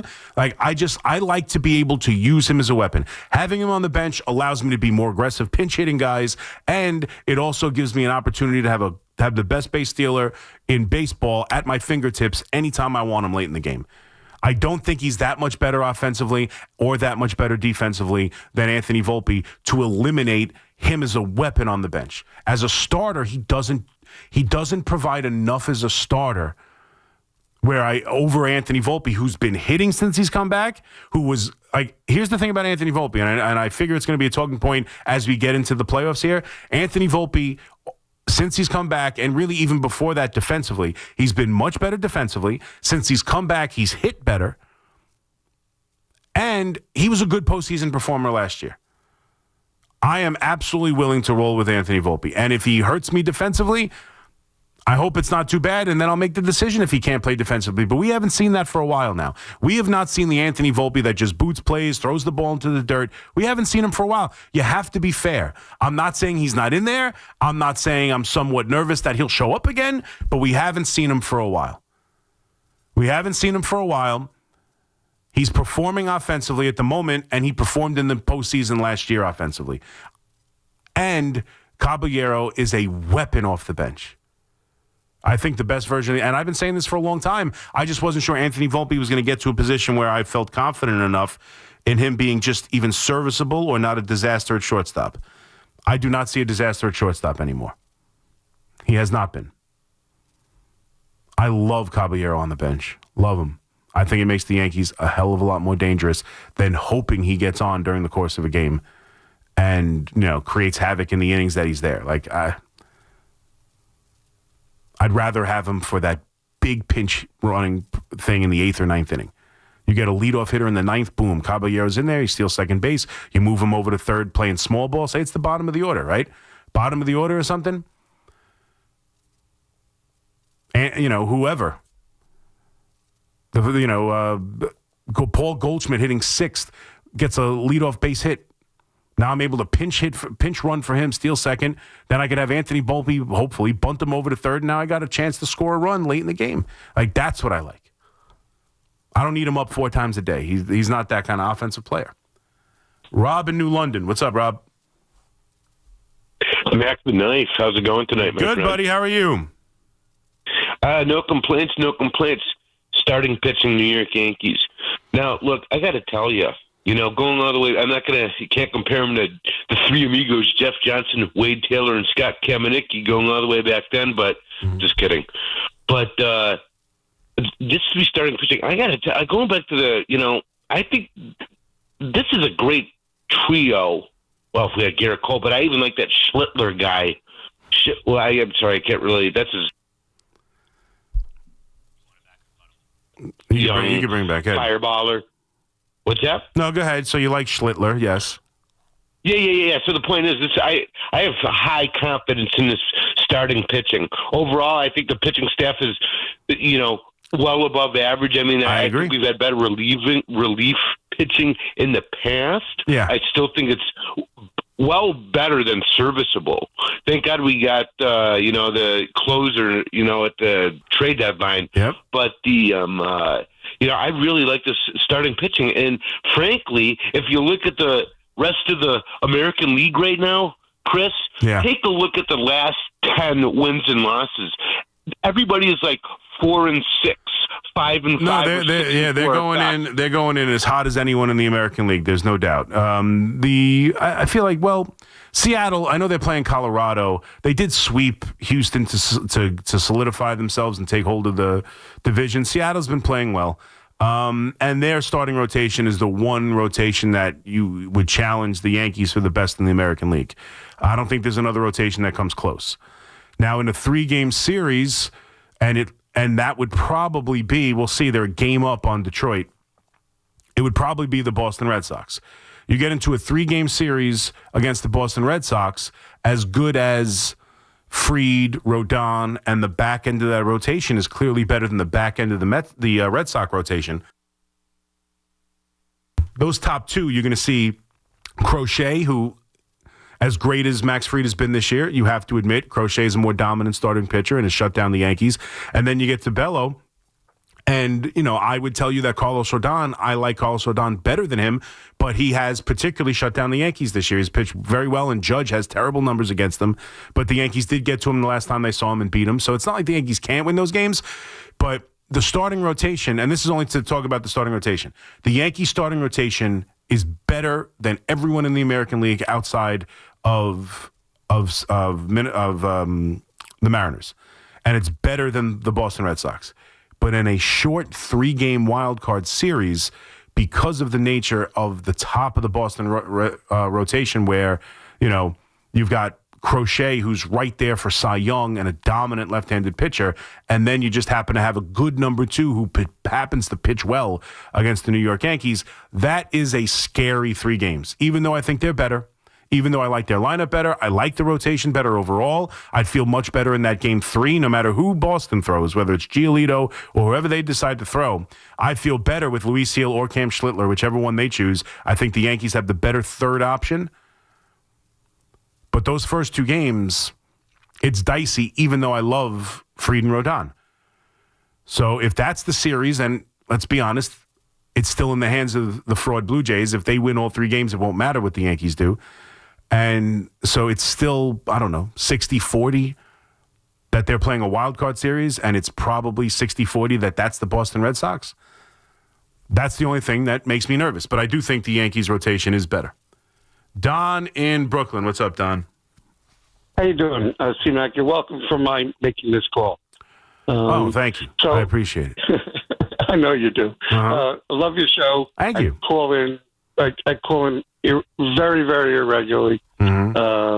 But you entertain me to the extent that I go to sleep at 11 o'clock at night, and I go to sleep at 1 o'clock at night. I turn Keith on at 11 and listen straight through, not missing anything that you guys say. Well, I appreciate until that. I wake up. Yeah. So early today, Keith said that he would rather have Ben Rice than Cal Raleigh. I think that's kind of crazy. But he said it on the radio. Yeah, I heard Keith's pushing hard for Judge being the MVP. Cal Raleigh is. I mean, you can't compare Ben Rice to Cal Raleigh right now. I mean, Cal Raleigh's having the very difference is 35 home runs. I'd like to talk a little bit about those two guys. About Cal Raleigh and Ben Rice? No. Okay. Judge and Cal Raleigh. Right. Yeah, Judge, if there's a scenario where they stay the same, 60 home runs, 51 home runs. Yeah. One wins the division, one's a wild card team. Yeah. I think that most valuable player is the player that helped your team win. And winning the division is bigger than winning the wild card. I've been saying that for a while. I haven't heard many other people, and thank you for the call. I haven't heard many other people weigh like the division. It's almost like, well, they both made the playoffs. I disagree. I think winning the division, and the Mariners are, I believe, locked into the bye. They're going to be the second best division. So, like, they've won the division and they're out of the wild card round. I do weigh that heavily as opposed to just being in the wild card. I do. I think there's a significance to helping your team get passed around. Theoretically, like, he helped them win a playoff series. Like, I know it's weird to look at it that way, but it is. By winning the division and getting the bye, they've already won a playoff series. So you could argue Cal Raleigh has helped Seattle win a playoff series already. And I know it's not a playoff series, a playoff season award, but theoretically, that's what he did. Now, I'm not saying that outweighs everything, but I haven't heard many people really significantly put that in the conversation, and I absolutely do. I absolutely do. But let me just be clear. I think Aaron Judge is the MVP. He's the better player. He's the better offensive player by a mile. Just look at intentional walks. He just broke the record for intentional walks. I think Cal Raleigh did get one last night, but they don't challenge Judge in any big moment. They have no problem challenging Cal Raleigh. Like, it's just, and I know we've diminished, like, and I saw, what's his name with MLB Network? The manager of the USA team. I can't think of his name. DeRosa. I saw DeRosa talking about this on MLB Network, that we've diminished batting average to such a level that players are kind of taught and coached that batting average isn't as important as slug, and you're swinging with the, swinging hard, your ace swing every time, and exit, launch angle and all that stuff. So we're going to diminish batting average, and then we're going to use it as some big metric when we're deciding MVPs. Like, yeah, I understand batting average has been diminished. But how about just on base? How about just on base? Cal Raleigh, and when they gave this stat, I have to admit, this swayed me a little bit more towards Aaron Judge. And all I've ever said is people act like it shouldn't be a conversation. Evan Roberts is on the afternoon drive, and I respect Evan Roberts with baseball more than almost anyone else on the station. Like, I think Evan knows baseball inside and out. And I've been surprised on his take on the MVP. Not that he thinks Aaron Judge is the MVP. I think the same thing. But he's making it sound like it's not even a conversation. I disagree. I really do. I'm a Yankee guy, a Judge guy. I know the numbers are the numbers. The idea that it's not a discussion because his OPS is higher, I disagree. I really, truly disagree. I put a lot of emphasis on him being a catcher. I put a lot of emphasis on his team currently having a bye in the postseason. He's hit 60 home runs from a catching position, first time ever. Like, I think he presents a lot of value. But to say, like when Jack Curry said in the postgame the other night that Cal Raleigh could get on base his next 150 appearances and still wouldn't have as good an on-base percentage as Aaron Judge, I mean, that is... He could get on base 150 straight times and Judge would still have a better on base. That's crazy. That's crazy. On base is the game. On base is a huge... Forget, I understand batting average and that his batting average is far better. His on base is in another world. His OPS, another world. I get it. And if the Yankees win the division, if they figure it out in the next 3 days, then then I agree. Then it's not even a debate. If the Yankees are the number one seed in the American League playoffs, Judge is the MVP. There should be no doubt. But I do put a lot of emphasis in winning a playoff series. And that's kind of what it is. The difference between the wild card and having the bye. Cal Raleigh helped them win a playoff series. And I do think a switch-hitting catcher, and I do agree with a lot of people's, he's got to handle a pitching staff. He's got to know all the relievers. He's got, it's a lot to be a catcher. We don't see catchers hit like this, man. That's why I was so big on Gary Sanchez and was so, but when everyone else was done with him, I'm like, I don't know. Let's see what he was hitting 35 home runs from the catching position. It doesn't happen. There was a time when it was Piazza and Posada and Javi Lopez and a bunch of different guys. There was a time where the catching position had a lot of good bats. For like 3 years ago, it was Salvador Perez hitting a bunch of home runs. Now it's Cal Raleigh, and JT Realmuto has done a nice job. But there aren't a lot of power hitting big time offensive playing catchers. That's not the sport today. And he just hit 60 as a switch hitting catcher. Like, let's not poo poo it. Let's not, because we're here in New York and we love the Yankees and Aaron Judge is the greatest hit ever, just dismiss the idea that this guy deserves serious contention for the MVP. He absolutely does. He absolutely does. It's crazy to me that anybody who says, like, again, MLB Network, Harold Reynolds is like, the discussion's over, Cal Raleigh's the MVP. Hey, that's idiotic too. That's ridiculous. I don't think it's a slam dunk. I think it's Judge. I think Judge is going to win it. I think Judge should win it. But if this dude, Seattle's already got the bye and he's going to hit 60 home runs as a catcher for a team, and I also weigh this too, this team they are losers. They have been in the playoffs all but once since 2001, and they haven't won a division since 2001. And I know, Julio Rodriguez is having a really nice bounce back year off a down year last year. I get it. They have a pretty good lineup. I get it. They don't have the Yankees lineup. Last year it was him and Soto. 2 years ago when he went down in 23, the Yankees had nobody else. They were hitting Jake Bowers and Willie Calhoun. This team's got how many 20 home run hitters and 30 home run hitters? It's got Jazz. It's got Bellinger. It's got, the big sleep hitting 33 bombs. Like, the Yankees have a good lineup too. Don't tell me that Judge is the only guy in that lineup. Like, it's a discussion. Anybody who says either one of these guys is clearly the MVP, I think you're being short-sighted. I absolutely think it's up for debate. Matt in Bergenfield. What's up, Matt? Hey, how are you, man? Good. How are you, buddy? It's actually great timing. Which just actually called me to talk about the MVP race. Yeah. What's crazy to me is... Well, I went to you. It's amazing how that works. I appreciate it. I appreciate it. What's crazy to me about the MVP race, taking myself as a Yankee fan outside of it, if you look at Judge's numbers, it's not Judge being the best player in the American League. If you look at his numbers, he's the best player in all of baseball. No doubt. Right? He's leading categories in everything outside of home runs, RBIs. Like, he has the top OPS. He's the top 100% batting average. He is the best hitter. He is the best hitter in the world. There is no doubt about it. He's the 100%. Best hitter in the world.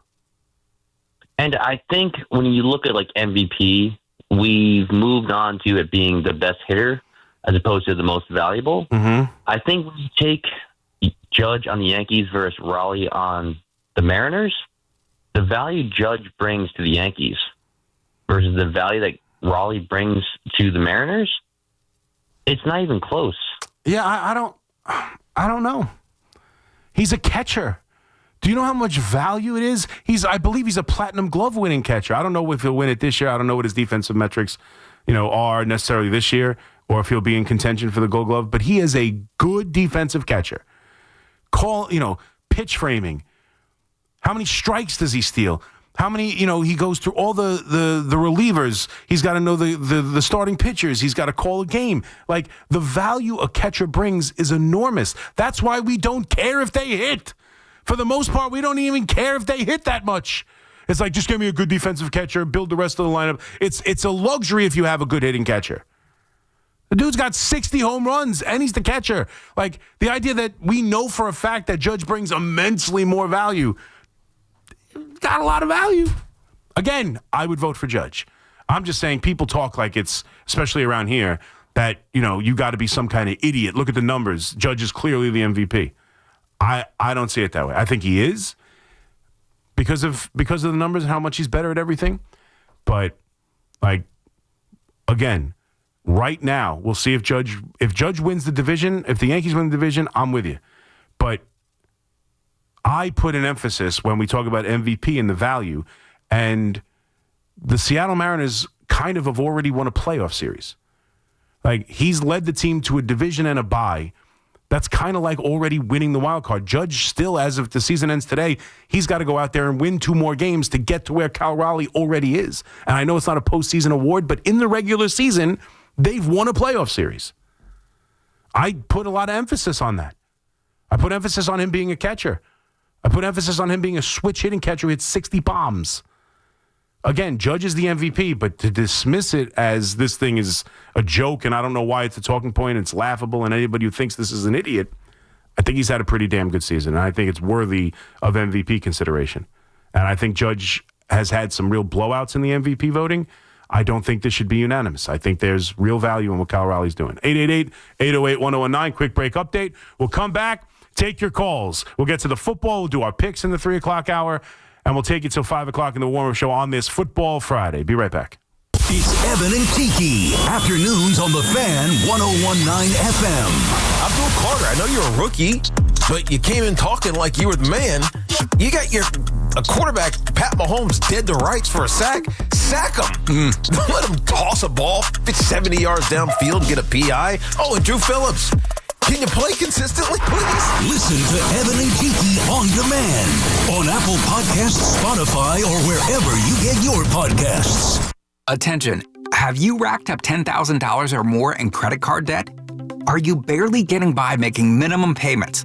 With credit card debt reaching all-time highs, National Debt Relief is notifying consumers about significant debt relief options currently being made available to help those with overwhelming credit card debt. These options may reduce a large portion of credit card debt for those who qualify. You don't need to declare bankruptcy or take out a consolidation loan, and you may only have to pay back a fraction of what you owe, even if you have bad credit. National Debt Relief has already reduced the credit card debt for more than 550,000 consumers. So don't wait. If you owe $10,000, $20,000, or even $100,000 in credit card debt, you can now take advantage of this financial debt relief as the cost of living continues to skyrocket. To check what debt reduction you may qualify for, call 800-894-7722. That's 800-894-7722. Again, 800-894-7722. Hey! My dad is bringing home the best birthday cake ever! It was my 5th birthday, and my dad was bringing home the cake. Should have been here a half hour ago. The cake never made it, and neither did my dad. 911, what's your emergency? That was the day a drunk driver killed my dad. Daddy? Impaired drivers take lives. Think. Sponsored by the New York State Governor's Traffic Safety Committee. Aired in cooperation with the New York State Broadcasters Association. Injured? Don't be a whiner. Call me, Attorney Mark Miner. I'm Mark Miner, and I have over 30 years of experience handling personal injury cases. If you or a loved one has been injured in an accident, don't whine. Call 1-800-LAW-LINE. You can trust that the personal injury law firm of Zalman, Schnurman, & Miner will treat you with respect and fight for your rights. Don't whine. Call 1-800-LAW-LINE for a free consultation. Our goal is to transform your pain into payment. If there is no recovery, there is no fee. We handle all type of accident cases and value the opportunity to help you. The sooner you call, the better. If you are injured, call 1-800-LAW-LINE so we can discuss how to transform your pain into payment. Don't be a whiner. Call Zalman, Schnurman, & Miner at 1-800-LAW-LINE. Zalman, Schnurman, and Miner, personal injury attorneys. Don't whine. Call 1-800-LAW-LINE. That's 1-800-LAW-LINE.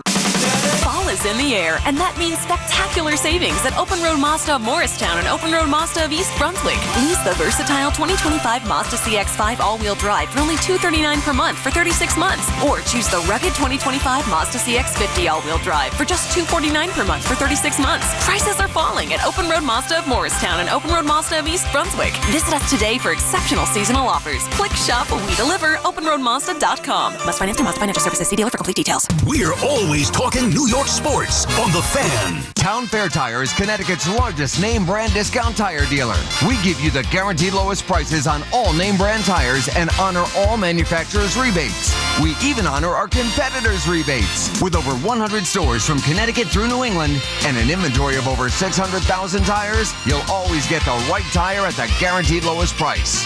Nobody beats Town Fair Tire. Nobody! Name brands at discount prices. Town Fair Tire. D'Agostino, Law Bite Back. I'm injury attorney John Ryan D'Agostino, nicknamed The Closer, continuing D'Agostino and Associates' legacy of helping the injured for over 35 years. My father, John D'Agostino, built this injury firm to help accident victims. This is John D'Agostino, and this is a family firm. For us, it's about doing what's right. and making sure somebody pays for your pain. Call us first at 1-800-BITE-BACK. That's 1-800-BITE-BACK. They call me the closer because big or small, in court or out, I'm fighting to get the job done, to win, to get you every dollar you deserve. D'Agostino & Associates has offices throughout New York and New Jersey and will come to you. I've been there and I'll be there for you. Call us first at 1-800-BITE-BACK. 1-800-BITE-BACK. That's 1-800-248-3222. Life insurance. Why are you putting it off? Can't afford it? Too much hassle? Think you don't need it? There's lots of excuses for putting off life insurance. But if you weren't there, who would pay the mortgage and other bills? With Ethos, you could be covered in 10 minutes and boom, family protected. Ethos, fast and easy online term life insurance. Up to $2 million in coverage with no medical exam. Some policies as low as $1 a day. Answer a few health questions and get your free quote at ethos.com/radio. That's ethos.com/radio. Helping your inner circle prepare for emergencies can start in many ways. Put together an emergency kit with WipeWall. Create a family communication plan with your tita. Remind Bai to keep a backup battery charged. It all starts with a simple step, telling those you care about to be ready for the worst. So start a conversation and plan for emergencies together. Get more tips at ready.gov/start. Brought to you by FEMA and the Ad Council. Wake up with Boomer and Gio. Mornings 6 to 10 on WFAN, WFAN FM, WFAN FM HD1, New York, and Odyssey Sports Station. WFAN Sports Flash. Good morning at 3 o'clock. I'm Marco Belletti. Well, clinging to the final wild card by their fingernails, the Mets able to come up big at Wrigley. 0-1. Back in the sky to left and deep. Hap going back onto the track. He looks up. This one is gone. Brett Beatty with home run number 18. 3-run shot off a lefty the other way. 6-0 Mets in the top of the fourth. Brett Beatty providing some breathing room. The dagger shot. Mets finished off the Cubs 8-5. Keith Rad the call. Odyssey Mets Radio. Francisco Lindor is 30th of the year. Tyrone Taylor knocked in a pair while Nolan McLean allowed 3 homers but got through 5 1/3, giving up 5 runs, 11 strikeouts. Ryan Stanek, Brooks Raley, Tyler Rogers, Edwin Diaz combined to close the door. Mets maintained their 1-game lead on the Reds. Diamondbacks fell 2 back with 3 to play. Yankees made it 5 straight, 8 of 9, erased the White Sox 8-5. Carlos Rodon notched his 18th win, 6 innings of 3-run baseball. Giancarlo Stanton a big 3-run double. Blue Jays won, so the Yankees and Toronto remain tied atop the AL East with 3 games to play, and Toronto owns a tiebreak. Meanwhile, Aaron Glenn giving the latest on Justin Fields. And Justin will be practicing, but he's still going through the protocol. All right, so we have to make sure that's clear, and we'll be fine, but he'll be practicing today. Glenn said Fields will start Monday against the Dolphins if he's cleared in time. And Jason Myers drilling a 52-yard field goal as time expired. Seahawks outlast the Cardinals 23-20. 70 degrees, cloudy skies, Central Park. That's what's happening. I'm Marco Belletti. Talk New York sports here. The Fan.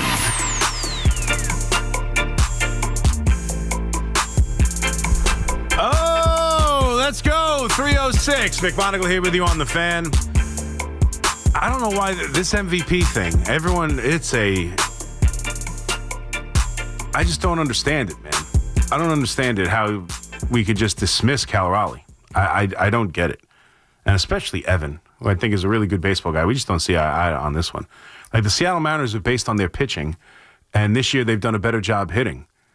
He's involved in both of that. He's a big reason why the pitching is so good, and now he's exploded offensively. Julio Rodriguez, if you look at his numbers in the first half, now I know they've done a lot of their winning in the second half and have taken over the division in the second half because Julio Rodriguez, in part, got much better. But even though he was an all-star, he was one of the most undeserving all-stars I've ever seen. The idea that Juan Soto was sitting at home while Julio Rodriguez was an all-star, having an OPS lower than Anthony Volpe. That's right. At the time of the All-Star game, he had an OPS lower than Anthony Volpe did. And yet he was an all-star. For the first half of the season, Julio Rodriguez stunk. And then he turned it on, had a great second half. Great second half. And that's where they've done their winning. I get it. And again, Cal Raleigh would have to get on base 150 times.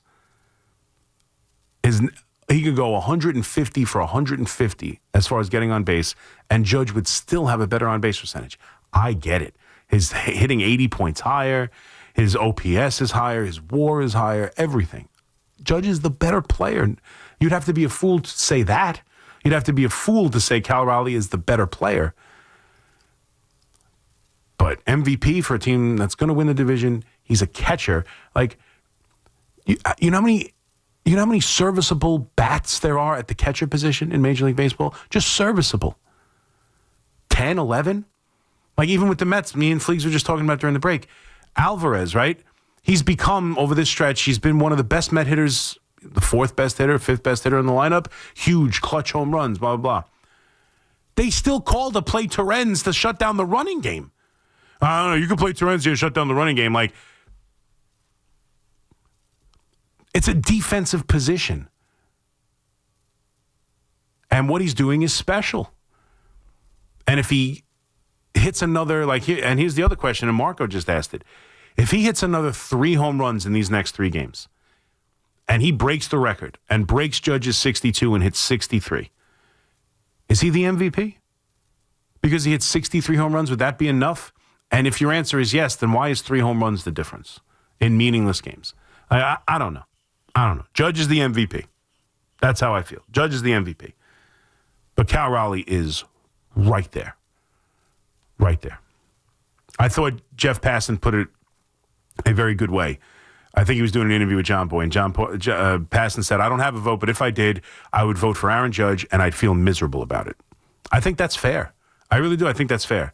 You vote Judge because he's the best player, and he's putting up the best numbers, and he's the biggest threat in baseball, and he's being pitched around at a clip that no one's been pitched around before in American League history.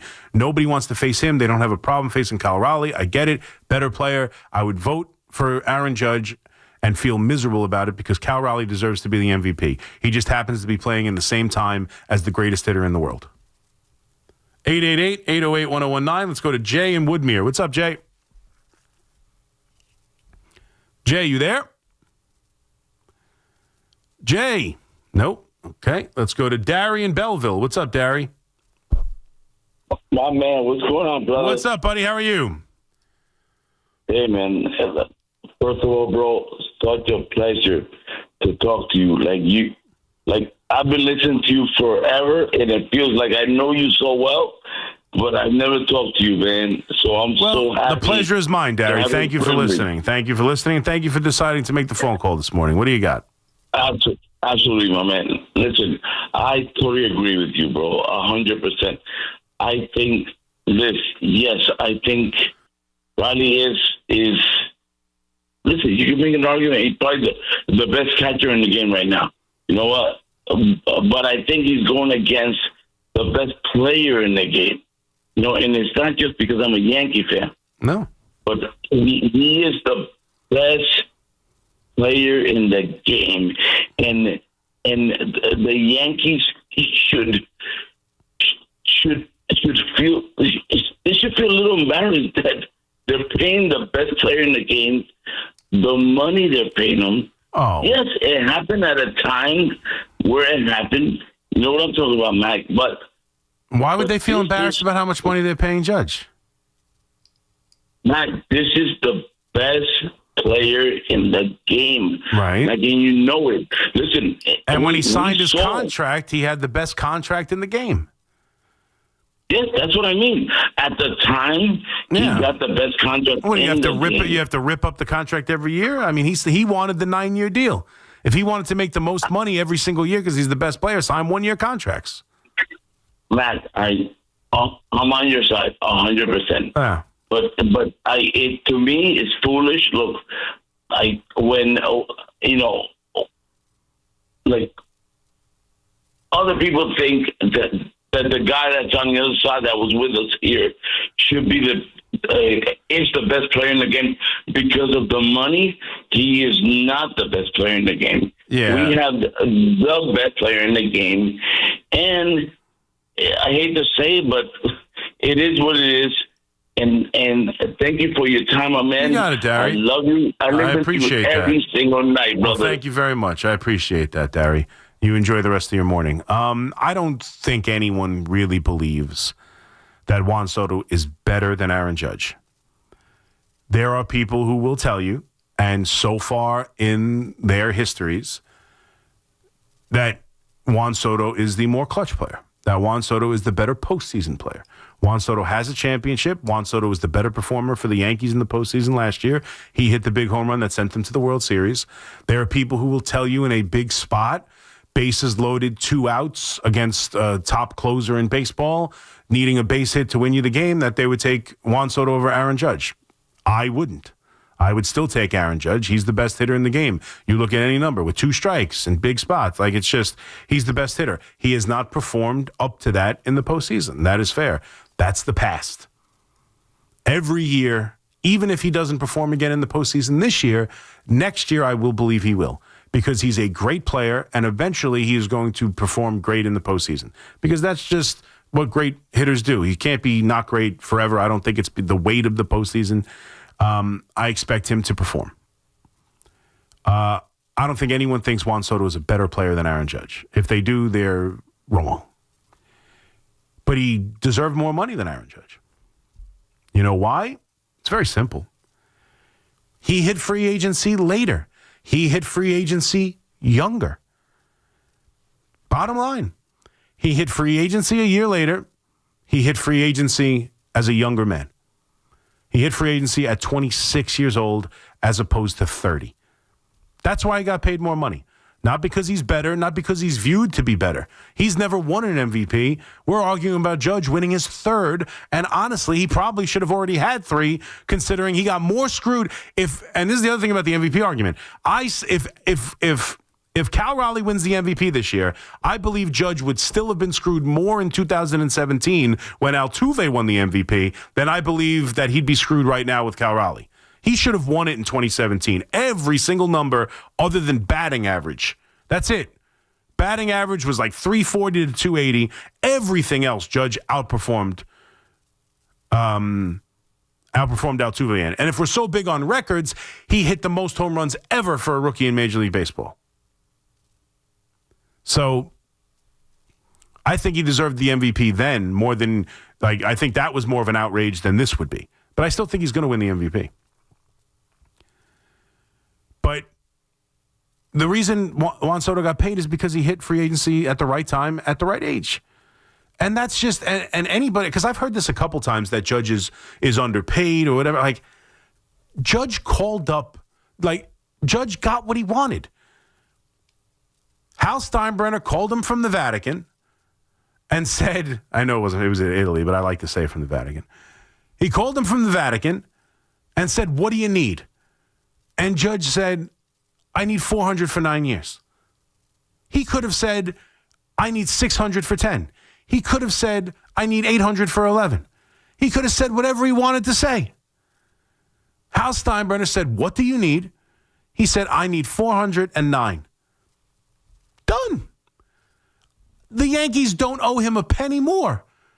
He had his moment. He had his free agency. That's one hell of a contract, and it's what he wanted and needed to continue on the path of being the next great Yankee superstar.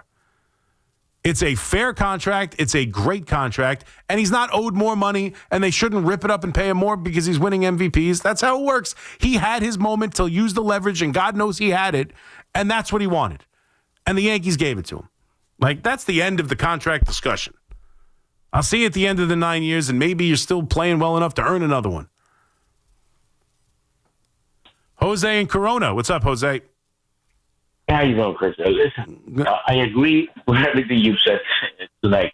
First of all, I was going to talk about the MVP, but first with the Juan Soto situation, not only did he hit free agency at the right time and the right age, he had both New York teams. Correct. He had the richest owner in baseball hell bent on making that decision and making that move and getting that player.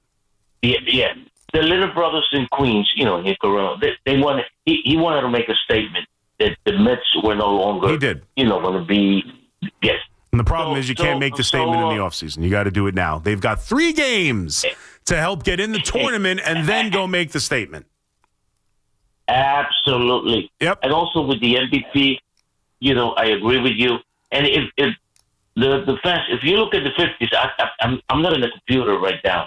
But if you look at, in the 50s with Roy Campanella, Yogi Berra, they dominated because the catcher position, you just can't compare it. And also Elton Howard, who was the first black player to win the MVP in the American League with the Yankees in 1963. But you look at their numbers; they weren't like over, Right. It's a defensive. It's a defensive position, and if you get a big time offensive, that puts you a leg ahead. I don't disagree. I think being a catcher is a huge advantage in the MVP if you have this kind of year. I really do. We were talking about you would say Mike Piazza is the greatest offensive catcher of all time, right? Him, Johnny Bench, and Johnny Bench hit more home runs, and there were guys who had more home runs, and Salvador Perez hit a bunch of home runs a couple years ago. So the record wasn't Mike Piazza's, but Mike Piazza's best year was 40 home runs. He's got 60. And I know he's never hit 40, and he's never hit 50, and he's only hit 60. I get it. Do you know Judge has never hit 40 home runs in a year? Has never hit in the 40s? If he gets to 40, he gets to 50.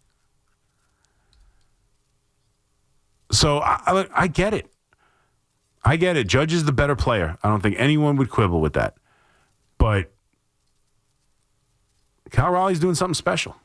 But again, who cares about MVPs? Honestly, who cares? It's nice. I'd like Judge to win the MVP. I'd like to have Judge be a 3-time MVP winner. We all know.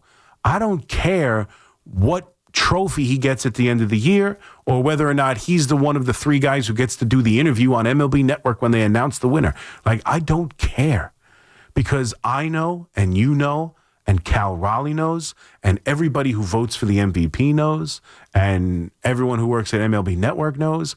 Everyone knows Aaron Judge is the better player. Aaron Judge is the best player. Everyone knows this. Everyone. So what do I care? He's got to go out there and do the one thing he hasn't done yet because he's won MVPs. He's won MVPs. He's won home run titles. He's broken records. He's done everything but win a championship. It's all that matters. Go win a championship. Go win these next 3 games. Get the division title from the fraud Blue Jays and sit there and wait and see who comes to the Bronx for the ALDS. Take care of them and get back to the World Series. That's all that matters. It's all that matters. And right now, I'm feeling about as good about them as I possibly can. 888-808-1019. McMoningle here with you. Get to a little bit of football next, leading into the pick segment later in the hour. And then we'll revisit baseball, football, everything at 4 o'clock. That's the schedule, just so you wanted to know. For all of those of you on the chat, all of you program directors on the chat who want to talk about what you want to talk about, 4 o'clock, give me a call. We'll talk about it all. But we'll get to a little bit of Jackson Dart and football next. 888-808-1019. McMoningle here with you on The Fan. Competitor, you want to play on the biggest stages in front of the best and most passionate fans. Jackson Dart has just trotted onto the field. The Jackson Dart era starts Sunday. Pistol set with Dart and Scadaboo. As the Giants take on Justin Herbert and the 3-0 Chargers at 1 p.m. Dart pumps his right leg, takes the snap. Hand off Scadaboo. Up the middle he goes. Scadaboo to the 10. Scadaboo to the 5. Scadaboo reaching for the goal line, and he's down at the 1.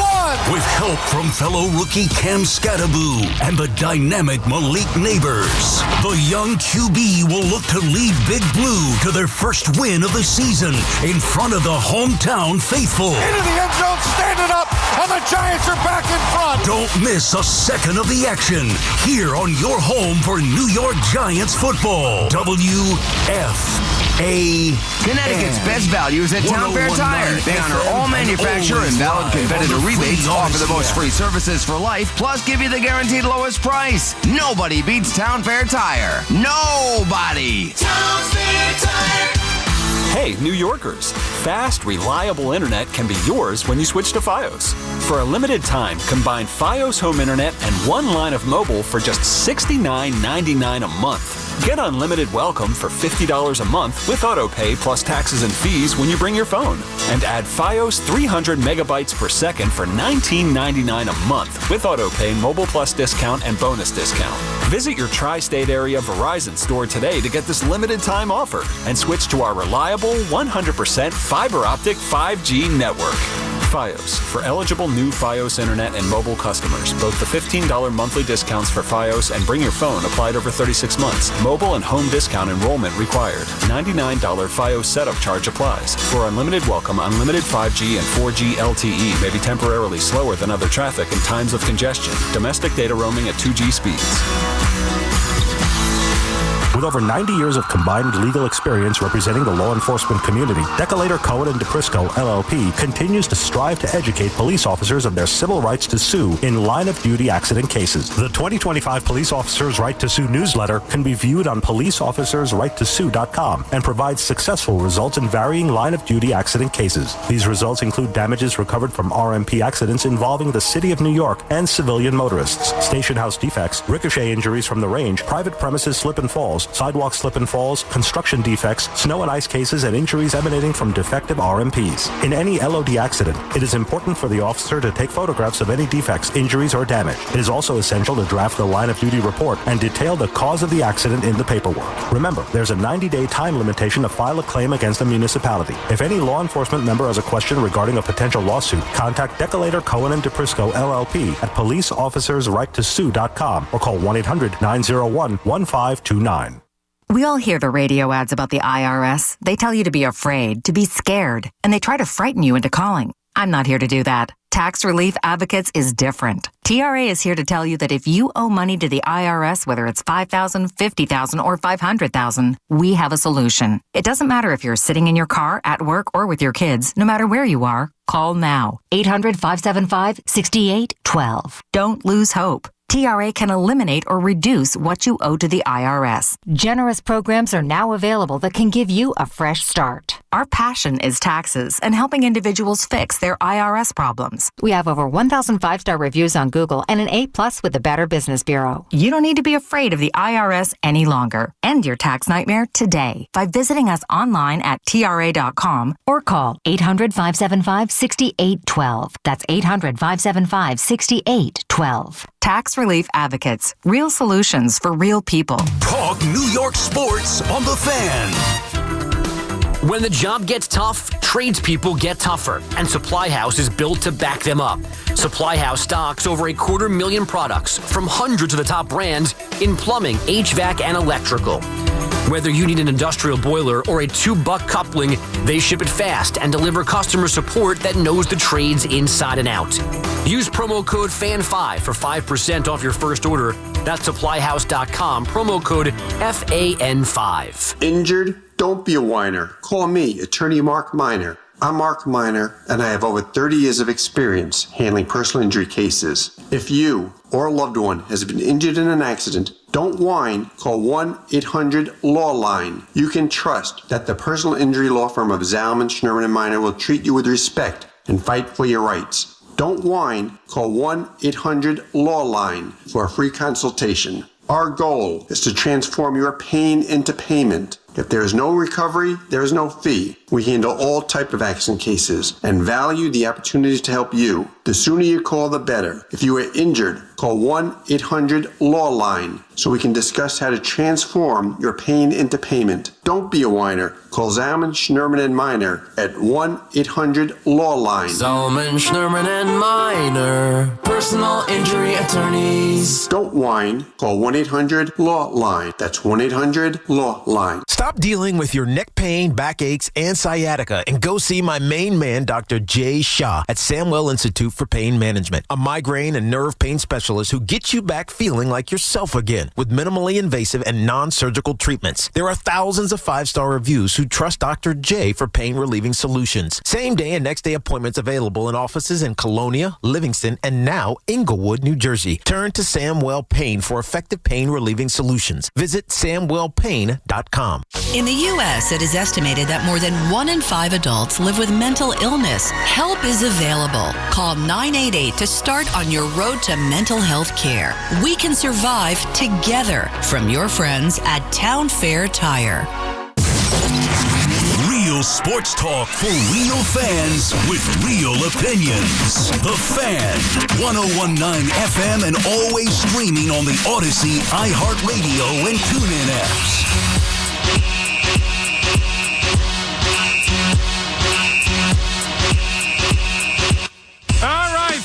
8:37, McMoningle here with you on the Fan.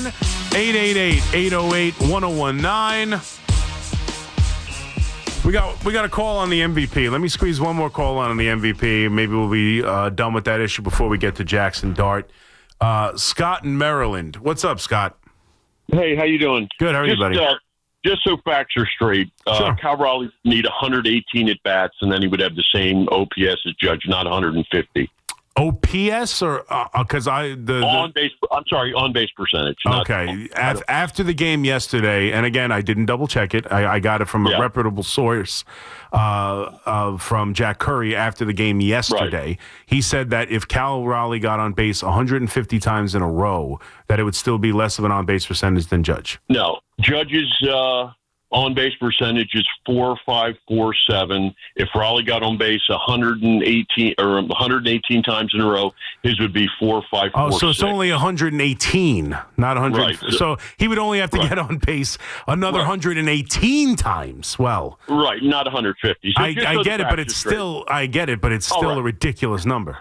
I agree. And then you said about the walks. You know, Judge has 36 intentional walks. Raleigh has 17. Yeah. Raleigh's got 96 walks to 120. So it's not like the walks are hugely different. Well, the intentional walks are significant. He broke the record for the most ever in the American League. That is a somewhat significant. I mean, the 1 year walk. Bonds and he had, missed time.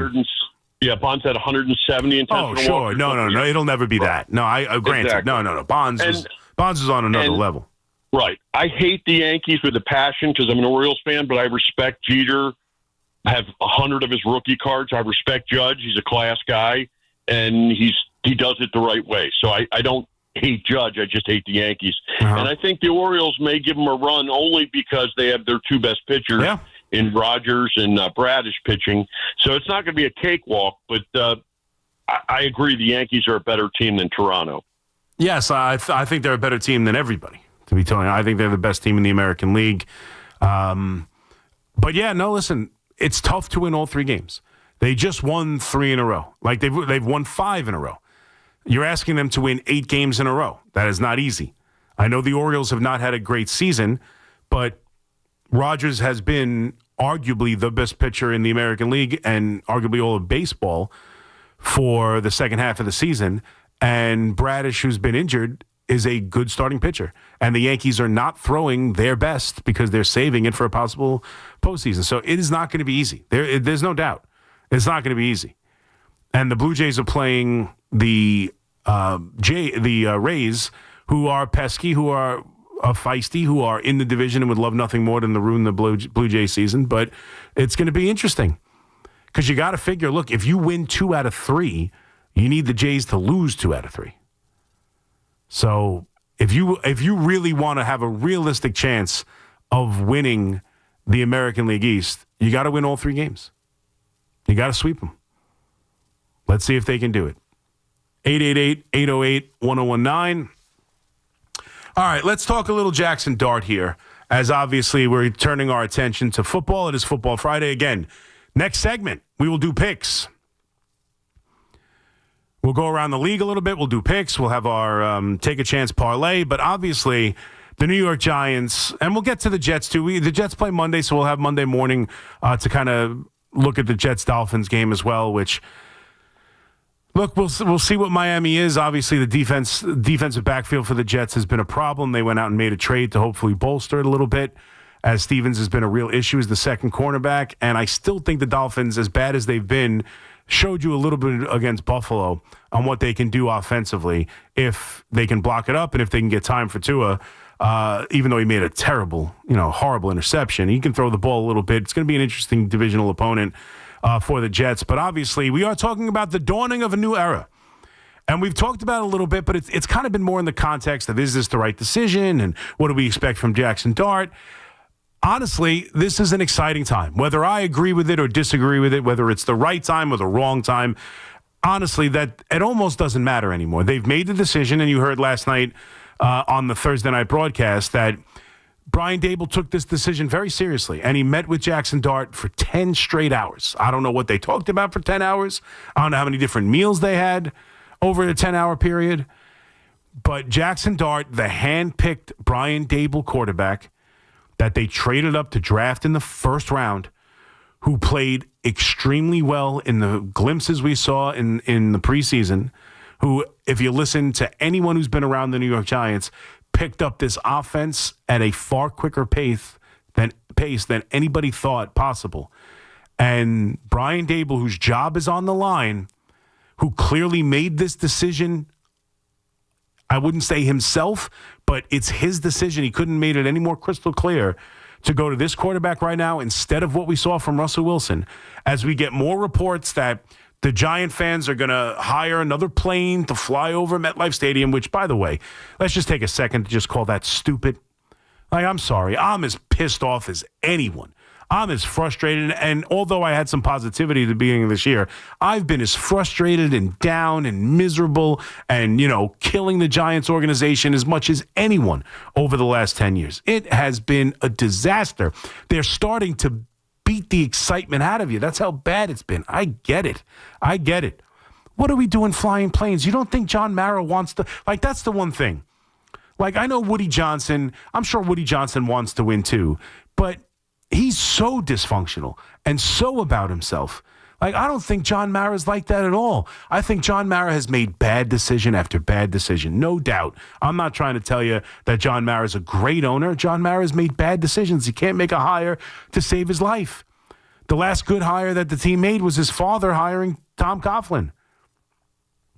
I mean, I guess you could argue he promoted from within and brought in Jerry Reese as the next GM, and that led to 2 Super Bowls. So, I mean, it was kind of the right-handed man and was in-house hire. But John Mara has made mistake after mistake. But you don't think John Mara is embarrassed by this? You think John Mara needs to be reminded by a plane overhead? It's just the spectacle. It's just to seem self-important. It's not going to help anything. It doesn't do anything. And it's not like they have an owner who doesn't care. I could understand the Yankee fans who get mad at Hal Steinbrenner for not spending money on this or going into the season without a third baseman. And then he's got plenty of money and the Yankee tickets are enough and the revenue is so much and he should be out there spending money. And if his father, John Mara can only spend so much money. It's a cap sport. He wants to win as much as any of us. I have no doubt. And flying planes overhead aren't going to make his decisions any better. It's stupid. I would suggest you don't do it. But if you're going to do it and waste the money, good luck. It's not going to mean anything, but it's just another embarrassing moment, I guess, for this franchise who's had so many over the years.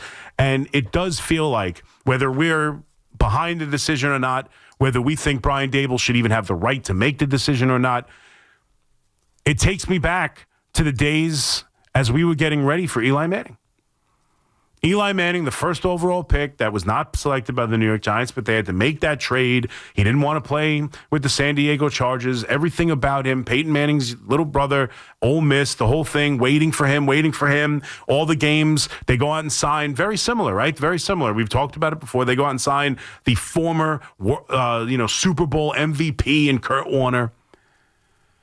And he was going to finish out his career. Didn't know he was going to take the Cardinals to a Super Bowl after. But he's going to finish out his career with the Giants. They're going to get ready. He's going to groom this young quarterback. And they made the switch while the season was still alive and brought in Eli Manning. And I can't help but feel like this is, as much as I'm not sure this is the right moment, against a good Chargers team, ironically enough, with Eli Manning, in a game where I don't see a single advantage. Their defense is better. Their quarterback is obviously going to be better. Their offense is better. Certainly their head coach is better. And I'm a kind of Brian Daboll guy, but we're talking about Jim Harbaugh. This is going to be a tough week. This is going to be a game that I don't expect to win. And we'll get into the picks in a little bit. But this is also the game where we do get a clean slate. This is also the game where we take a deep breath and we are going to get to watch what is a promising young prospect quarterback who is drafted in the top of the draft, and at least we get to finally see, right? As much as I talked about last year and all these other years about, I was tired of the conversation about whether or not it's Daniel Jones' fault. Is it Daniel Jones' fault or is it the offensive line? Is it the coaching staff? Is it Daniel Jones? Is it how could you say it's Daniel Jones? The offensive line sucks. I was just tired of that conversation for 6 years. And I am tired being on the opposite end of this conversation, trying to say that Brian Daboll can still work with quarterbacks. And I still have faith in this coach a little bit, and I still think he can do it. And he's never gotten a chance. And he's had Drew Lock, and he's had Daniel Jones, and he's had Tommy DeVito, and he's had Tyrod Taylor, and he's had nothing but terrible quarterback play. Let's get him his guy. Let's find out who it is. We're going to find out. We're going to find out if this coach is worth a damn. We're going to find out if the future of this franchise is on stable footing with a quarterback who looks like he can play. We're going to find out if he can step into the fire and acquit himself well. We're going to find out what kind of moxie this kid has. We're going to find out if the offense looks different. We're going to find out a lot. And at least going into it, win or loss, we have something to watch, something to focus on, something to believe in. It's a refreshing day. It's a palate cleanser. It's like the second opening day of the year. It's a new season. It's a new life. At the very least, it reeks of new. And that's why I hate it to be marred by the plane flying over the building. Like, it's that. Let's just find out what Jackson Dart is. Let's find out. And we won't find out in 1 week. I get it. We won't find out. If he plays terrible, it doesn't mean he's terrible. If he plays great, it doesn't mean he'll play that way every week. It's not the be-all, end-all. The book will not be closed. Obviously, it's just opening. But at least, like, there is some breath of fresh air. At least there's something we can sink our teeth to. At least I hope he won't be booed mercilessly if they go 3 and out or can't score a touchdown in the red zone. Like, it's just the toxicity should be cleared a little bit. And I'm interested to see how he can play. And I think the offense, and again, we'll find out how the team feels about it. I didn't love what I heard from Dexter Lawrence. I think this is a veteran group that believed in Russell Wilson at least a little bit and his ability to play and what he did in winning championships, or at least winning a championship. Should have won 2. Won a championship. Was a Hall of Fame quarterback. Went out there and scored 37 points against Dallas, and now it's like, well, we're going to a rookie quarterback, which designates the end of the season or a rebirth. But it sounds like some of the veteran players at Dexter Lawrence isn't all that thrilled about it. We even heard from Slayton talking about, well, let's give the kid a chance. Let's find out what he is. I hope the fan base can get behind him. It takes time. I don't know how a group that's dying to have a good season at 0-3 in desperate need of wins feels about turning it over to a young quarterback. I don't know how they feel about it. I don't know how this team's going to respond. I think we're going to learn a lot about the coach, not just because how the quarterback plays and whether or not he can get the most of them. How does he rally the team off of 3 straight losses? And in many ways, and probably in the minds of a lot of veterans on the team, punting on the season. I'm sure they're excited about his ability. They saw him play in preseason. They know what he does in practice, right? The Sunday night broadcast couldn't stop talking about how he was, mimicking Patrick Mahomes and the scout team and how impressed everybody was. So, I'm sure they see the ability. They know he's a first-round pick. They know he's got the arm strength and he's got more mobility, and it kind of opens up things a little bit. But there's also probably a large part of the team that feels like this is giving up on an 0-3 season when there's 17 games to play. Or now 14 games to play. So the coach has got to rally the troops. The coach has got to get this young quarterback ready to play. Coach has got to get ready to play against one of the more dominant teams in the sport so far through 3 weeks, against one of the better football coaches in the world. This is an interesting game in many levels. And as far as the X's and O's, it's hard to break down because I don't know what the quarterback's going to give him. Defensively, it's the same thing going into almost any game where you're worried about the quarterback. This pass rush, is it going to be elite or not? I think the defensive front is capable. I think last week, even against Patrick Mahomes, they made him move a lot without getting home necessarily. But I think they're capable of getting after and making life uncomfortable for Herbert. But can their defensive backfield do enough? Can they slow down this offense that's performed fairly well, and then offensively against this very staunch defense? Can you establish the run game to make life easier for the young quarterback? I think that's going to be the key early on. I think you're going to see a lot of scatterboo early on. I think they're going to want to try to really establish the run, and I wonder if this head coach is going to stack the box right from jump and see if they can and dare them to throw the football. I think it's a fascinating game. And even more than X's and O's and everything else, at least as Giant fans, and I know this sucks to say, it sucks and it's disheartening and it makes me sick to my stomach even saying it, but at least we sit down to watch a game Sunday at 1 o'clock and we know at the bare minimum we're going to have an opportunity to watch a young quarterback and see what our future looks like. And not that you put wins and losses on the back burner, but no one's going to expect them to win the game. They're a touchdown underdog. But we're going to be looking to see if we have found the future quarterback. And the last time we did this, I know Daniel Jones was different, but, you know, Ole Miss signing Russell Wilson and deviating from the plan and getting rid of the veteran quarterback, it feels like 2005. It feels like Eli Manning. And we'll see if we get anything like that.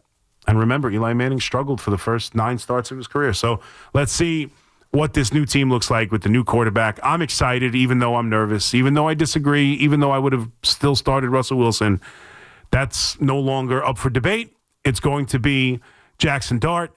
He's got talent. He's got ability. He played well in the preseason. Can we see the reason they're making this decision? I'm looking forward to it. At least we have that. At least we have that, right, Marco? 888-808. We'll probably get beat by 3 touchdowns, but at least we have that. 888-808-1019. Quick break. We'll come back with our picks right here on The Fan. It's Keith McPherson at night on The Fan, 101.9 FM. This game, right? They got guys on their team talking about going undefeated, feeling like they should have been undefeated in years past. How they're this and they got Micah Parsons now, they're Super Bowl favorites. They were on extra rest because they played Thursday night football. Please, laid an egg. Listen to Keith McPherson on demand on Apple Podcasts, Spotify, or wherever you get your podcasts.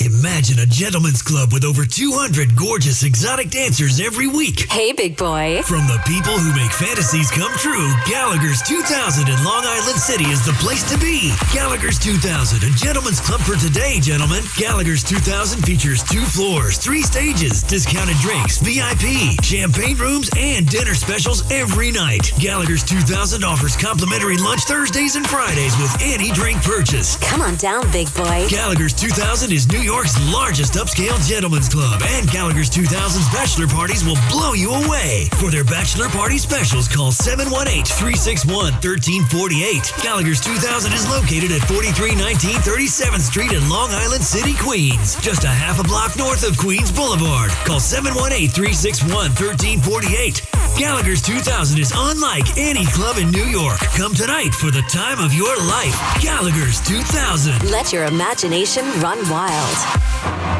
Right now, police are stepping up patrols to make sure drivers and pedestrians obey our crosswalk laws. Why? Because every year in New York, people are injured or killed just crossing the street. So remember, pedestrians, obey traffic signals and use crosswalks. And drivers, yield to pedestrians in crosswalks. If you don't, we will educate you on the law, and you may get a ticket, because tickets get attention, and that saves lives. A message from the Governor's Traffic Safety Committee. D'Agostino & Associates is a legacy firm that's there to help accident victims. I'm attorney Jenna D'Agostino, continuing the legacy my father, John D'Agostino, started 35 years ago when he built D'Agostino & Associates, the injury firm, one client at a time. I grew up on these New York and New Jersey streets. They shaped me. I'm attorney John D'Agostino from D'Agostino & Associates, the injury firm. I often tell the story of how my father lost his leg in a construction accident so people understand I've been there and I'll be there for you. Call my team first. 888-24-LAW-24. 888-24-LAW-24. Continuing the legacy means working closely with my father and our team. When you're injured, we know a big decision has to be made. Call our team first. D'Agostino & Associates, the injury firm. We have offices throughout New York and New Jersey. I've been there and I'll be there for you. Call my team first. 888-24-LAW-24. 888-24-LAW-24. D'Agostino Law Bite Back.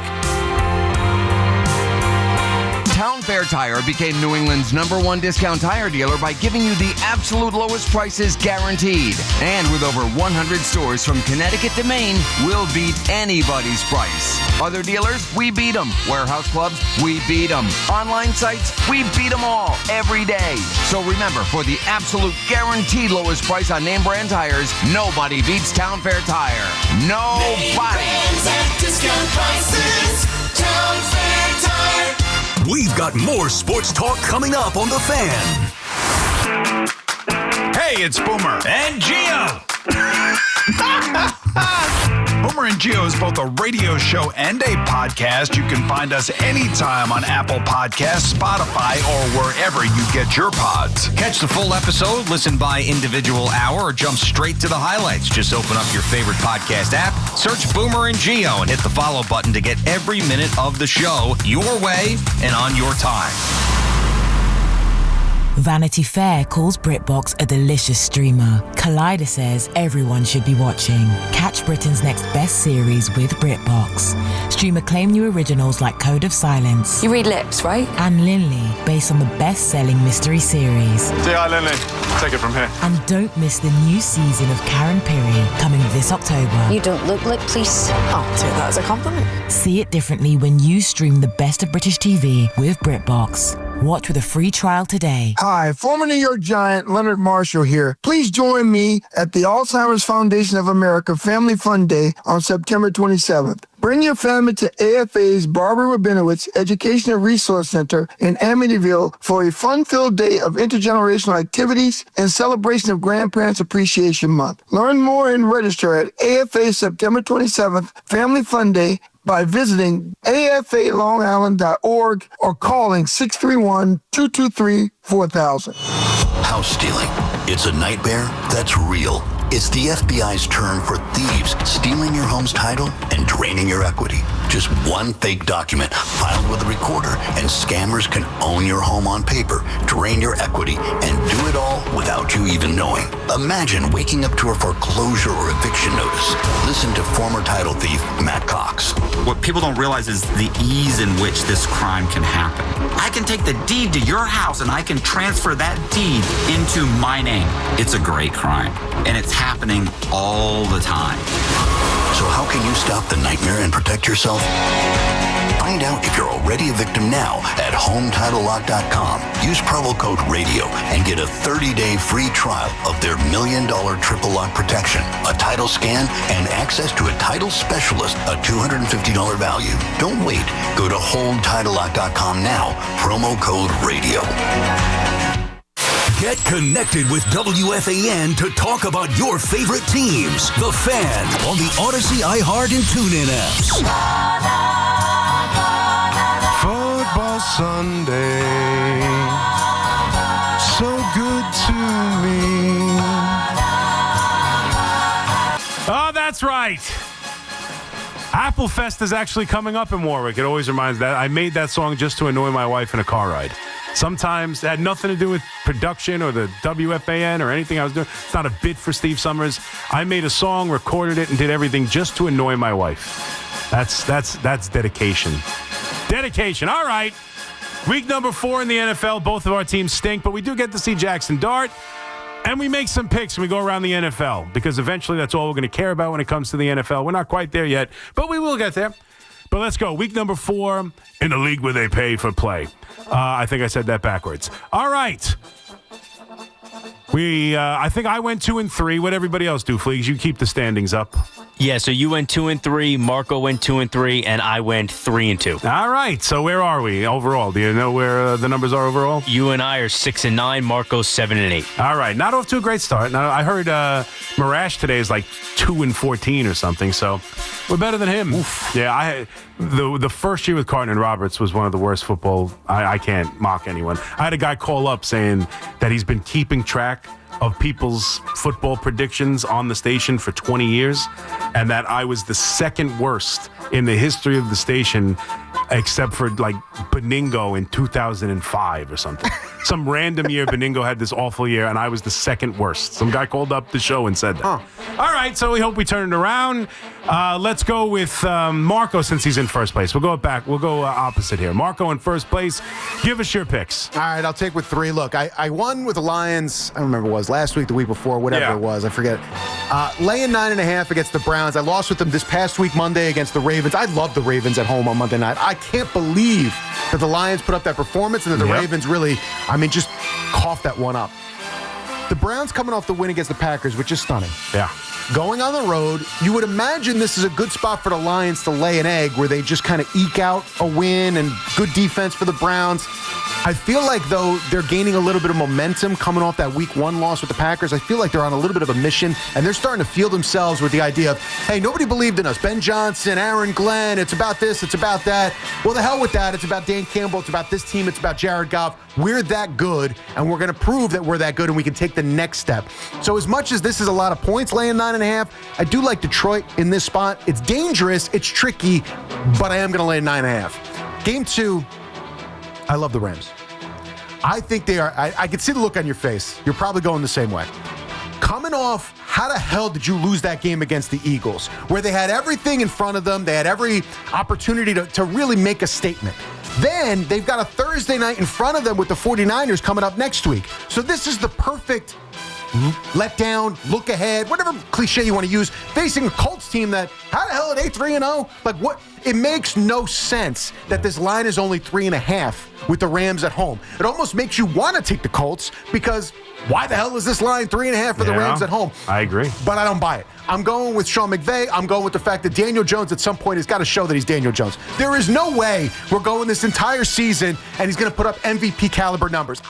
I refuse to believe that. I'm not going to believe that. And I do think the Rams, as much as you can say it's a look ahead, I think they're going to be so pissed off from last week that they take it out on the Colts. And I think McVay and that defense have a little something for them. Game 3, give me the Packers laying 6.5 at Dallas. All signs say the Packers, again, off a loss where they're annoyed. Cowboys are coming home. They're annoyed. Problem is, they suck. And I think Micah Parsons, he obviously wants this. And I think the Packers want it for him. And that Cowboy defense is just so bad against the pass. I could see Jordan Love having a monster bounce back, bombing it out. Hey, we saw Russell Wilson throw 450 up against them in Dallas. I could see the Packers kind of doing the same type of thing. Yeah. So give me the Packers laying the 6.5 on the road. For the locals, the Giants, 6.5 points at home. Now, I've said this a million times, and I've won the last few weeks with this, and you guys have gone against me. Yep. And that's why you're in first place. Yeah. I'm a moron. I'm going to take the Giants plus the 6.5 here. There's a couple of reasons. One, I feel like as good as the Chargers are, they've been flying all over the place. Whether it's Brazil, whether it's back to New York or whatever. Yeah, they're all, and I think I could see them just being a little lackluster. They'll win the game, but I could see them playing Chargers football where it's a 3-4 point game late. Plus, not only the juice with Jackson Dart, I do feel like, and Dable knows he's coaching for his life here, he's going to open up the playbook. I know Kafka calls the plays. Dable's putting together the game plan. They tried to make the game plan Russell Wilson-esque, where it's a lot of verticals because they didn't want to go across the middle. Jackson Dart, everything's going to be open. They're going to cross the middle. They're going to run RPOs. They're going to open it up and try to use everything that they can use. I can even see them possibly winning this game in the simple fact of a backup quarterback, Harbaugh and the Chargers tired and unsure of what the Giants are going to use. It's 6.5. It's at home. I'm an idiot. I'm going to take the Giants plus the 6.5. Monday night, the Dolphins at home, 2.5. They stink. So do the Jets. I'm sorry. I'm not buying into the Jets. I know I lost last week. I shouldn't have lost. The Bucks, that game was over. You block a field goal with 2 minutes left and Todd Bowles still doesn't know how to run a clock. Whatever. Tua Tagovailoa is still going to figure out some ways. They're going to score some points. I still don't believe in the Jets. Justin Fields come back. That makes it me more confident in the Dolphins. Miami gets their first win, laying 2.5 against the Jets. All right, Fleegs. All right, game number 1 for me. So I was 3-2 last week. It should have been 4-1 because the 2 losses. One of them was the Rams, and what has to be one of the worst bad beats of all time. They're going to kick a field goal. They'll win, lose, doesn't matter. I have plus 3.5. Brutal beat. And then Jordan Davis decides to run all the way into the end zone. Yep. So that's a nightmare. I should be swearing off the Rams. I'm going right back to them. This might also be because I'm looking for opportunities to fade Daniel Jones and this Colts team early on. But listen, I get the Rams at home. The Colts, Daniel Jones and that team, they're starting 4-0. I don't buy it. I think the Rams are a great team, and I think they're going to be, they have to be furious after what they allowed to happen last week against the Eagles. So I think they respond in a big way. And speaking of the Eagles, that's game 2. One team that the Eagles have struggled with in the last few years is the Tampa Bay Buccaneers. I think this is a spot where the Eagles want to prove that they can go into Tampa and beat this team. Remember, this is the last team they lost to with a healthy Jalen Hurts early last year. They obviously lost a playoff game 2 seasons ago. And the Bucs are just a mash unit. I mean, the fact that the Jets somehow kept that game close and had the lead, it was so fluky with the field goal and everything. I think the Eagles want to come out and make a statement on the road. So them -3.5. And the third game, I already did it once. It felt like a big risk then to bet against the Kansas City Chiefs as a home underdog, but it worked with the Eagles. So I'm going to go right back to it and do it with the Ravens. I just think they're a better team. The Chiefs are one-dimensional. They can't run. We've seen teams have the Bills, the Lions. You have success against the Ravens by running the ball, but the Chiefs can't run the ball. This is a team that should be calling the Jets every day asking, hey, you ready to trade Breece Hall yet or get some kind of running back from somebody? Pacheco and Hunt, I don't think they're giving you what you need to attack this Ravens defense. So as crazy as it is, I mean, listen, you and I are 1-0 going against Patrick Mahomes as a home dog this year. So let's make it 2-0. The Giants game, I'm laying the points with the Chargers. If there's a coach who is perfectly equipped for handling a quarterback like Jackson Dart in his first game, one, Jim Harbaugh's a great coach. Two, the guy just spent almost a decade in college and he won a championship. I just don't like this spot for the Giants, and the Chargers have really impressed me. I think they're one of the better teams in the league. Won with them last week, and I think the most underrated part of this game is maybe Dart plays well, and the Giants, they score 23 points. I think they could give up 40-plus against the Chargers and what that Giants defense has looked like. You know, the Chiefs left a lot of points on the board because the Chiefs offense is not what it used to be. And then Dolphins, Jets, I can't take the Jets. The line is weird. 2 is 6-0 against the Jets in his career. I'm not touching the Jets. Give me Miami. All right, real quick then, let's make it a family bet. I have the Rams as well. Let's all fade Daniel Jones together. Brett in Long Island, if you're listening, we're all fading Daniel Jones together. I'm shocked the line's 3.5 too. I agree with you. When I looked at it, I said, they're begging you to take the Colts. I'm not going to do it. Coming off that game, you guys all said it. Coming off of that game against the Eagles that they had won, I think they're pissed off. If you can stop, Daniel Jones has played well. I'm not trying to dismiss it. You got to stop Jonathan Taylor. If they stop Jonathan Taylor and they don't have to blitz, and Daniel Jones has been great against the blitz in the first couple weeks, I just think they're the better team. I think offensively, that defensive backfield for the Colts isn't very good. I think they're going to be able to throw the football. Give me the Rams at home, 3.5. I'm going to go with the Lions as well. That's why I was looking at you, because not only did you get my Rams pick, but I'm also on the Lions at -5.5. I've been on Cleveland. I've bet Cleveland in all 3 weeks, and I've nailed it, both positive and negative when they lost to the Rams. That defense is arguably the best run defense in the league.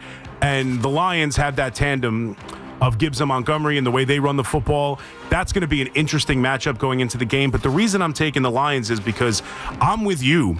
I think this team is different. They don't have letdown spots. I almost look at them and think of them as like being at the blackjack table. When they're hot, I'm rolling with it, man. I'm upping the ante. I'm upping the bet against the Lions because that's how this coach plays, man. When they start finding their groove, they don't have letdowns. They keep pushing. And I think that right now they found their groove over the last 2 weeks. I think they're a dominant football team. And at home, I think that Cleveland defense is just a little bit worse. It's not nearly as good as their run defense is. And then Flacco on the road against the Lions. I think it's a tough matchup. And I think the Lions are the kind of team that just blows this team out of the water. I don't care what the number is. Give me the Lions -9.5.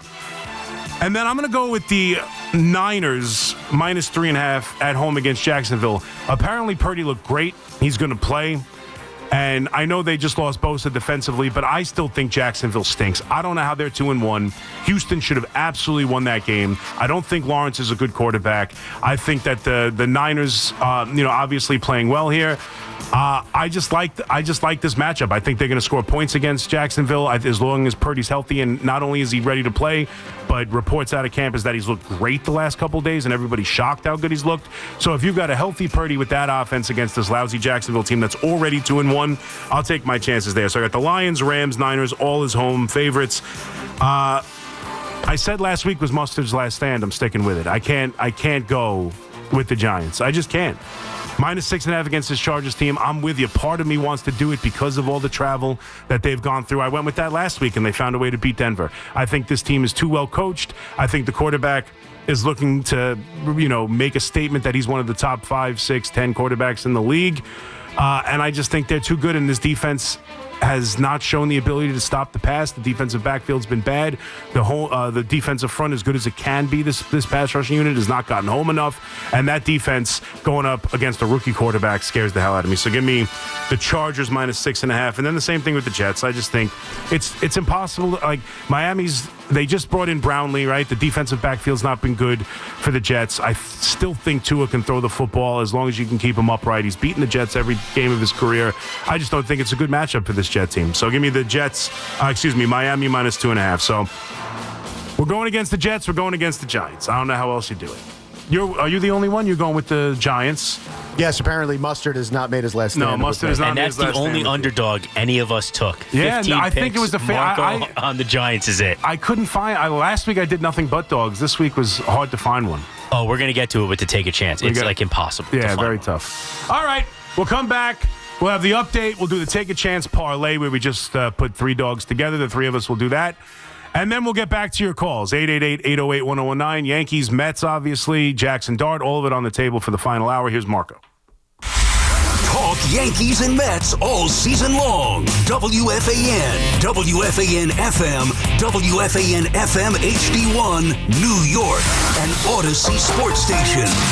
WFAN Sports Flash. And Mac, brought to you by Dr. Jay Shaw at Samuel Institute for Pain Management. Visit SamuelPain.com. Nolan McLean set the tone early, allowed the bats to stake him to a 6-run lead. Brett Beatty providing the big blow, a huge 3-run shot as the Mets erase the Cubs 8-5. Confident player now, having good results and playing with joy and with confidence, like I said. Carlos Mendoza on Beatty. Francisco Lindor is 30th, joins Juan Soto at 30-30. McLean struck out 11 over 5 1/3. Bullpen locked it down from there, kept by Edwin Diaz for the save. Now the Reds won, Diamondbacks lost, so Mets still 1 up on Cincinnati, 2 on Arizona, 3 games to play in Miami. Giancarlo Stanton, a big go-ahead 3-run double. Yankees pushed their win streak to 5, bounced the White Sox 5-3. Carlos Rodon gave up 3 runs over 6, his 18th win. Good. You know, not his best stuff necessarily, but I thought he pitched really well, you know. It was really only the Taylor homer that got him. Aaron Boone on yes. Yankees remain tied atop the AL East with Toronto owning the tiebreaker. Justin Fields returned to practice for the Jets, remains in concussion protocol. He'll start Monday against the Dolphins if he's cleared. As for the heat that Aaron Glenn is taking for his sideline celebration on Sunday. And I'll tell you what, I thought if I probably didn't do that, my wife and kids would have said, man, what's happening? And the Seahawks, a 52-yard field goal from Jason Myers as time expired. They escaped the Cardinals 23-20. 70 degrees, cloudy skies, Central Park. That's what's happening. I'm Marco Belletti. Talk New York sports on WFAN, 888-808-1019. Powered by Paramount Plus. Count on Sundays all season long with the NFL on CBS and Paramount Plus.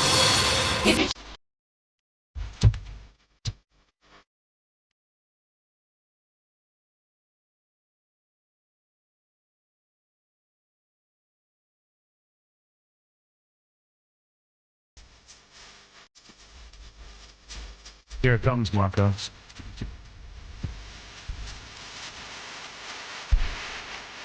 I'm still free. Nothing frees football like ABBA at 4:05. You guys are nuts. You guys are nuts. What do you mean, you guys? You're okay with it, I guess. I don't get the same excitement that I get from it, though. You kind of just blah. I want that tweet. Just that. That's why I didn't speak. That's why I didn't say nothing. That's why I didn't do nothing. Yeah. I want that. Yeah. All of that. We have video now. We're on YouTube. We have video. I'm on YouTube. Yeah. Yeah. So that. Come on, you feel it when it kicks in. That's a good kick in. I feel something when you're moving around like that. It's a good kick in. All right, it's time for Take a Chance Parlay. We just put 3 dogs together. It's one of the things I've been doing for years, so I brought it to the show. And plus, I was desperate to find a way to play ABBA for football because I'm that kind of guy. Especially once we find out how much Marco loves them. Yeah, well, because when you think football, you think ABBA. Hey, listen, I do. You think Napoleon, you think ABBA. You think football, you think ABBA. You know, ABBA would rock a Super Bowl halftime show. Oh, that would be tremendous. I didn't even think about that. That would be so good. No one should think about that. ABBA Super Bowl show, that would be so good. Yeah. What did they announce it? I mean, you know, they're waiting for your girl to step up and do it one of these years. Well, apparently it doesn't want to do it now. She doesn't want to do it now? I saw something recently where they said... I think the NFL is now targeting Adele is the last thing I saw. Really? Adele, I don't know if I see Adele. I love Adele. Depressing, no? I mean, I know everything's a breakup song, but let's be honest, so is Taylor Swift for the most part. But more upbeat, definitely. She's and the thing about her as a performer, nothing against her, but she just stands there and sings. Like, that's great. She's an incredible voice. I really like her music, but a halftime show, she doesn't like her thing at performance. She stands there and sings, and then she interacts with the crowd, and she's like foul-mouthed and funny. Like, she can't do that at the Super Bowl. Yeah, I think they would frown upon that. They would frown upon that. Yes. So I don't know if that seems a little slow. But I mean, like Lady Gaga, like might not jump out at you. She was great all over, the incredible performer. Like, obviously, Taylor Swift, great performer. The concerts are nuts. Like, she's more of just a great singer. Look, demographic is not me for the halftime performance. I get it, but Adele seems a little slow and plain and just. Again, she could sing. I'm aware that she could sing. It just seems a little slow, a little depressing too. You got your food hangover. You're looking for the second half. I don't know if I want to hear, low. And I don't think I need that. Yeah, I'm trying to wrap my mind around it. I don't think it would be bad because she's great, but is it what you're looking for in a halftime show? I don't know. All right, who wants to go first? I don't care. I went first before. So all right, Fleegs, that's it. No, I was going to say, I'll do it again. No, it's all right. We don't have 35 minutes to hear you go through every game anyway. So real quick, go ahead. All right. Game number one, I almost put this in the regular picks. Give me the Falcons at home against the Commanders. We still don't know who's playing quarterback for Washington, and I don't want to read too much into the Falcons' loss last week against Carolina. Division game, it was a fluky game, they missed field goals. So I think they bounced back.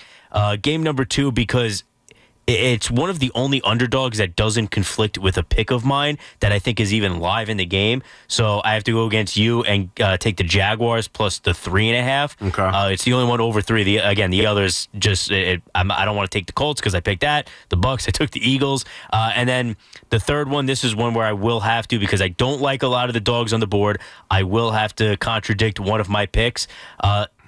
If I don't like a lot of dogs, might as well grab the Chiefs when they're sitting there as a home dog. So those are the three for me: Falcons, Jags, Chiefs.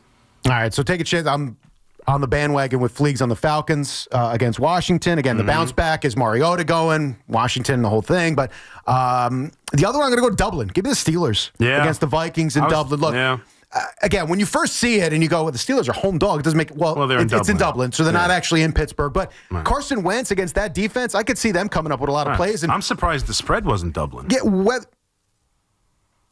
whether or not Aaron Rodgers plays well, going all the way over there to do that remains to be seen. But TJ Watt enough should be able to win this game for the Steelers. Yeah. And the other one, I'm going to go against Fleegs. As much as I could see all the things he's saying, the Eagles living on, I don't even know what the hell that was last week. Plus, the matchup's been a little tough. I know the Bucs are beat up. They're beat up on the offensive line. They beat them the defense. No Mike Evans. But this is called take a chance. So give me the Bucs for the third one. Yeah, I'm with you. I'm going to take Pitt as well. I agree with you. I just don't know what Minnesota's going to do offensively necessarily. I'll take the Bucs as well at plus 3.5 against the Eagles. They have played the Eagles well. I could just see this game being a lot closer than you think. And then Baker Mayfield doing what Baker Mayfield does, going down the field and surprising them at the end of the game. And then I'll take a chance here. I'm going to go with a bigger spread here and have a little bit of fun. I'm going to go with the Cowboys at plus 6.5 at home against the Packers. This is the kind of game where I just have a feeling, one, I know the Cowboys gave them one of their worst beatings in recent memory in the playoff game a couple years ago. And obviously all the noise around Micah Parsons, that's part of the reason why I just have a weird feeling like that Micah Parsons is going to go in there and the story's going to end up be Dallas and winning the game anyway. And plus Dak is just that you can throw. I know that's why the game was such a slog with with Cleveland, because they can't throw the football. I think Dak can throw the football. I know Lamb is out, but I still think that Dak can throw the football. Let me take a chance and go with the Cowboys. Take a big number, because if I win this one, I'll feel good about it. This one I'm bragging about now. This would be my second take a chance. So give me the Cowboys plus 6.5 at home against the Packers. All right. I feel good about this one. Mustard's last stand. Mustard's last stand. Yep. All about the mustard. And you didn't like my Dublin pun? Come on, that was funny. I let it air out, and then I moved on. As we all should. All right, Marco, thanks. I appreciate it. Sure. What do the Yankees do this weekend? I would say take 2 out of 3. Is it good enough to win the division? Yes. That would mean, really, Tampa's going to win 2 out of 3? Yes. Ooh, that plays right into my fraud Blue Jays. I love that. Let's go. This is more of Toronto falling on their face than the Yankees. Yeah. Look, now if the Yankees get the sweep, they're going to win the division. There's no way you're going to tell me. I agree. There's no way. I agree. I don't know if the Yankees finish it off with a sweep. That's asking quite a bit for what they've done over the last couple of weeks. But I do think they win the series, no problem. And I can see the Blue Jays, again, the idea that they even have to throw Gausman on Sunday is already messing with their mind. Yeah. I can see them tripping up on themselves and basically what they've done for the last 2 weeks. Vomit on themselves and lose 2 out of 3. Do you throw Gausman? Have they announced they're definitely going to throw him on Sunday? He's in the probables. Look, if they obviously wrap up the division, well, then you don't. Clearly, or if the Yankees wrap up the division, they obviously won't. If it's still in play on Sunday, I think they go for it. I think they go for it. It's risky because I'm telling you right now, no Gausman, and they're going to take on Boston in the wild card. I get it. They better win that game. They pitch him. I get it. They better win that game. But that's the thing. Do you hold them back so that you basically tell yourself we have to play Boston? Or do you try to go for it and get into the division, avoid the wild card, and then get Bassett back all at the same time? If you know you win the game you're in, I understand it more. If it's like up for grabs or if they win and Yankees lose, I definitely don't. But if they know they win and they're in, like if the if it's, that would be tough. That means that they got to lose the next 2 and the Yankees have to win the next 2, correct. Right? That's if that happens, and then I can't do it. Even if I got to be honest with you, I don't know. I think I take my chances that I could beat Tampa Bay with my another pitcher here because I can't. Worst case scenario is go into a wild card series without Gausman throwing a game. I can't do that. If that game gets me the divisional round, I'm throwing Gausman. It would be the same thing. Like if you look at it from the Yankees' perspective, if Sunday, now it's not going to be because it's not his turn. They're not going to. They haven't set it up for that way. But that's my point. If Fried was set up to go on Sunday, and you said you win this game, you're playing in the divisional round, you could take your rest, you could go game 1. I'd take my chances. I'd roll the dice, and I'd try to win the damn game. You're playing a team that's dead. Go win the game. You got your guy. What are you waiting for? So you want to sit in the wild card? If you have a chance to take it, Well, you could win anyway. It's not like you can't win the game. You could do a lot of things in a lot of different ways. Of course, there's a million different ways. Mm-hmm. If you say, I got a game to play and I got my best there, and I go, I'm going to save him just in case I lose. No, that's not the attitude I would want. Mm-hmm. Go get it. So if I'm could also throw a guy like 2 or 3 innings, like use him in a short start and bring him back in game 2 of the wild card. Maybe. I mean, I guess, but what's the point of throwing him if you can only throw him 2 innings? You would throw him to go out there and win the game for you. If you're going to go do something, if you have an opportunity to be in front of you, I would go get it. I'm not waiting for the what ifs. It's in front of me. The what if is if I win today, then give me my best and I'm going out there and I'm going to shove. That's the way if you don't have that mentality, I almost feel like you're telling your team that we're going to play in a wild card because we stink and we're not good enough. That to me that's a bad attitude. I mean, you're telling your team we can win no matter who's on the mound. That we trust other guys. No, I'm scared in case we lose and I want my best out there to save our ass. That's what it sounds like. That's what it feels like. I guess. I'm just saying it's tough to have a 3-game playoff series and not have your best pitcher. That's tough. If I avoid the 3-game series, I don't have to worry about it. I get it. And that's if you lose. Right. If you lose, that's loser thought. I'm doing winner thought. I get it. If you're going to go out and try to win something, then you got to think like a winner, not like a loser. Oh, you got to think like a winner. Well, yeah, that's part of it. Okay. Carry yourself like a winner, not a loser. We need our best pitcher to beat the Rays the last game of the year. We need him, otherwise we can't win. No. It's not can't. Yeah, no. We guarantee it. That's winning. That's what that is. Yeah. I almost feel like you need the BT. Where's the thing? Stop walking around here like a loser. Nah, yeah. That's what that is. That's loser talk. It's not loser talk. It's making sure I got my guy for the biggest games of the year. That's not the biggest game of the year. Whenever you start an argument with, but if we lose, it's loser talk. That's what that is. I get you. Don't kid yourself. All right. I'm just saying. As long as you're comfortable with it, that's all. I would be uncomfortable with not having my only good pitcher for a playoff series. That's what I would be uncomfortable with.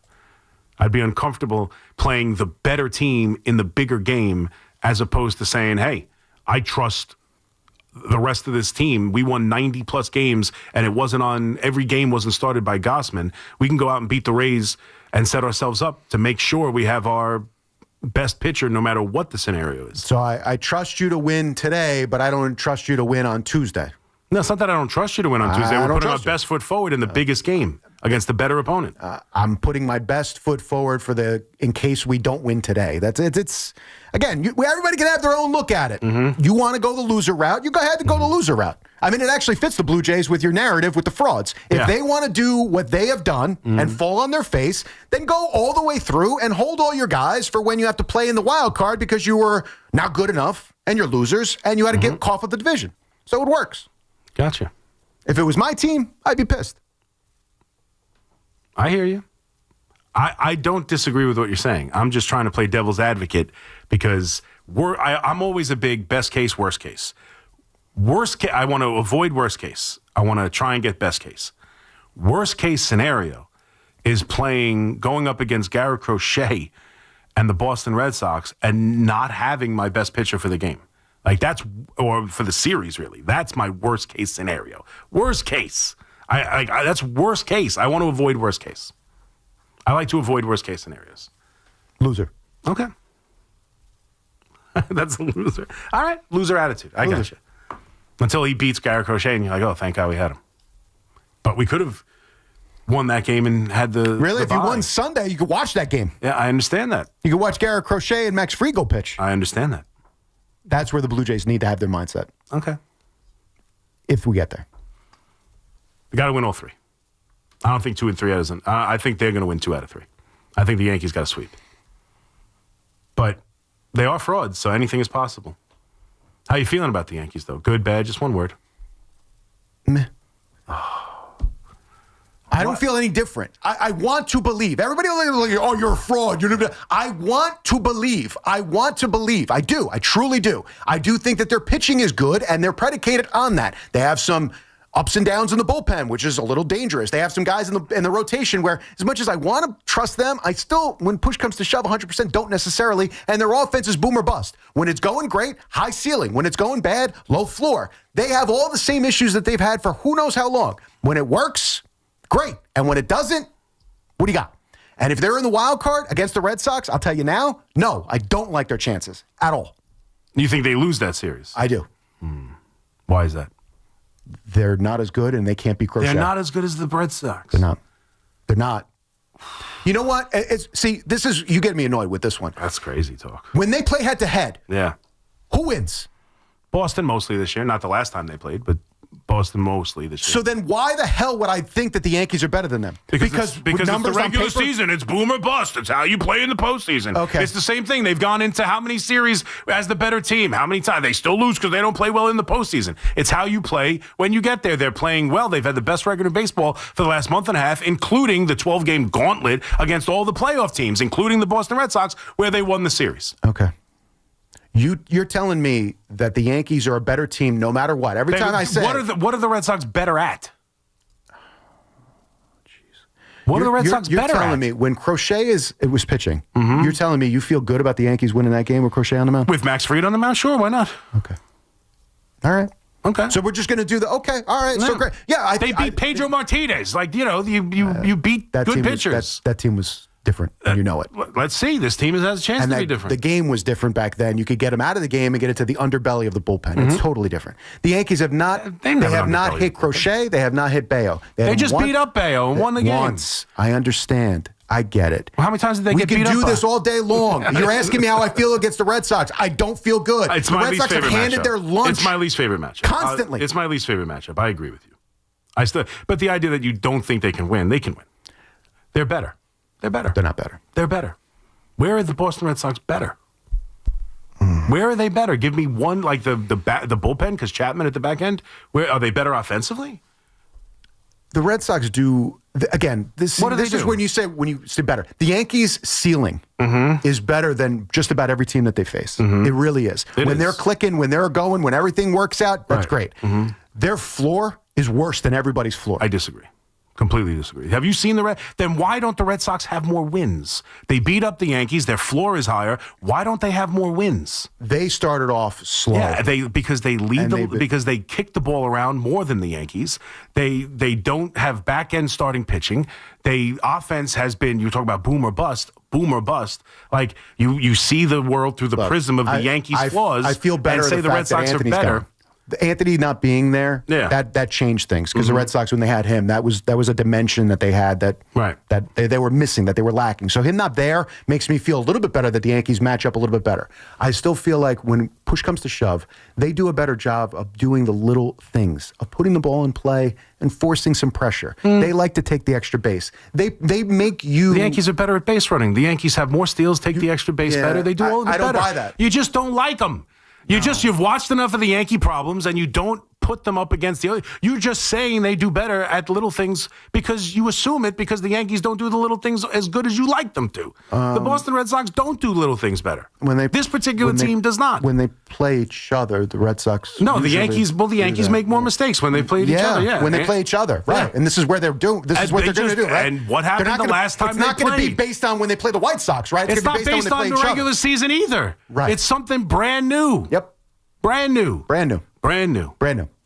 And I do think as much as you want to be at home, because at Fenway I would never like their chances. They're better at home, 100%. Problem is, and this is nothing against the Yankees, this is just the way it is because of what they've done over the last 15 years. That place becomes a ball of anxiety, and it plays against every Yankee team. It does. Because every time I wonder why, with fans like you who's ready to throw the season away already. You know what? So I got to sit here with pom-poms? Yes. That's my job? No. Not pom-poms, but a little bit of, so it's got to be just blind faith. It's not blind faith. They have a better record. They've played better over the last month and a half. They won the last time they played. Can we agree with the idea that when you get into a game that's tight, which is going to be a playoff game, of course, the aura of Yankee Stadium that's supposed to be something that propels them becomes a ball of anxiety and it works against them. Every one of those players feel it. It's there. It's palpable. You can feel it in the stands. You can feel it on the field. It winds up working against them, and it helps out the Red Sox or any other team that they're facing. It does. They haven't lost a series in the Aaron Boone era with home field advantage, though. They've lost a lot of home games. They've lost home games. They haven't lost a series with home field advantage. And last year, the best thing that had going for them in both of those series was being able to go on the road in Kansas City and in Cleveland. It allowed them to exhale and breathe after splitting at home. They did their job, and they did their best work on the road.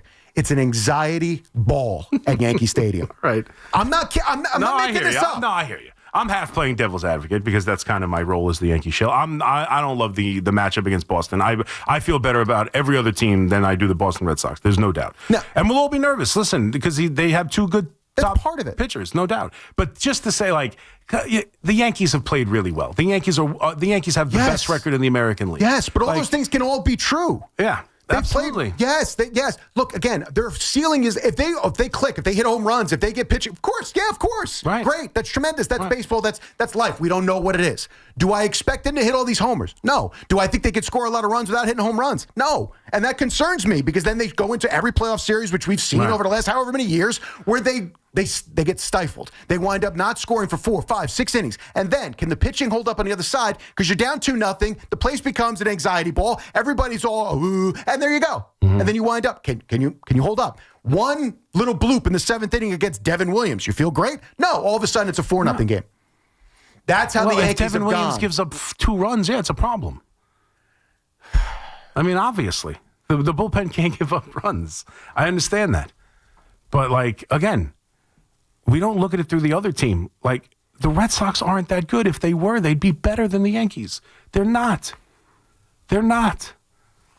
I don't, they have problems too. Who's their third starter? Everybody's got problems. Who's their third starter? If that game goes to game 3, who do you feel better about on the mound? They have more diversity, in my mind, on the offensive side. They're not as reliant. First of all, and the idea that home runs disappear. It's not disappear. The series are won by home runs. Of course they are. I don't remember the 3, I remember Altuve hitting walk-off home runs, not a 3-run rally by a hit pitch, bunt, sacrifice fly. I'm not going to sit here and tell you need to bunt and hit and run and all that. Yeah. I'm not playing 1937 baseball. I understand you need to hit home runs and you need to hit them in big spots. You need to hit the 3-run shot as opposed to the solo play. Yes. I get all that. My point of contention with their inability to do different things. They have about 6 guys in the lineup that all do the exact same thing.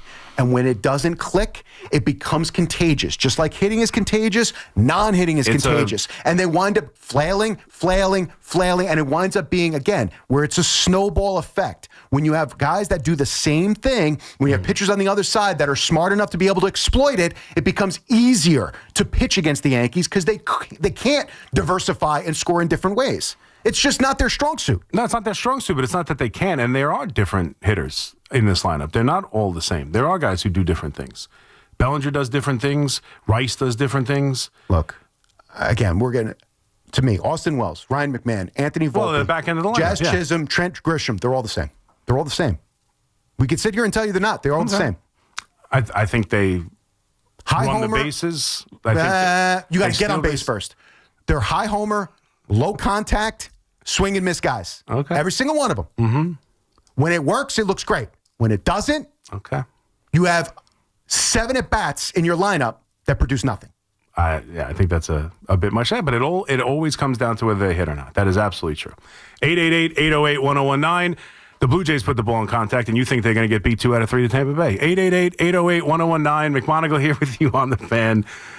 I get it. There's angst around the Yankees in the postseason. There always is, and rightfully so. They haven't been successful at it for a long time now. 888-808-1019. Quick break, back with your calls right here on the Fan. Every Saturday at 8 a.m., it's Kickoff with Boomer and Mike Valenti, where the guys break down the biggest headlines and storylines from across the NFL. I look forward to breaking down that game with you, but I know we do have some NFL news to get into and talk about. Kickoff with Boomer and Valenti is brought to you by Nationwide. For your insurance and financial needs, Nationwide is on your side. The Fan, 101.9 FM, and always streaming on Odyssey, TuneIn, and the iHeartRadio app. Hey, Connecticut, if you want name brand tires at the guaranteed lowest price and the most free services, then get to Town Fair Tire. Because nobody beats a Town Fair Tire deal. Nobody. Town Fair Tire. This is Alex Shulman of Shulman & Hill, New York's premier injury law firm. We'll always fight for you if you're injured at a construction site. If you've ever wished you've had a lawyer in the family, now you will. At Shulman & Hill, it's never one and done. Once you're a client, you're always part of our family. New Yorkers in every borough and on every block know us by name. Shulman & Hill. Get your free consultation at hurtny.com.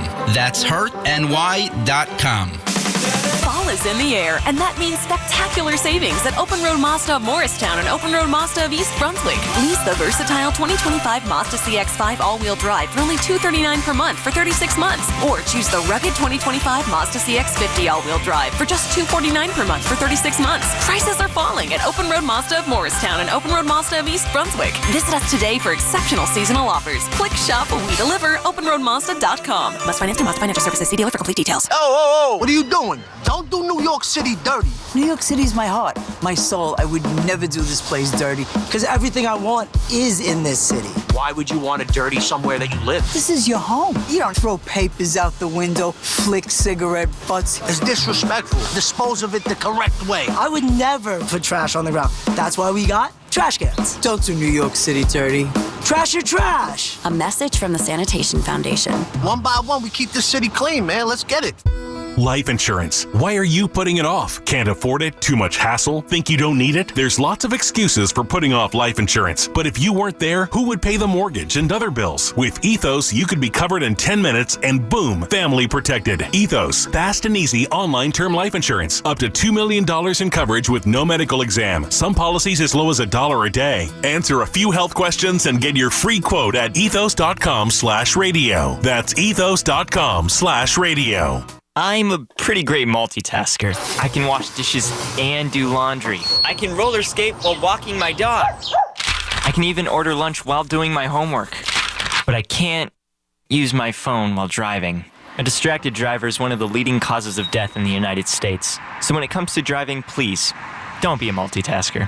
Don't drive distracted. A message brought to you by the National Highway Traffic Safety Administration, Project Yellow Light, and the Ad Council. We're always talking New York sports on The Fan. Imagine a gentleman's club with over 200 gorgeous exotic dancers every week. Hey, big boy. From the people who make fantasies come true, Gallagher's 2000 in Long Island City is the place to be. Gallagher's 2000, a gentleman's club for today, gentlemen. Gallagher's 2000 features 2 floors, 3 stages, discounted drinks, VIP, champagne rooms, and dinner specials every night. Gallagher's 2000 offers complimentary lunch Thursdays and Fridays with any drink purchase. Come on down, big boy. Gallagher's 2000 is New York's largest upscale gentleman's club, and Gallagher's 2000's bachelor parties will blow you away. For their bachelor party specials, call 718-361-1348. Gallagher's 2000 is located at 4319 37th Street in Long Island City, Queens, just a half a block north of Queens Boulevard. Call 718-361-1348. Gallagher's 2000 is unlike any club in New York. Come tonight for the time of your life. Gallagher's 2000. Let your imagination run wild. Injured? Don't be a whiner. Call me, attorney Mark Miner. I'm Mark Miner, and I have over 30 years of experience handling personal injury cases. If you or a loved one has been injured in an accident, don't whine. Call 1-800-LAW-LINE. You can trust that the personal injury law firm of Zalman, Schnurman, and Miner will treat you with respect and fight for your rights. Don't whine. Call 1-800-LAW-LINE for a free consultation. Our goal is to transform your pain into payment. If there is no recovery, there is no fee. We handle all type of accident cases and value the opportunity to help you. The sooner you call, the better. If you are injured, call 1-800-LAW-LINE so we can discuss how to transform your pain into payment. Don't be a whiner. Call Zalman, Schnurman, and Miner at 1-800-LAW-LINE. Zalman, Schnurman, and Miner, personal injury attorneys. Don't whine. Call 1-800-LAW-LINE. That's 1-800-LAW-LINE. Town Fair Tire is Connecticut's largest name brand discount tire dealer. We give you the guaranteed lowest prices on all name brand tires and honor all manufacturers' rebates. We even honor our competitors' rebates. With over 100 stores from Connecticut through New England and an inventory of over 600,000 tires, you'll always get the right tire at the guaranteed lowest price. Nobody beats Town Fair Tire. Nobody! Name brands at discount prices. Town Fair Tire. Get the scuttlebutt on your favorite team, The Fan, on the Odyssey, iHeart, and TuneIn apps. All right, McMoningle here with you on The Fan, 434. I got you for another half hour or so as we take you to 5 o'clock in the warm-up show. Let's get to your calls. I got a full bank of calls. Only 2 seconds to do it. Everything's on the table.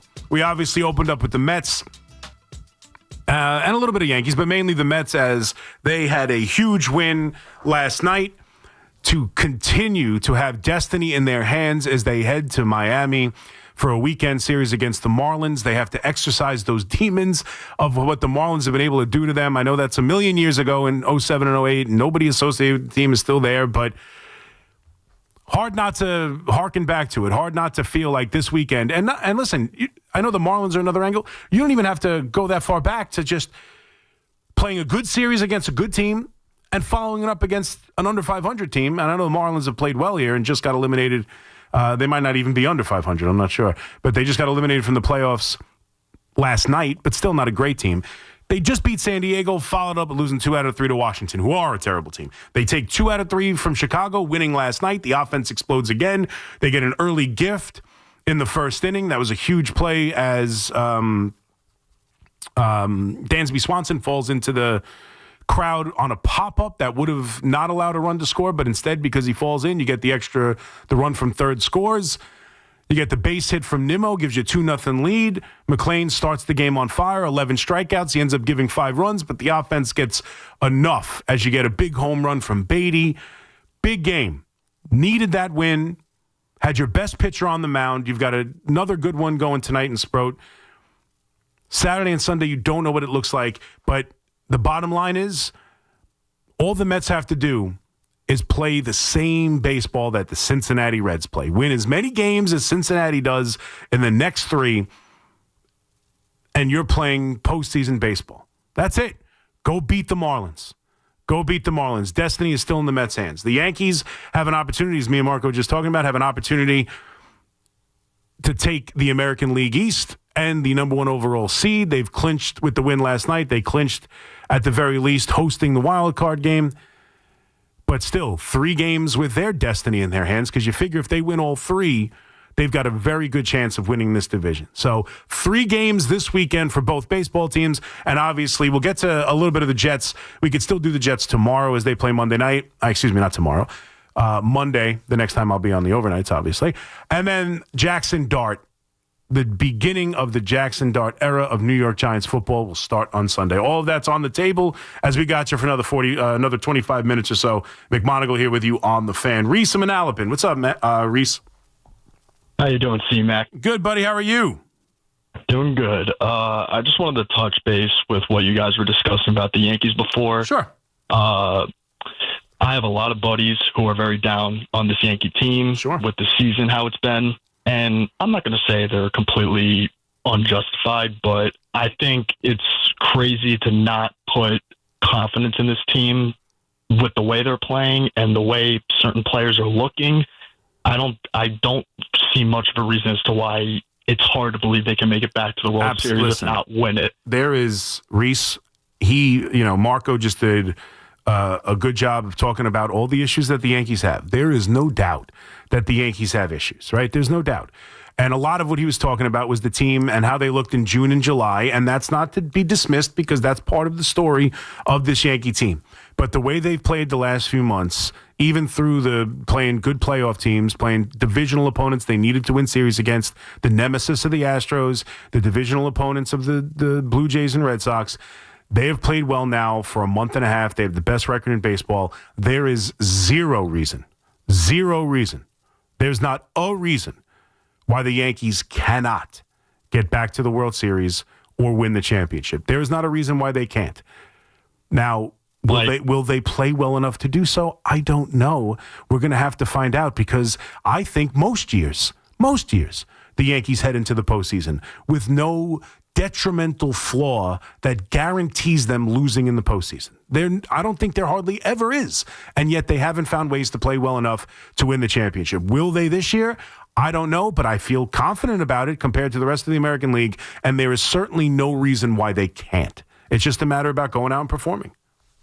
I just truthfully don't believe that there's a quote-unquote perfect MLB team out there. No. And to point out the Yankees' flaws is like pointing out any MLB team's flaws. Absolutely. Because every single team has them. There is no doubt. There is not a single team more talented than the New York Yankees. I firmly believe that. There is not a team that has less flaws. Look at even the Dodgers. Have you seen their bullpen lately? Have you seen how in the last couple of games how many leads they blew to the Diamondbacks? What Tanner Scott, their high-priced free agent closer, is doing right now? Like who is this team that doesn't have the flaws the Yankees have? You look at the Yankees through the prism of what they've done, in their June swoons, what happened in Game 5 of the World Series last year, and their failings in previous postseasons. That's what it's about. And the idea that they're not perfect. But again, if you look at this team, defensively, they've been a lot better. Anthony Volpe looks a hell of a lot better. I still think they have good defensive players. If Judge is in right field, Bellinger, Judge, and Grisham are as good a defensive outfield as there is. We've seen McMahon completely change what third base has been. Like, they have enough good defensive players. Now, they've made mistakes, obviously. But I think the fundamentals have been a lot better as of late. They run the bases extremely well. Now, they get picked off because they've been aggressive. They get thrown out because they've been aggressive. But we haven't seen what we saw last night from the White Sox, not to compare them from the White Sox, but we didn't see a runner on second, ground ball to shortstop, thrown out at third. We haven't seen those kind of egregious things. The last one we saw was Jazz in Miami getting, the pop-up. Outside of that, it's been getting thrown out, being aggressive with really good base runners. They steal bases. They go first to third. I think they create havoc on the base path. Look at the last time we're talking about the Boston series. Look at the last time they played Boston. Boston had no control over the Yankee run game. No, it was a force for the Yankees in that series. I think if you look at it through the prism of who they're playing, and I know a lot of people don't like to do that because we don't want to compare them to the teams they have to play. That'd be silly. We should compare them to the 1998 Yankees. We should compare them to the last dynasty this sport has seen. That's what we should compare them to. Why are we comparing them to the Toronto Blue Jays and to the Boston Red Sox, the teams they have to play to win a championship? That's silly. Why would you run that comparison? Who cares? It's not about the teams they have to beat. It's about this ideal of the perfect baseball team, and hearkening back to 25 years ago when they gave us three out of 4 championships. That's what I want to see. I need them to be perfect. I need them to be the 98 Yankees. Otherwise, I have real concerns. Well, we all have concerns. And you can't tell me that the Yankees aren't better than every other team in the American League. Will they play well enough? Will they play better than those teams? I don't know. Nobody does. Will Judge hit? That's been a problem in the last 2. Hopefully that's not a problem in this one. But again, if your best players don't hit, it doesn't matter. If Crochet doesn't pitch well, Red Sox aren't going to win. If Judge doesn't hit, Yankees are going to have trouble winning. They're built around the MVP. Everyone keeps telling me he's the absolute MVP. We can't even have a discussion. Well, he's got to go out and perform in the postseason. And if he doesn't, it's going to be tough to win. The Toronto Blue Jays, if Springer goes 0 for 13, they're probably not going to win. The Yankees are good enough to win. They don't have a fatal flaw that guarantees their failure.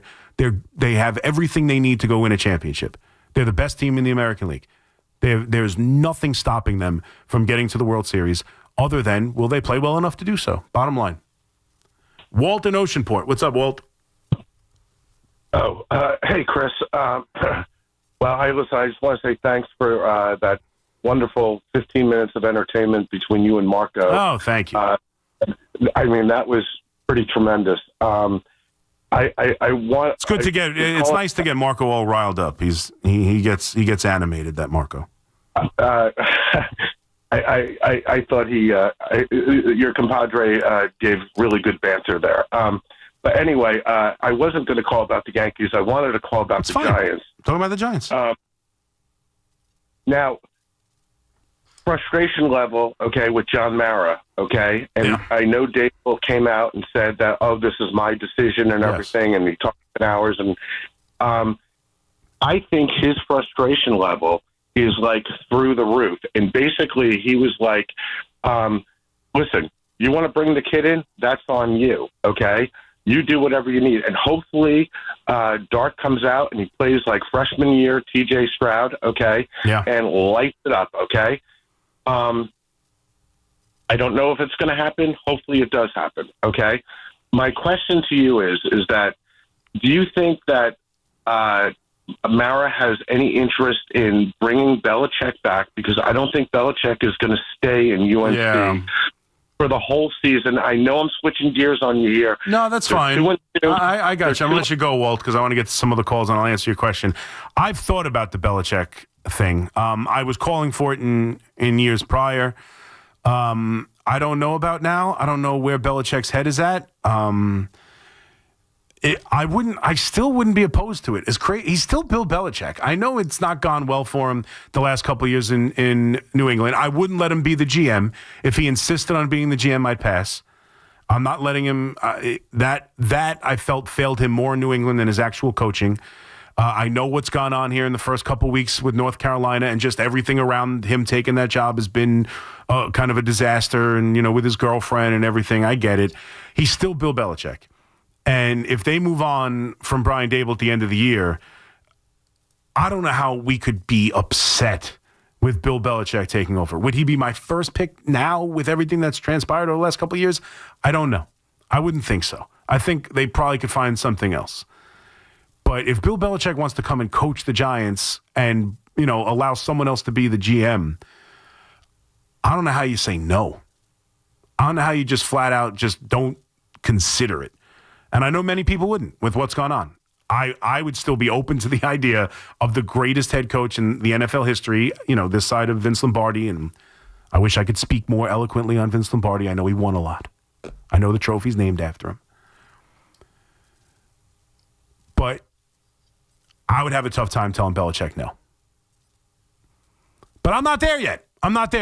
I'm not ready to fire Brian Daboll just yet, although obviously he's on his way. But let's see what Jackson Dart does. And I think this was his decision. I really do. I think he made it clear it's his decision. I think part of it, as I said, I think part of it was to make sure the team knows it's a football decision. Because if it came down from up on high, it's not about football. It's about trying to stop the planes from flying over the building. It's about, changing the narrative inside the building. It's about creating less toxic atmosphere at MetLife. It's about, the new start and getting, but if it's about football, if it's about, he honestly thinks this gives the Giants the best chance to win, I think maybe some of these veteran players would be more likely to buy in. And also, everyone knows he's connected to this quarterback. You might as well go out there and put a stamp on it. If he believes the kid can go out there and play, why not? Why not go out and put your name on it? Hey, I made this decision. We all know he made the pick from watching Hard Knocks. He made the pick. This is his decision. Or not Hard Knocks, but obviously all the footage that has been revealed from the draft room. I know that was Hard Knocks 2 years ago, but still, Hard Knock type tape that we saw where Joe Shane turned to him and said, if you're sure, if this is your guy, let's go get him. This is his guy. This is his decision, and how he plays is on him. We'll find out how it goes. 888-808-1019. Quick break. We'll come back rapid fire style as we take you through to the warm-up show at 5 right here on The Fan. It's Boomer and Gio. Mornings on The Fan, 101.9 FM. Before the game even starts, the damn kicker's hurt again. Yeah, which, I've never seen anything like the amount of times that the Giants have had to struggle with injured kickers within games. I mean, it's just insanity. Listen to Boomer and Gio on demand on Apple Podcasts, Spotify, or wherever you get your podcasts. When it comes to affordable term life insurance, everyone's whistling the Big Lou tune. If you're over 50, maybe a bit porky, or have type 2 diabetes, $1 million of term insurance may only cost about $200 a month. Even if you're not in perfect health, call Big Lou, because he specializes in finding big chunks of affordable term life insurance for just about everyone. Don't let diabetes or other health glitches keep you from owning $500,000 to $1 million or more of term life insurance. For affordable term life insurance, call Big Lou. Don't hesitate. Call 800-700-6898. 800-700-6898 or visit biglou.com. Call Big Lou, don't hesitate. 800-700-6898. Call Big Lou, don't hesitate. 800-700-6898. Visit biglou.com. At City Harvest, we're on the road every day rescuing millions of pounds of nutritious food for New Yorkers in need, transforming surplus food into sustenance, sustainability, and smiles. That's how we feed good. Donate at cityharvest.org. With over 90 years of combined legal experience representing the law enforcement community, Decolator Cohen & DePrisco, LLP, continues to strive to educate police officers of their civil rights to sue in line-of-duty accident cases. The 2025 Police Officers' Right to Sue newsletter can be viewed on policeofficersrighttosue.com and provides successful results in varying line-of-duty accident cases. These results include damages recovered from RMP accidents involving the City of New York and civilian motorists, station house defects, ricochet injuries from the range, private premises slip and falls, sidewalk slip and falls, construction defects, snow and ice cases, and injuries emanating from defective RMPs. In any LOD accident, it is important for the officer to take photographs of any defects, injuries, or damage. It is also essential to draft the line-of-duty report and detail the cause of the accident in the paperwork. Remember, there's a 90-day time limitation to file a claim against a municipality. If any law enforcement member has a question regarding a potential lawsuit, contact Decolator Cohen & DePrisco, LLP at policeofficersrighttosue.com or call 1-800-901-1529. Football is back, and it looks like we're going to get thrills from both teams this year, but thrills are nothing new at Bay Ridge Mazda. Tired of that clunker you've been driving? Just bring it in to Bay Ridge Mazda for up to $2,000 over book value all month long. The time is now to make a trade. Head over to the place where everybody wins, Bay Ridge Mazda, located on 4th Avenue and 90th Street, or buy your car direct at BayRidgeMazda.com and have it delivered to your door. That's Bay Ridge Mazda, 4th Avenue and 90th Street in Bay Ridge, Brooklyn. Talk New York sports on The Fan. Hey, New Yorkers. Fast, reliable internet can be yours when you switch to Fios. For a limited time, combine Fios home internet and one line of mobile for just $69.99 a month. Get unlimited welcome for $50 a month with AutoPay plus taxes and fees when you bring your phone. And add Fios 300 megabytes per second for $19.99 a month with AutoPay mobile plus discount and bonus discount. Visit your tri-state area Verizon store today to get this limited time offer and switch to our reliable 100% fiber optic 5G network. Fios, for eligible new Fios Internet and mobile customers. Both the $15 monthly discounts for Fios and Bring Your Phone applied over 36 months. Mobile and home discount enrollment required. $99 Fios setup charge applies. For unlimited welcome, unlimited 5G and 4G LTE may be temporarily slower than other traffic in times of congestion. Domestic data roaming at 2G speeds. Town Fair Tire is Connecticut's largest name brand discount tire dealer. We give you the guaranteed lowest prices on all name brand tires and honor all manufacturers' rebates. We even honor our competitors' rebates. With over 100 stores from Connecticut through New England and an inventory of over 600,000 tires, you'll always get the right tire at the guaranteed lowest price. Nobody beats Town Fair Tire. Nobody! Name brands at discount prices. Town Fair Tire. House stealing. It's a nightmare that's real. It's the FBI's term for thieves stealing your home's title and draining your equity. Just one fake document filed with a recorder, and scammers can own your home on paper, drain your equity, and do it all without you even knowing. Imagine waking up to a foreclosure or eviction notice. Listen to former title thief Matt Cox. What people don't realize is the ease in which this crime can happen. I can take the deed to your house and I can transfer that deed into my name. It's a great crime, and it's happening all the time. So how can you stop the nightmare and protect yourself? Find out if you're already a victim now at HomeTitleLock.com. Use promo code RADIO and get a 30-day free trial of their $1 million triple lock protection, a title scan, and access to a title specialist, a $250 value. Don't wait. Go to HomeTitleLock.com now. Promo code RADIO. Have something to say? Dial us 888-808-1019. Powered by Paramount Plus. Count on Sundays all season long with the NFL on CBS and Paramount Plus. All right. Here we go. Last few minutes of the show. Let's take your calls rapid fire style. 888-808-1019. Mike in New Rochelle. What's up, Mike? Hey, good morning, man. First of all, I know you've been back for a while, but welcome back, man. We missed you. I hope, we had a great time out there. Thank you. Very kind. Antonio Andolini. But anyway, let's go, Mets. This is why I love baseball. 160-plus games, and we're right down to the last three. You know what I mean? But to all my Met fans, stay positive. But one thing real quick, and I know you're up against it, but yesterday I just had a sour stomach listening to Sal, and I know he's a big Mets fan, but dude, he's been such a negative Nancy, man, for the last 2 weeks, bro, and I'm sick of it. Well, Mike, I hear you, and give Sal a call if you have a problem with Sal, but I understand. It's hard to be positive. It's hard. They've been 17 games under 500 since June. It should not come down to these 3 games in Miami just to make the final wild card. It just shouldn't. They've done a miserable job. The pitching is falling apart. The offense is sporadic at best. The bullpen's been, shaky. They're starting to stabilize a little bit with the bullpen, but the rotation's still a mess. And the offense has had 2 really good games in Chicago here and won them that series. But I could understand being pessimistic. I still think they're going to make it. I've never wavered from that. Even when I was down on them, even if I was frustrated with them, and a lot of it is because I don't think Cincinnati's good. And they just lost they got swept by the A's and lost 2 out of, I know they swept the Cubs in between, so I got to give them some credit.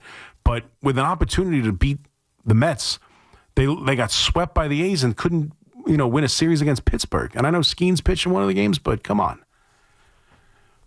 I just don't think they're very good. I think the Mets are going to be able to hang on. But this is a house of horrors. This is a team that has stuck it to them in the past.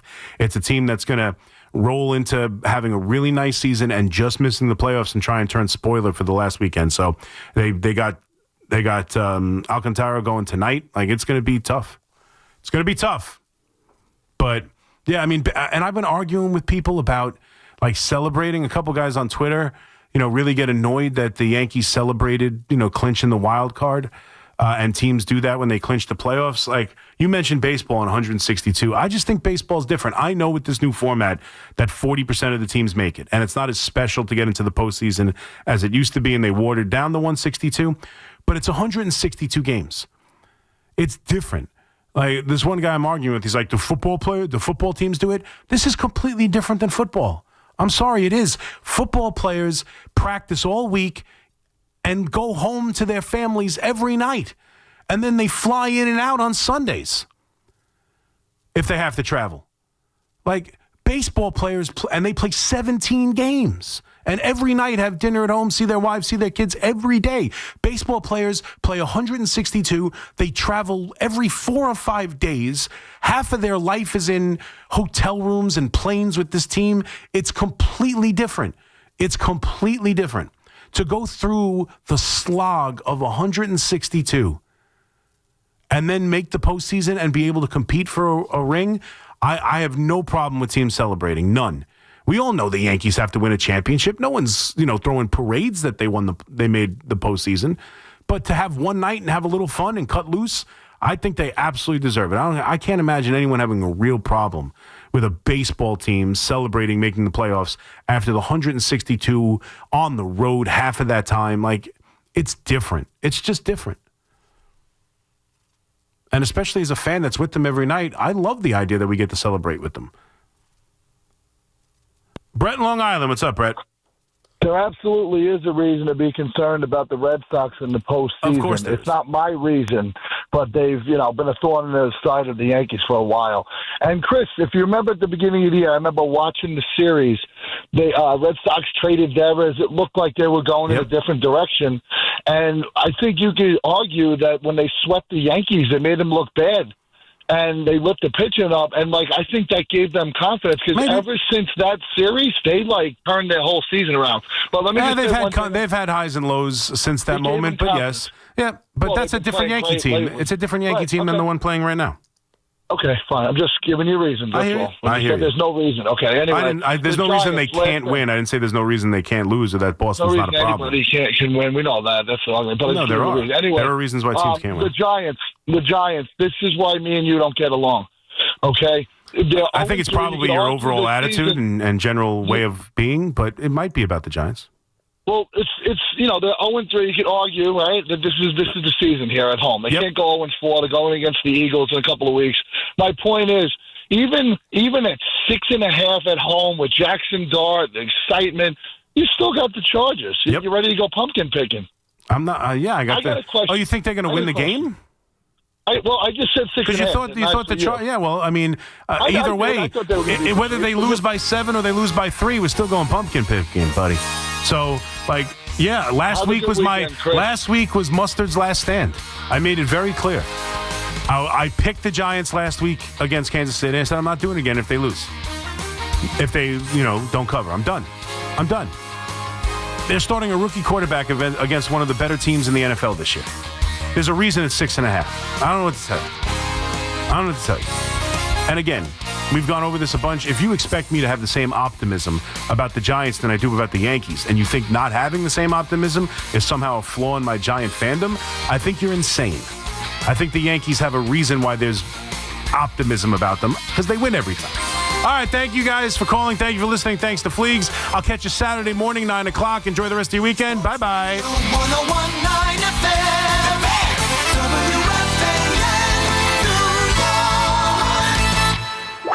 Talk sports with BT and Sal. Middays 10 to 2. WFAN, WFAN FM, WFAN FM HD1, New York, and Odyssey Sports Station. WFAN Sports Flash. Good morning at 5 o'clock. I'm Marco Belletti, and this report is brought to you by Moderna.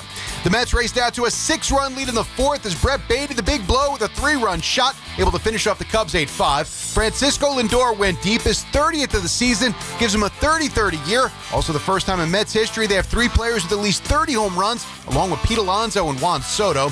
Nolan McLean struck out 11, giving up 5 runs over 5 1/3, then the bullpen was lights out. Reds won, Diamondbacks lost, so Mets remain 1 game up on Cincinnati, 2 on Arizona, with 3 games to play in Miami. You walk away from this series feeling good, obviously, but you still got to go out there and take care of business in Miami. Meanwhile, the Yankees just keep on rolling, 5 straight wins, 8 in their last 9 games, complete the sweep of the White Sox 5-3. I think it's been great. We're in it to win it. That's the focus every day. I feel like the guys are really preparing well. Giancarlo Stanton had 3-run double. Austin Wells, Ben Rice each knocked in a run. Carlos Rodon fired 6 innings of 3-run ball for his 18th win. Blue Jays won, so they remain tied atop the AL East. Toronto owns the tiebreaker. Jets hopeful to have Justin Fields back for Monday night against the Dolphins. He returned to practice, but does remain in concussion protocol. And the Seahawks able to survive the Cardinals 23-20, courtesy of a 52-yard field goal from Jason Myers as time expired. And this report is sponsored by the Rothenberg Law Firm. Injured in an accident? You need help. The Rothenberg Law Firm, lawyers that have built a legacy of victory over 5 decades, winning billions for their clients. The Rothenberg Law Firm. Call 1-800-624-8888 or visit injurylawyer.com. 70 degrees, cloudy skies, Central Park. That's what's happening. I'm Marco Belletti.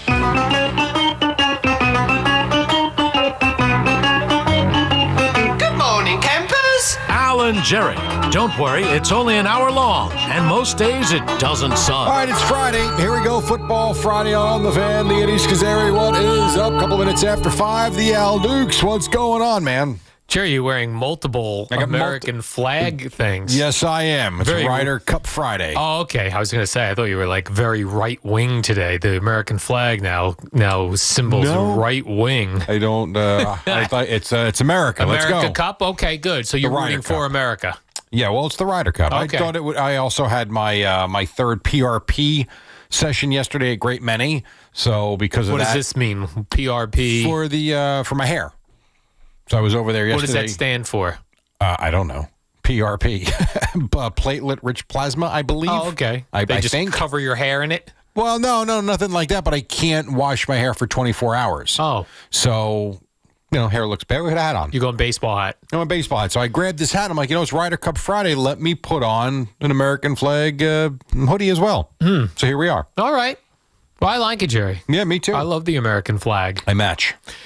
So today we made it to Jackson Dart Friday. I think Boomer was saying important things yesterday concerning this Jackson Dart thing, because when you've got nothing, you have to hype something up. That is true. But we're setting everyone up for failure. Yeah. Well, I hope we know that. So it's interesting because the Amazon guys last night, because there's clips all over the place about Russell Wilson and about Jackson Dart. And so you had Andrew Whitworth and Ryan Fitzpatrick and Richard Sherman, discussing the Giants in this situation. And I forget if it was Fitzpatrick or Whitworth, but one of them said they were like, man, you're putting this kid in a tough spot because you've got the Chargers are 3-0. All right, they play the Saints next week, but then you got Philly, Denver, Philly, San Fran. And Whitworth said, yeah, it's the NFL. Like, you're going to play good teams almost every week. You're going to get some of the bad teams like New Orleans, but your schedule is what it is. So I think we've talked about this, I would have put Jameis Winston in there for a few games just to see. And then at that point, I would have turned things over to Jackson Dart. But this is where they're at. And, I think the Chargers defense is good. I don't think he's going to go get his ass kicked on Sunday. I know their offense. It's funny. So prepping for this Chargers-Giants game, the famous Al clip of stop it with the offensive line, I get it. But as they were talking on Amazon last night, this is a team that for 10 years cannot pick the right players to put together a solid 5 up front. Now, I'm looking at the Chargers offensive line, and I only say it from this standpoint because they're regarded as one of the better ones in football. 6th round draft pick. 5th round draft. But yeah, there's a couple of first and second, but you got to pick the right guys, and the Giants haven't done that. So I don't know. Sunday will be interesting. He's set up to, I don't know. Does the team rally around him? You tell me. I don't know. We're in a weird time in life where we expect immediate results. Oh, for sure. And it doesn't matter how many times you can go through Hall of Fame quarterback careers and show us how it started. Almost always poorly. In most cases, you're right about that, right? Yeah. But yet, we set things up like we're setting up this Sunday because there's nothing else to excite Giants fans that Oh, like it's even like WFAN. Whoever the deep voice, Paul Turner. The Jackson Dart era is okay. That's good for Sunday. It's good for Sunday, right? He's got to play what do you got for? Then next week it'll be. Well, they're playing New Orleans, but by the way, New Orleans is probably going. Oh, thank God we got the Giants on our schedule. that is very true. You know what I mean? So it's just like that's a their weird, winnable game. You're right. Yeah, it's a weird setup that we're setting Jackson Dart up to most likely lose. Hopefully, he has some flashes there, but we can't expect his future to ride on what he looks like at all this year. Agreed. Well, I think what you're wanting to see is you want to see a kid that can play the position and put up some points. Because remember, the thing about the Giants over the last several years, they don't score, specifically at home. And then you look at the Chief game. What did they not do? Score touchdowns. And I think, you're hoping that he can get them in the end zone and get the offense moving a little bit. But you're right. You make a good point with like star quarterbacks. If I think back to, Hall of Fame quarterbacks in their first year, and I don't mean Aaron Rodgers because he didn't play for a few years. Patrick Mahomes sat while Alex Smith played quarterback. But near and dear to me, Troy Aikman, he got destroyed his rookie season with the Cowboys. Now, on the flip side, I think it was Browning Nagel with the Jets, had a monster game his first game, and then things hit the toilet week 2. Right. So I guess you could have I don't know. It's if history tells us anything, it usually is a slow start for most, not all. Jaden Daniels played very well, though I don't remember his first few games what it was like, but he played well last year. CJ Stroud had a good rookie year, but he's been not good since. So you're asking a lot. You're asking a lot for him. I guess it's hard to, regardless of what happens Sunday, you can't judge going forward. So if he has a great game, it doesn't mean he's not going to have very bad games this year. And if he has a bad game, it doesn't mean that's what we should expect from him for his career. Yeah, I would agree. I heard the one thing I would say on the positive side, because I'm with you, I believe that, sitting is better.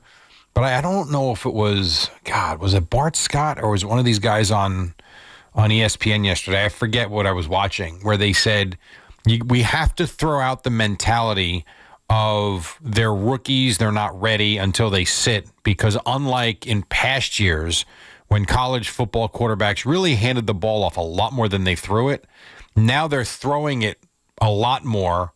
They've seen and are playing in more pro-style offenses, and they're playing longer because of NIL money.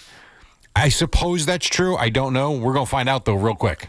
Yeah, and hopefully someone has gotten to Jackson Dart, and he's not, going shoulder first into some of these QB scrambles where he's running and gonna get knocked around. So I did think about that. You are our future. I was wondering, we talk so often about a guy getting that first chance. Does he get through the game?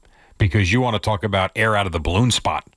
I mean, if he goes out there and gets hurt Sunday, yeah, then we just sign off the radio station when we come in on Monday. Well, then I start to think it's the curse of the Bambino the other way. The Giants sold their souls to beat the Patriots when they were unbeaten. I know they won again, but my God, I mean, you start to wonder what the hell is going on. Yeah, I mean, I will be rooting for Jackson Dart. I will be locked into this game, Jerry. I will have this on my iPad because, God forbid, they allow me on NFL Plus to watch it on a television screen. That would be too much. But I put Channel 5 on, which you can't. Which I can't do because I don't have Channel 5, unfortunately. My TV is worse now than it was in 1975. I know. When I had all the channels. It's so funny. It is weird, like the Fox, CBS, NBC, ABC, they are over-the-air channels. They are free. Yep. They are broadcast, like they have to have a license to, which is why the FCC chairman was threatening Jimmy Kimmel, right? Oh, we that's our license. You get the privilege. It's free to the people. Well, then give it to me free. It is. You're in a spot where your antenna doesn't pick it up for free. I know, but why? But we have streaming is like what real life is now. Why can't I stream every one of those free channels for free? Because that's not over the air. That's digital. I know, but I'm saying it's still, you can, I know. I'm just saying, like you just said, they put it out over the air for free. Yeah. If you're going to get it in a different way, I guess it doesn't work that way. I don't know. But I do know. Such weasels, all these channels is are. I can pop my little antenna on and I get them. You're in a very odd spot where somehow you're just too far, I guess. Yeah, very too far. And you don't live in Tom's River. It's very strange. Yeah, it sucks. That is weird to me. I mean, I'm already going to consume all your commercials. Give me the channels. Or don't, and I'll watch on my iPad. And that's what you'll do. Don't care. Yep. So I do agree that there is intrigue on Sunday. It's just, I don't know if there'll be intrigue beyond Sunday. You ever do this thing where you have on, like, I'll put, now the red zone, they'll allow me to put on my actual television set. Right. Thank you. So then I have the game on my iPad. And you can tell that for me, the red zone, for whatever reason, is a little bit earlier. Mm-hmm. Or the other streaming? Is earlier than the actual game I'm watching. So Okay. if there's a big play in the Giant game, I will see that on the red zone first. Oh, interesting. And then every once in a while, that little weasel, Scott Hansen, acts like he doesn't know what's coming. Of course. Because I've seen on my screen a big touchdown pass, so I know, we didn't get this on red zone yet. And red zone's in front of us. Then Scott Hansen goes, let's take a look in at this Giants game. They're set up first and First and Scott 10, Hansen, right, exactly. You know this is a bomb coming. Right. You little weasel. Why else would you be going to 2nd and 7 from their own 37-yard line? You wouldn't, unless you know some big play is But happening. other times they'll say, here was a key drive in the play where they didn't go to it. So sometimes they try to trick us into thinking they're live. I would love to see that operation. Because you do wonder, I mean, if you think about it, in the early window, he could have 7 or 8 games going on at one time. Maybe he's not 100% knowing, hey, guy, you got to go to the Giants. Yeah, he Chargers. might not know. They right. They know. Telling him. But he might not. I mean, it's got to be I'm sure all the games are up on a giant board and he's got all the screens. But it's got to be tough to keep track on every single one of them. You know, it's got to be kind of cool. Yeah. And then for the Jets, is Justin Fields playing? Or Don't know yet. We don't know Aaron yet? Glenn said if he is he was on the practice field yesterday. Okay. Said if he is cleared, he will play. I like that somehow makes a difference. Like, there's really no difference between Justin Fields and Tyrod Taylor. Like, as far as, like, you're not going to all of a sudden go, Fields is playing, we got a shot now. There wasn't from week 2 to week 3, but as you watched, he played a really great game week 1. I think that probably is the outlier, but if you're a Jet fan, you're hoping that was the norm, and you're going to play a Miami team that is not very good right now. Tua is coming under fire. The coach everyone wants out.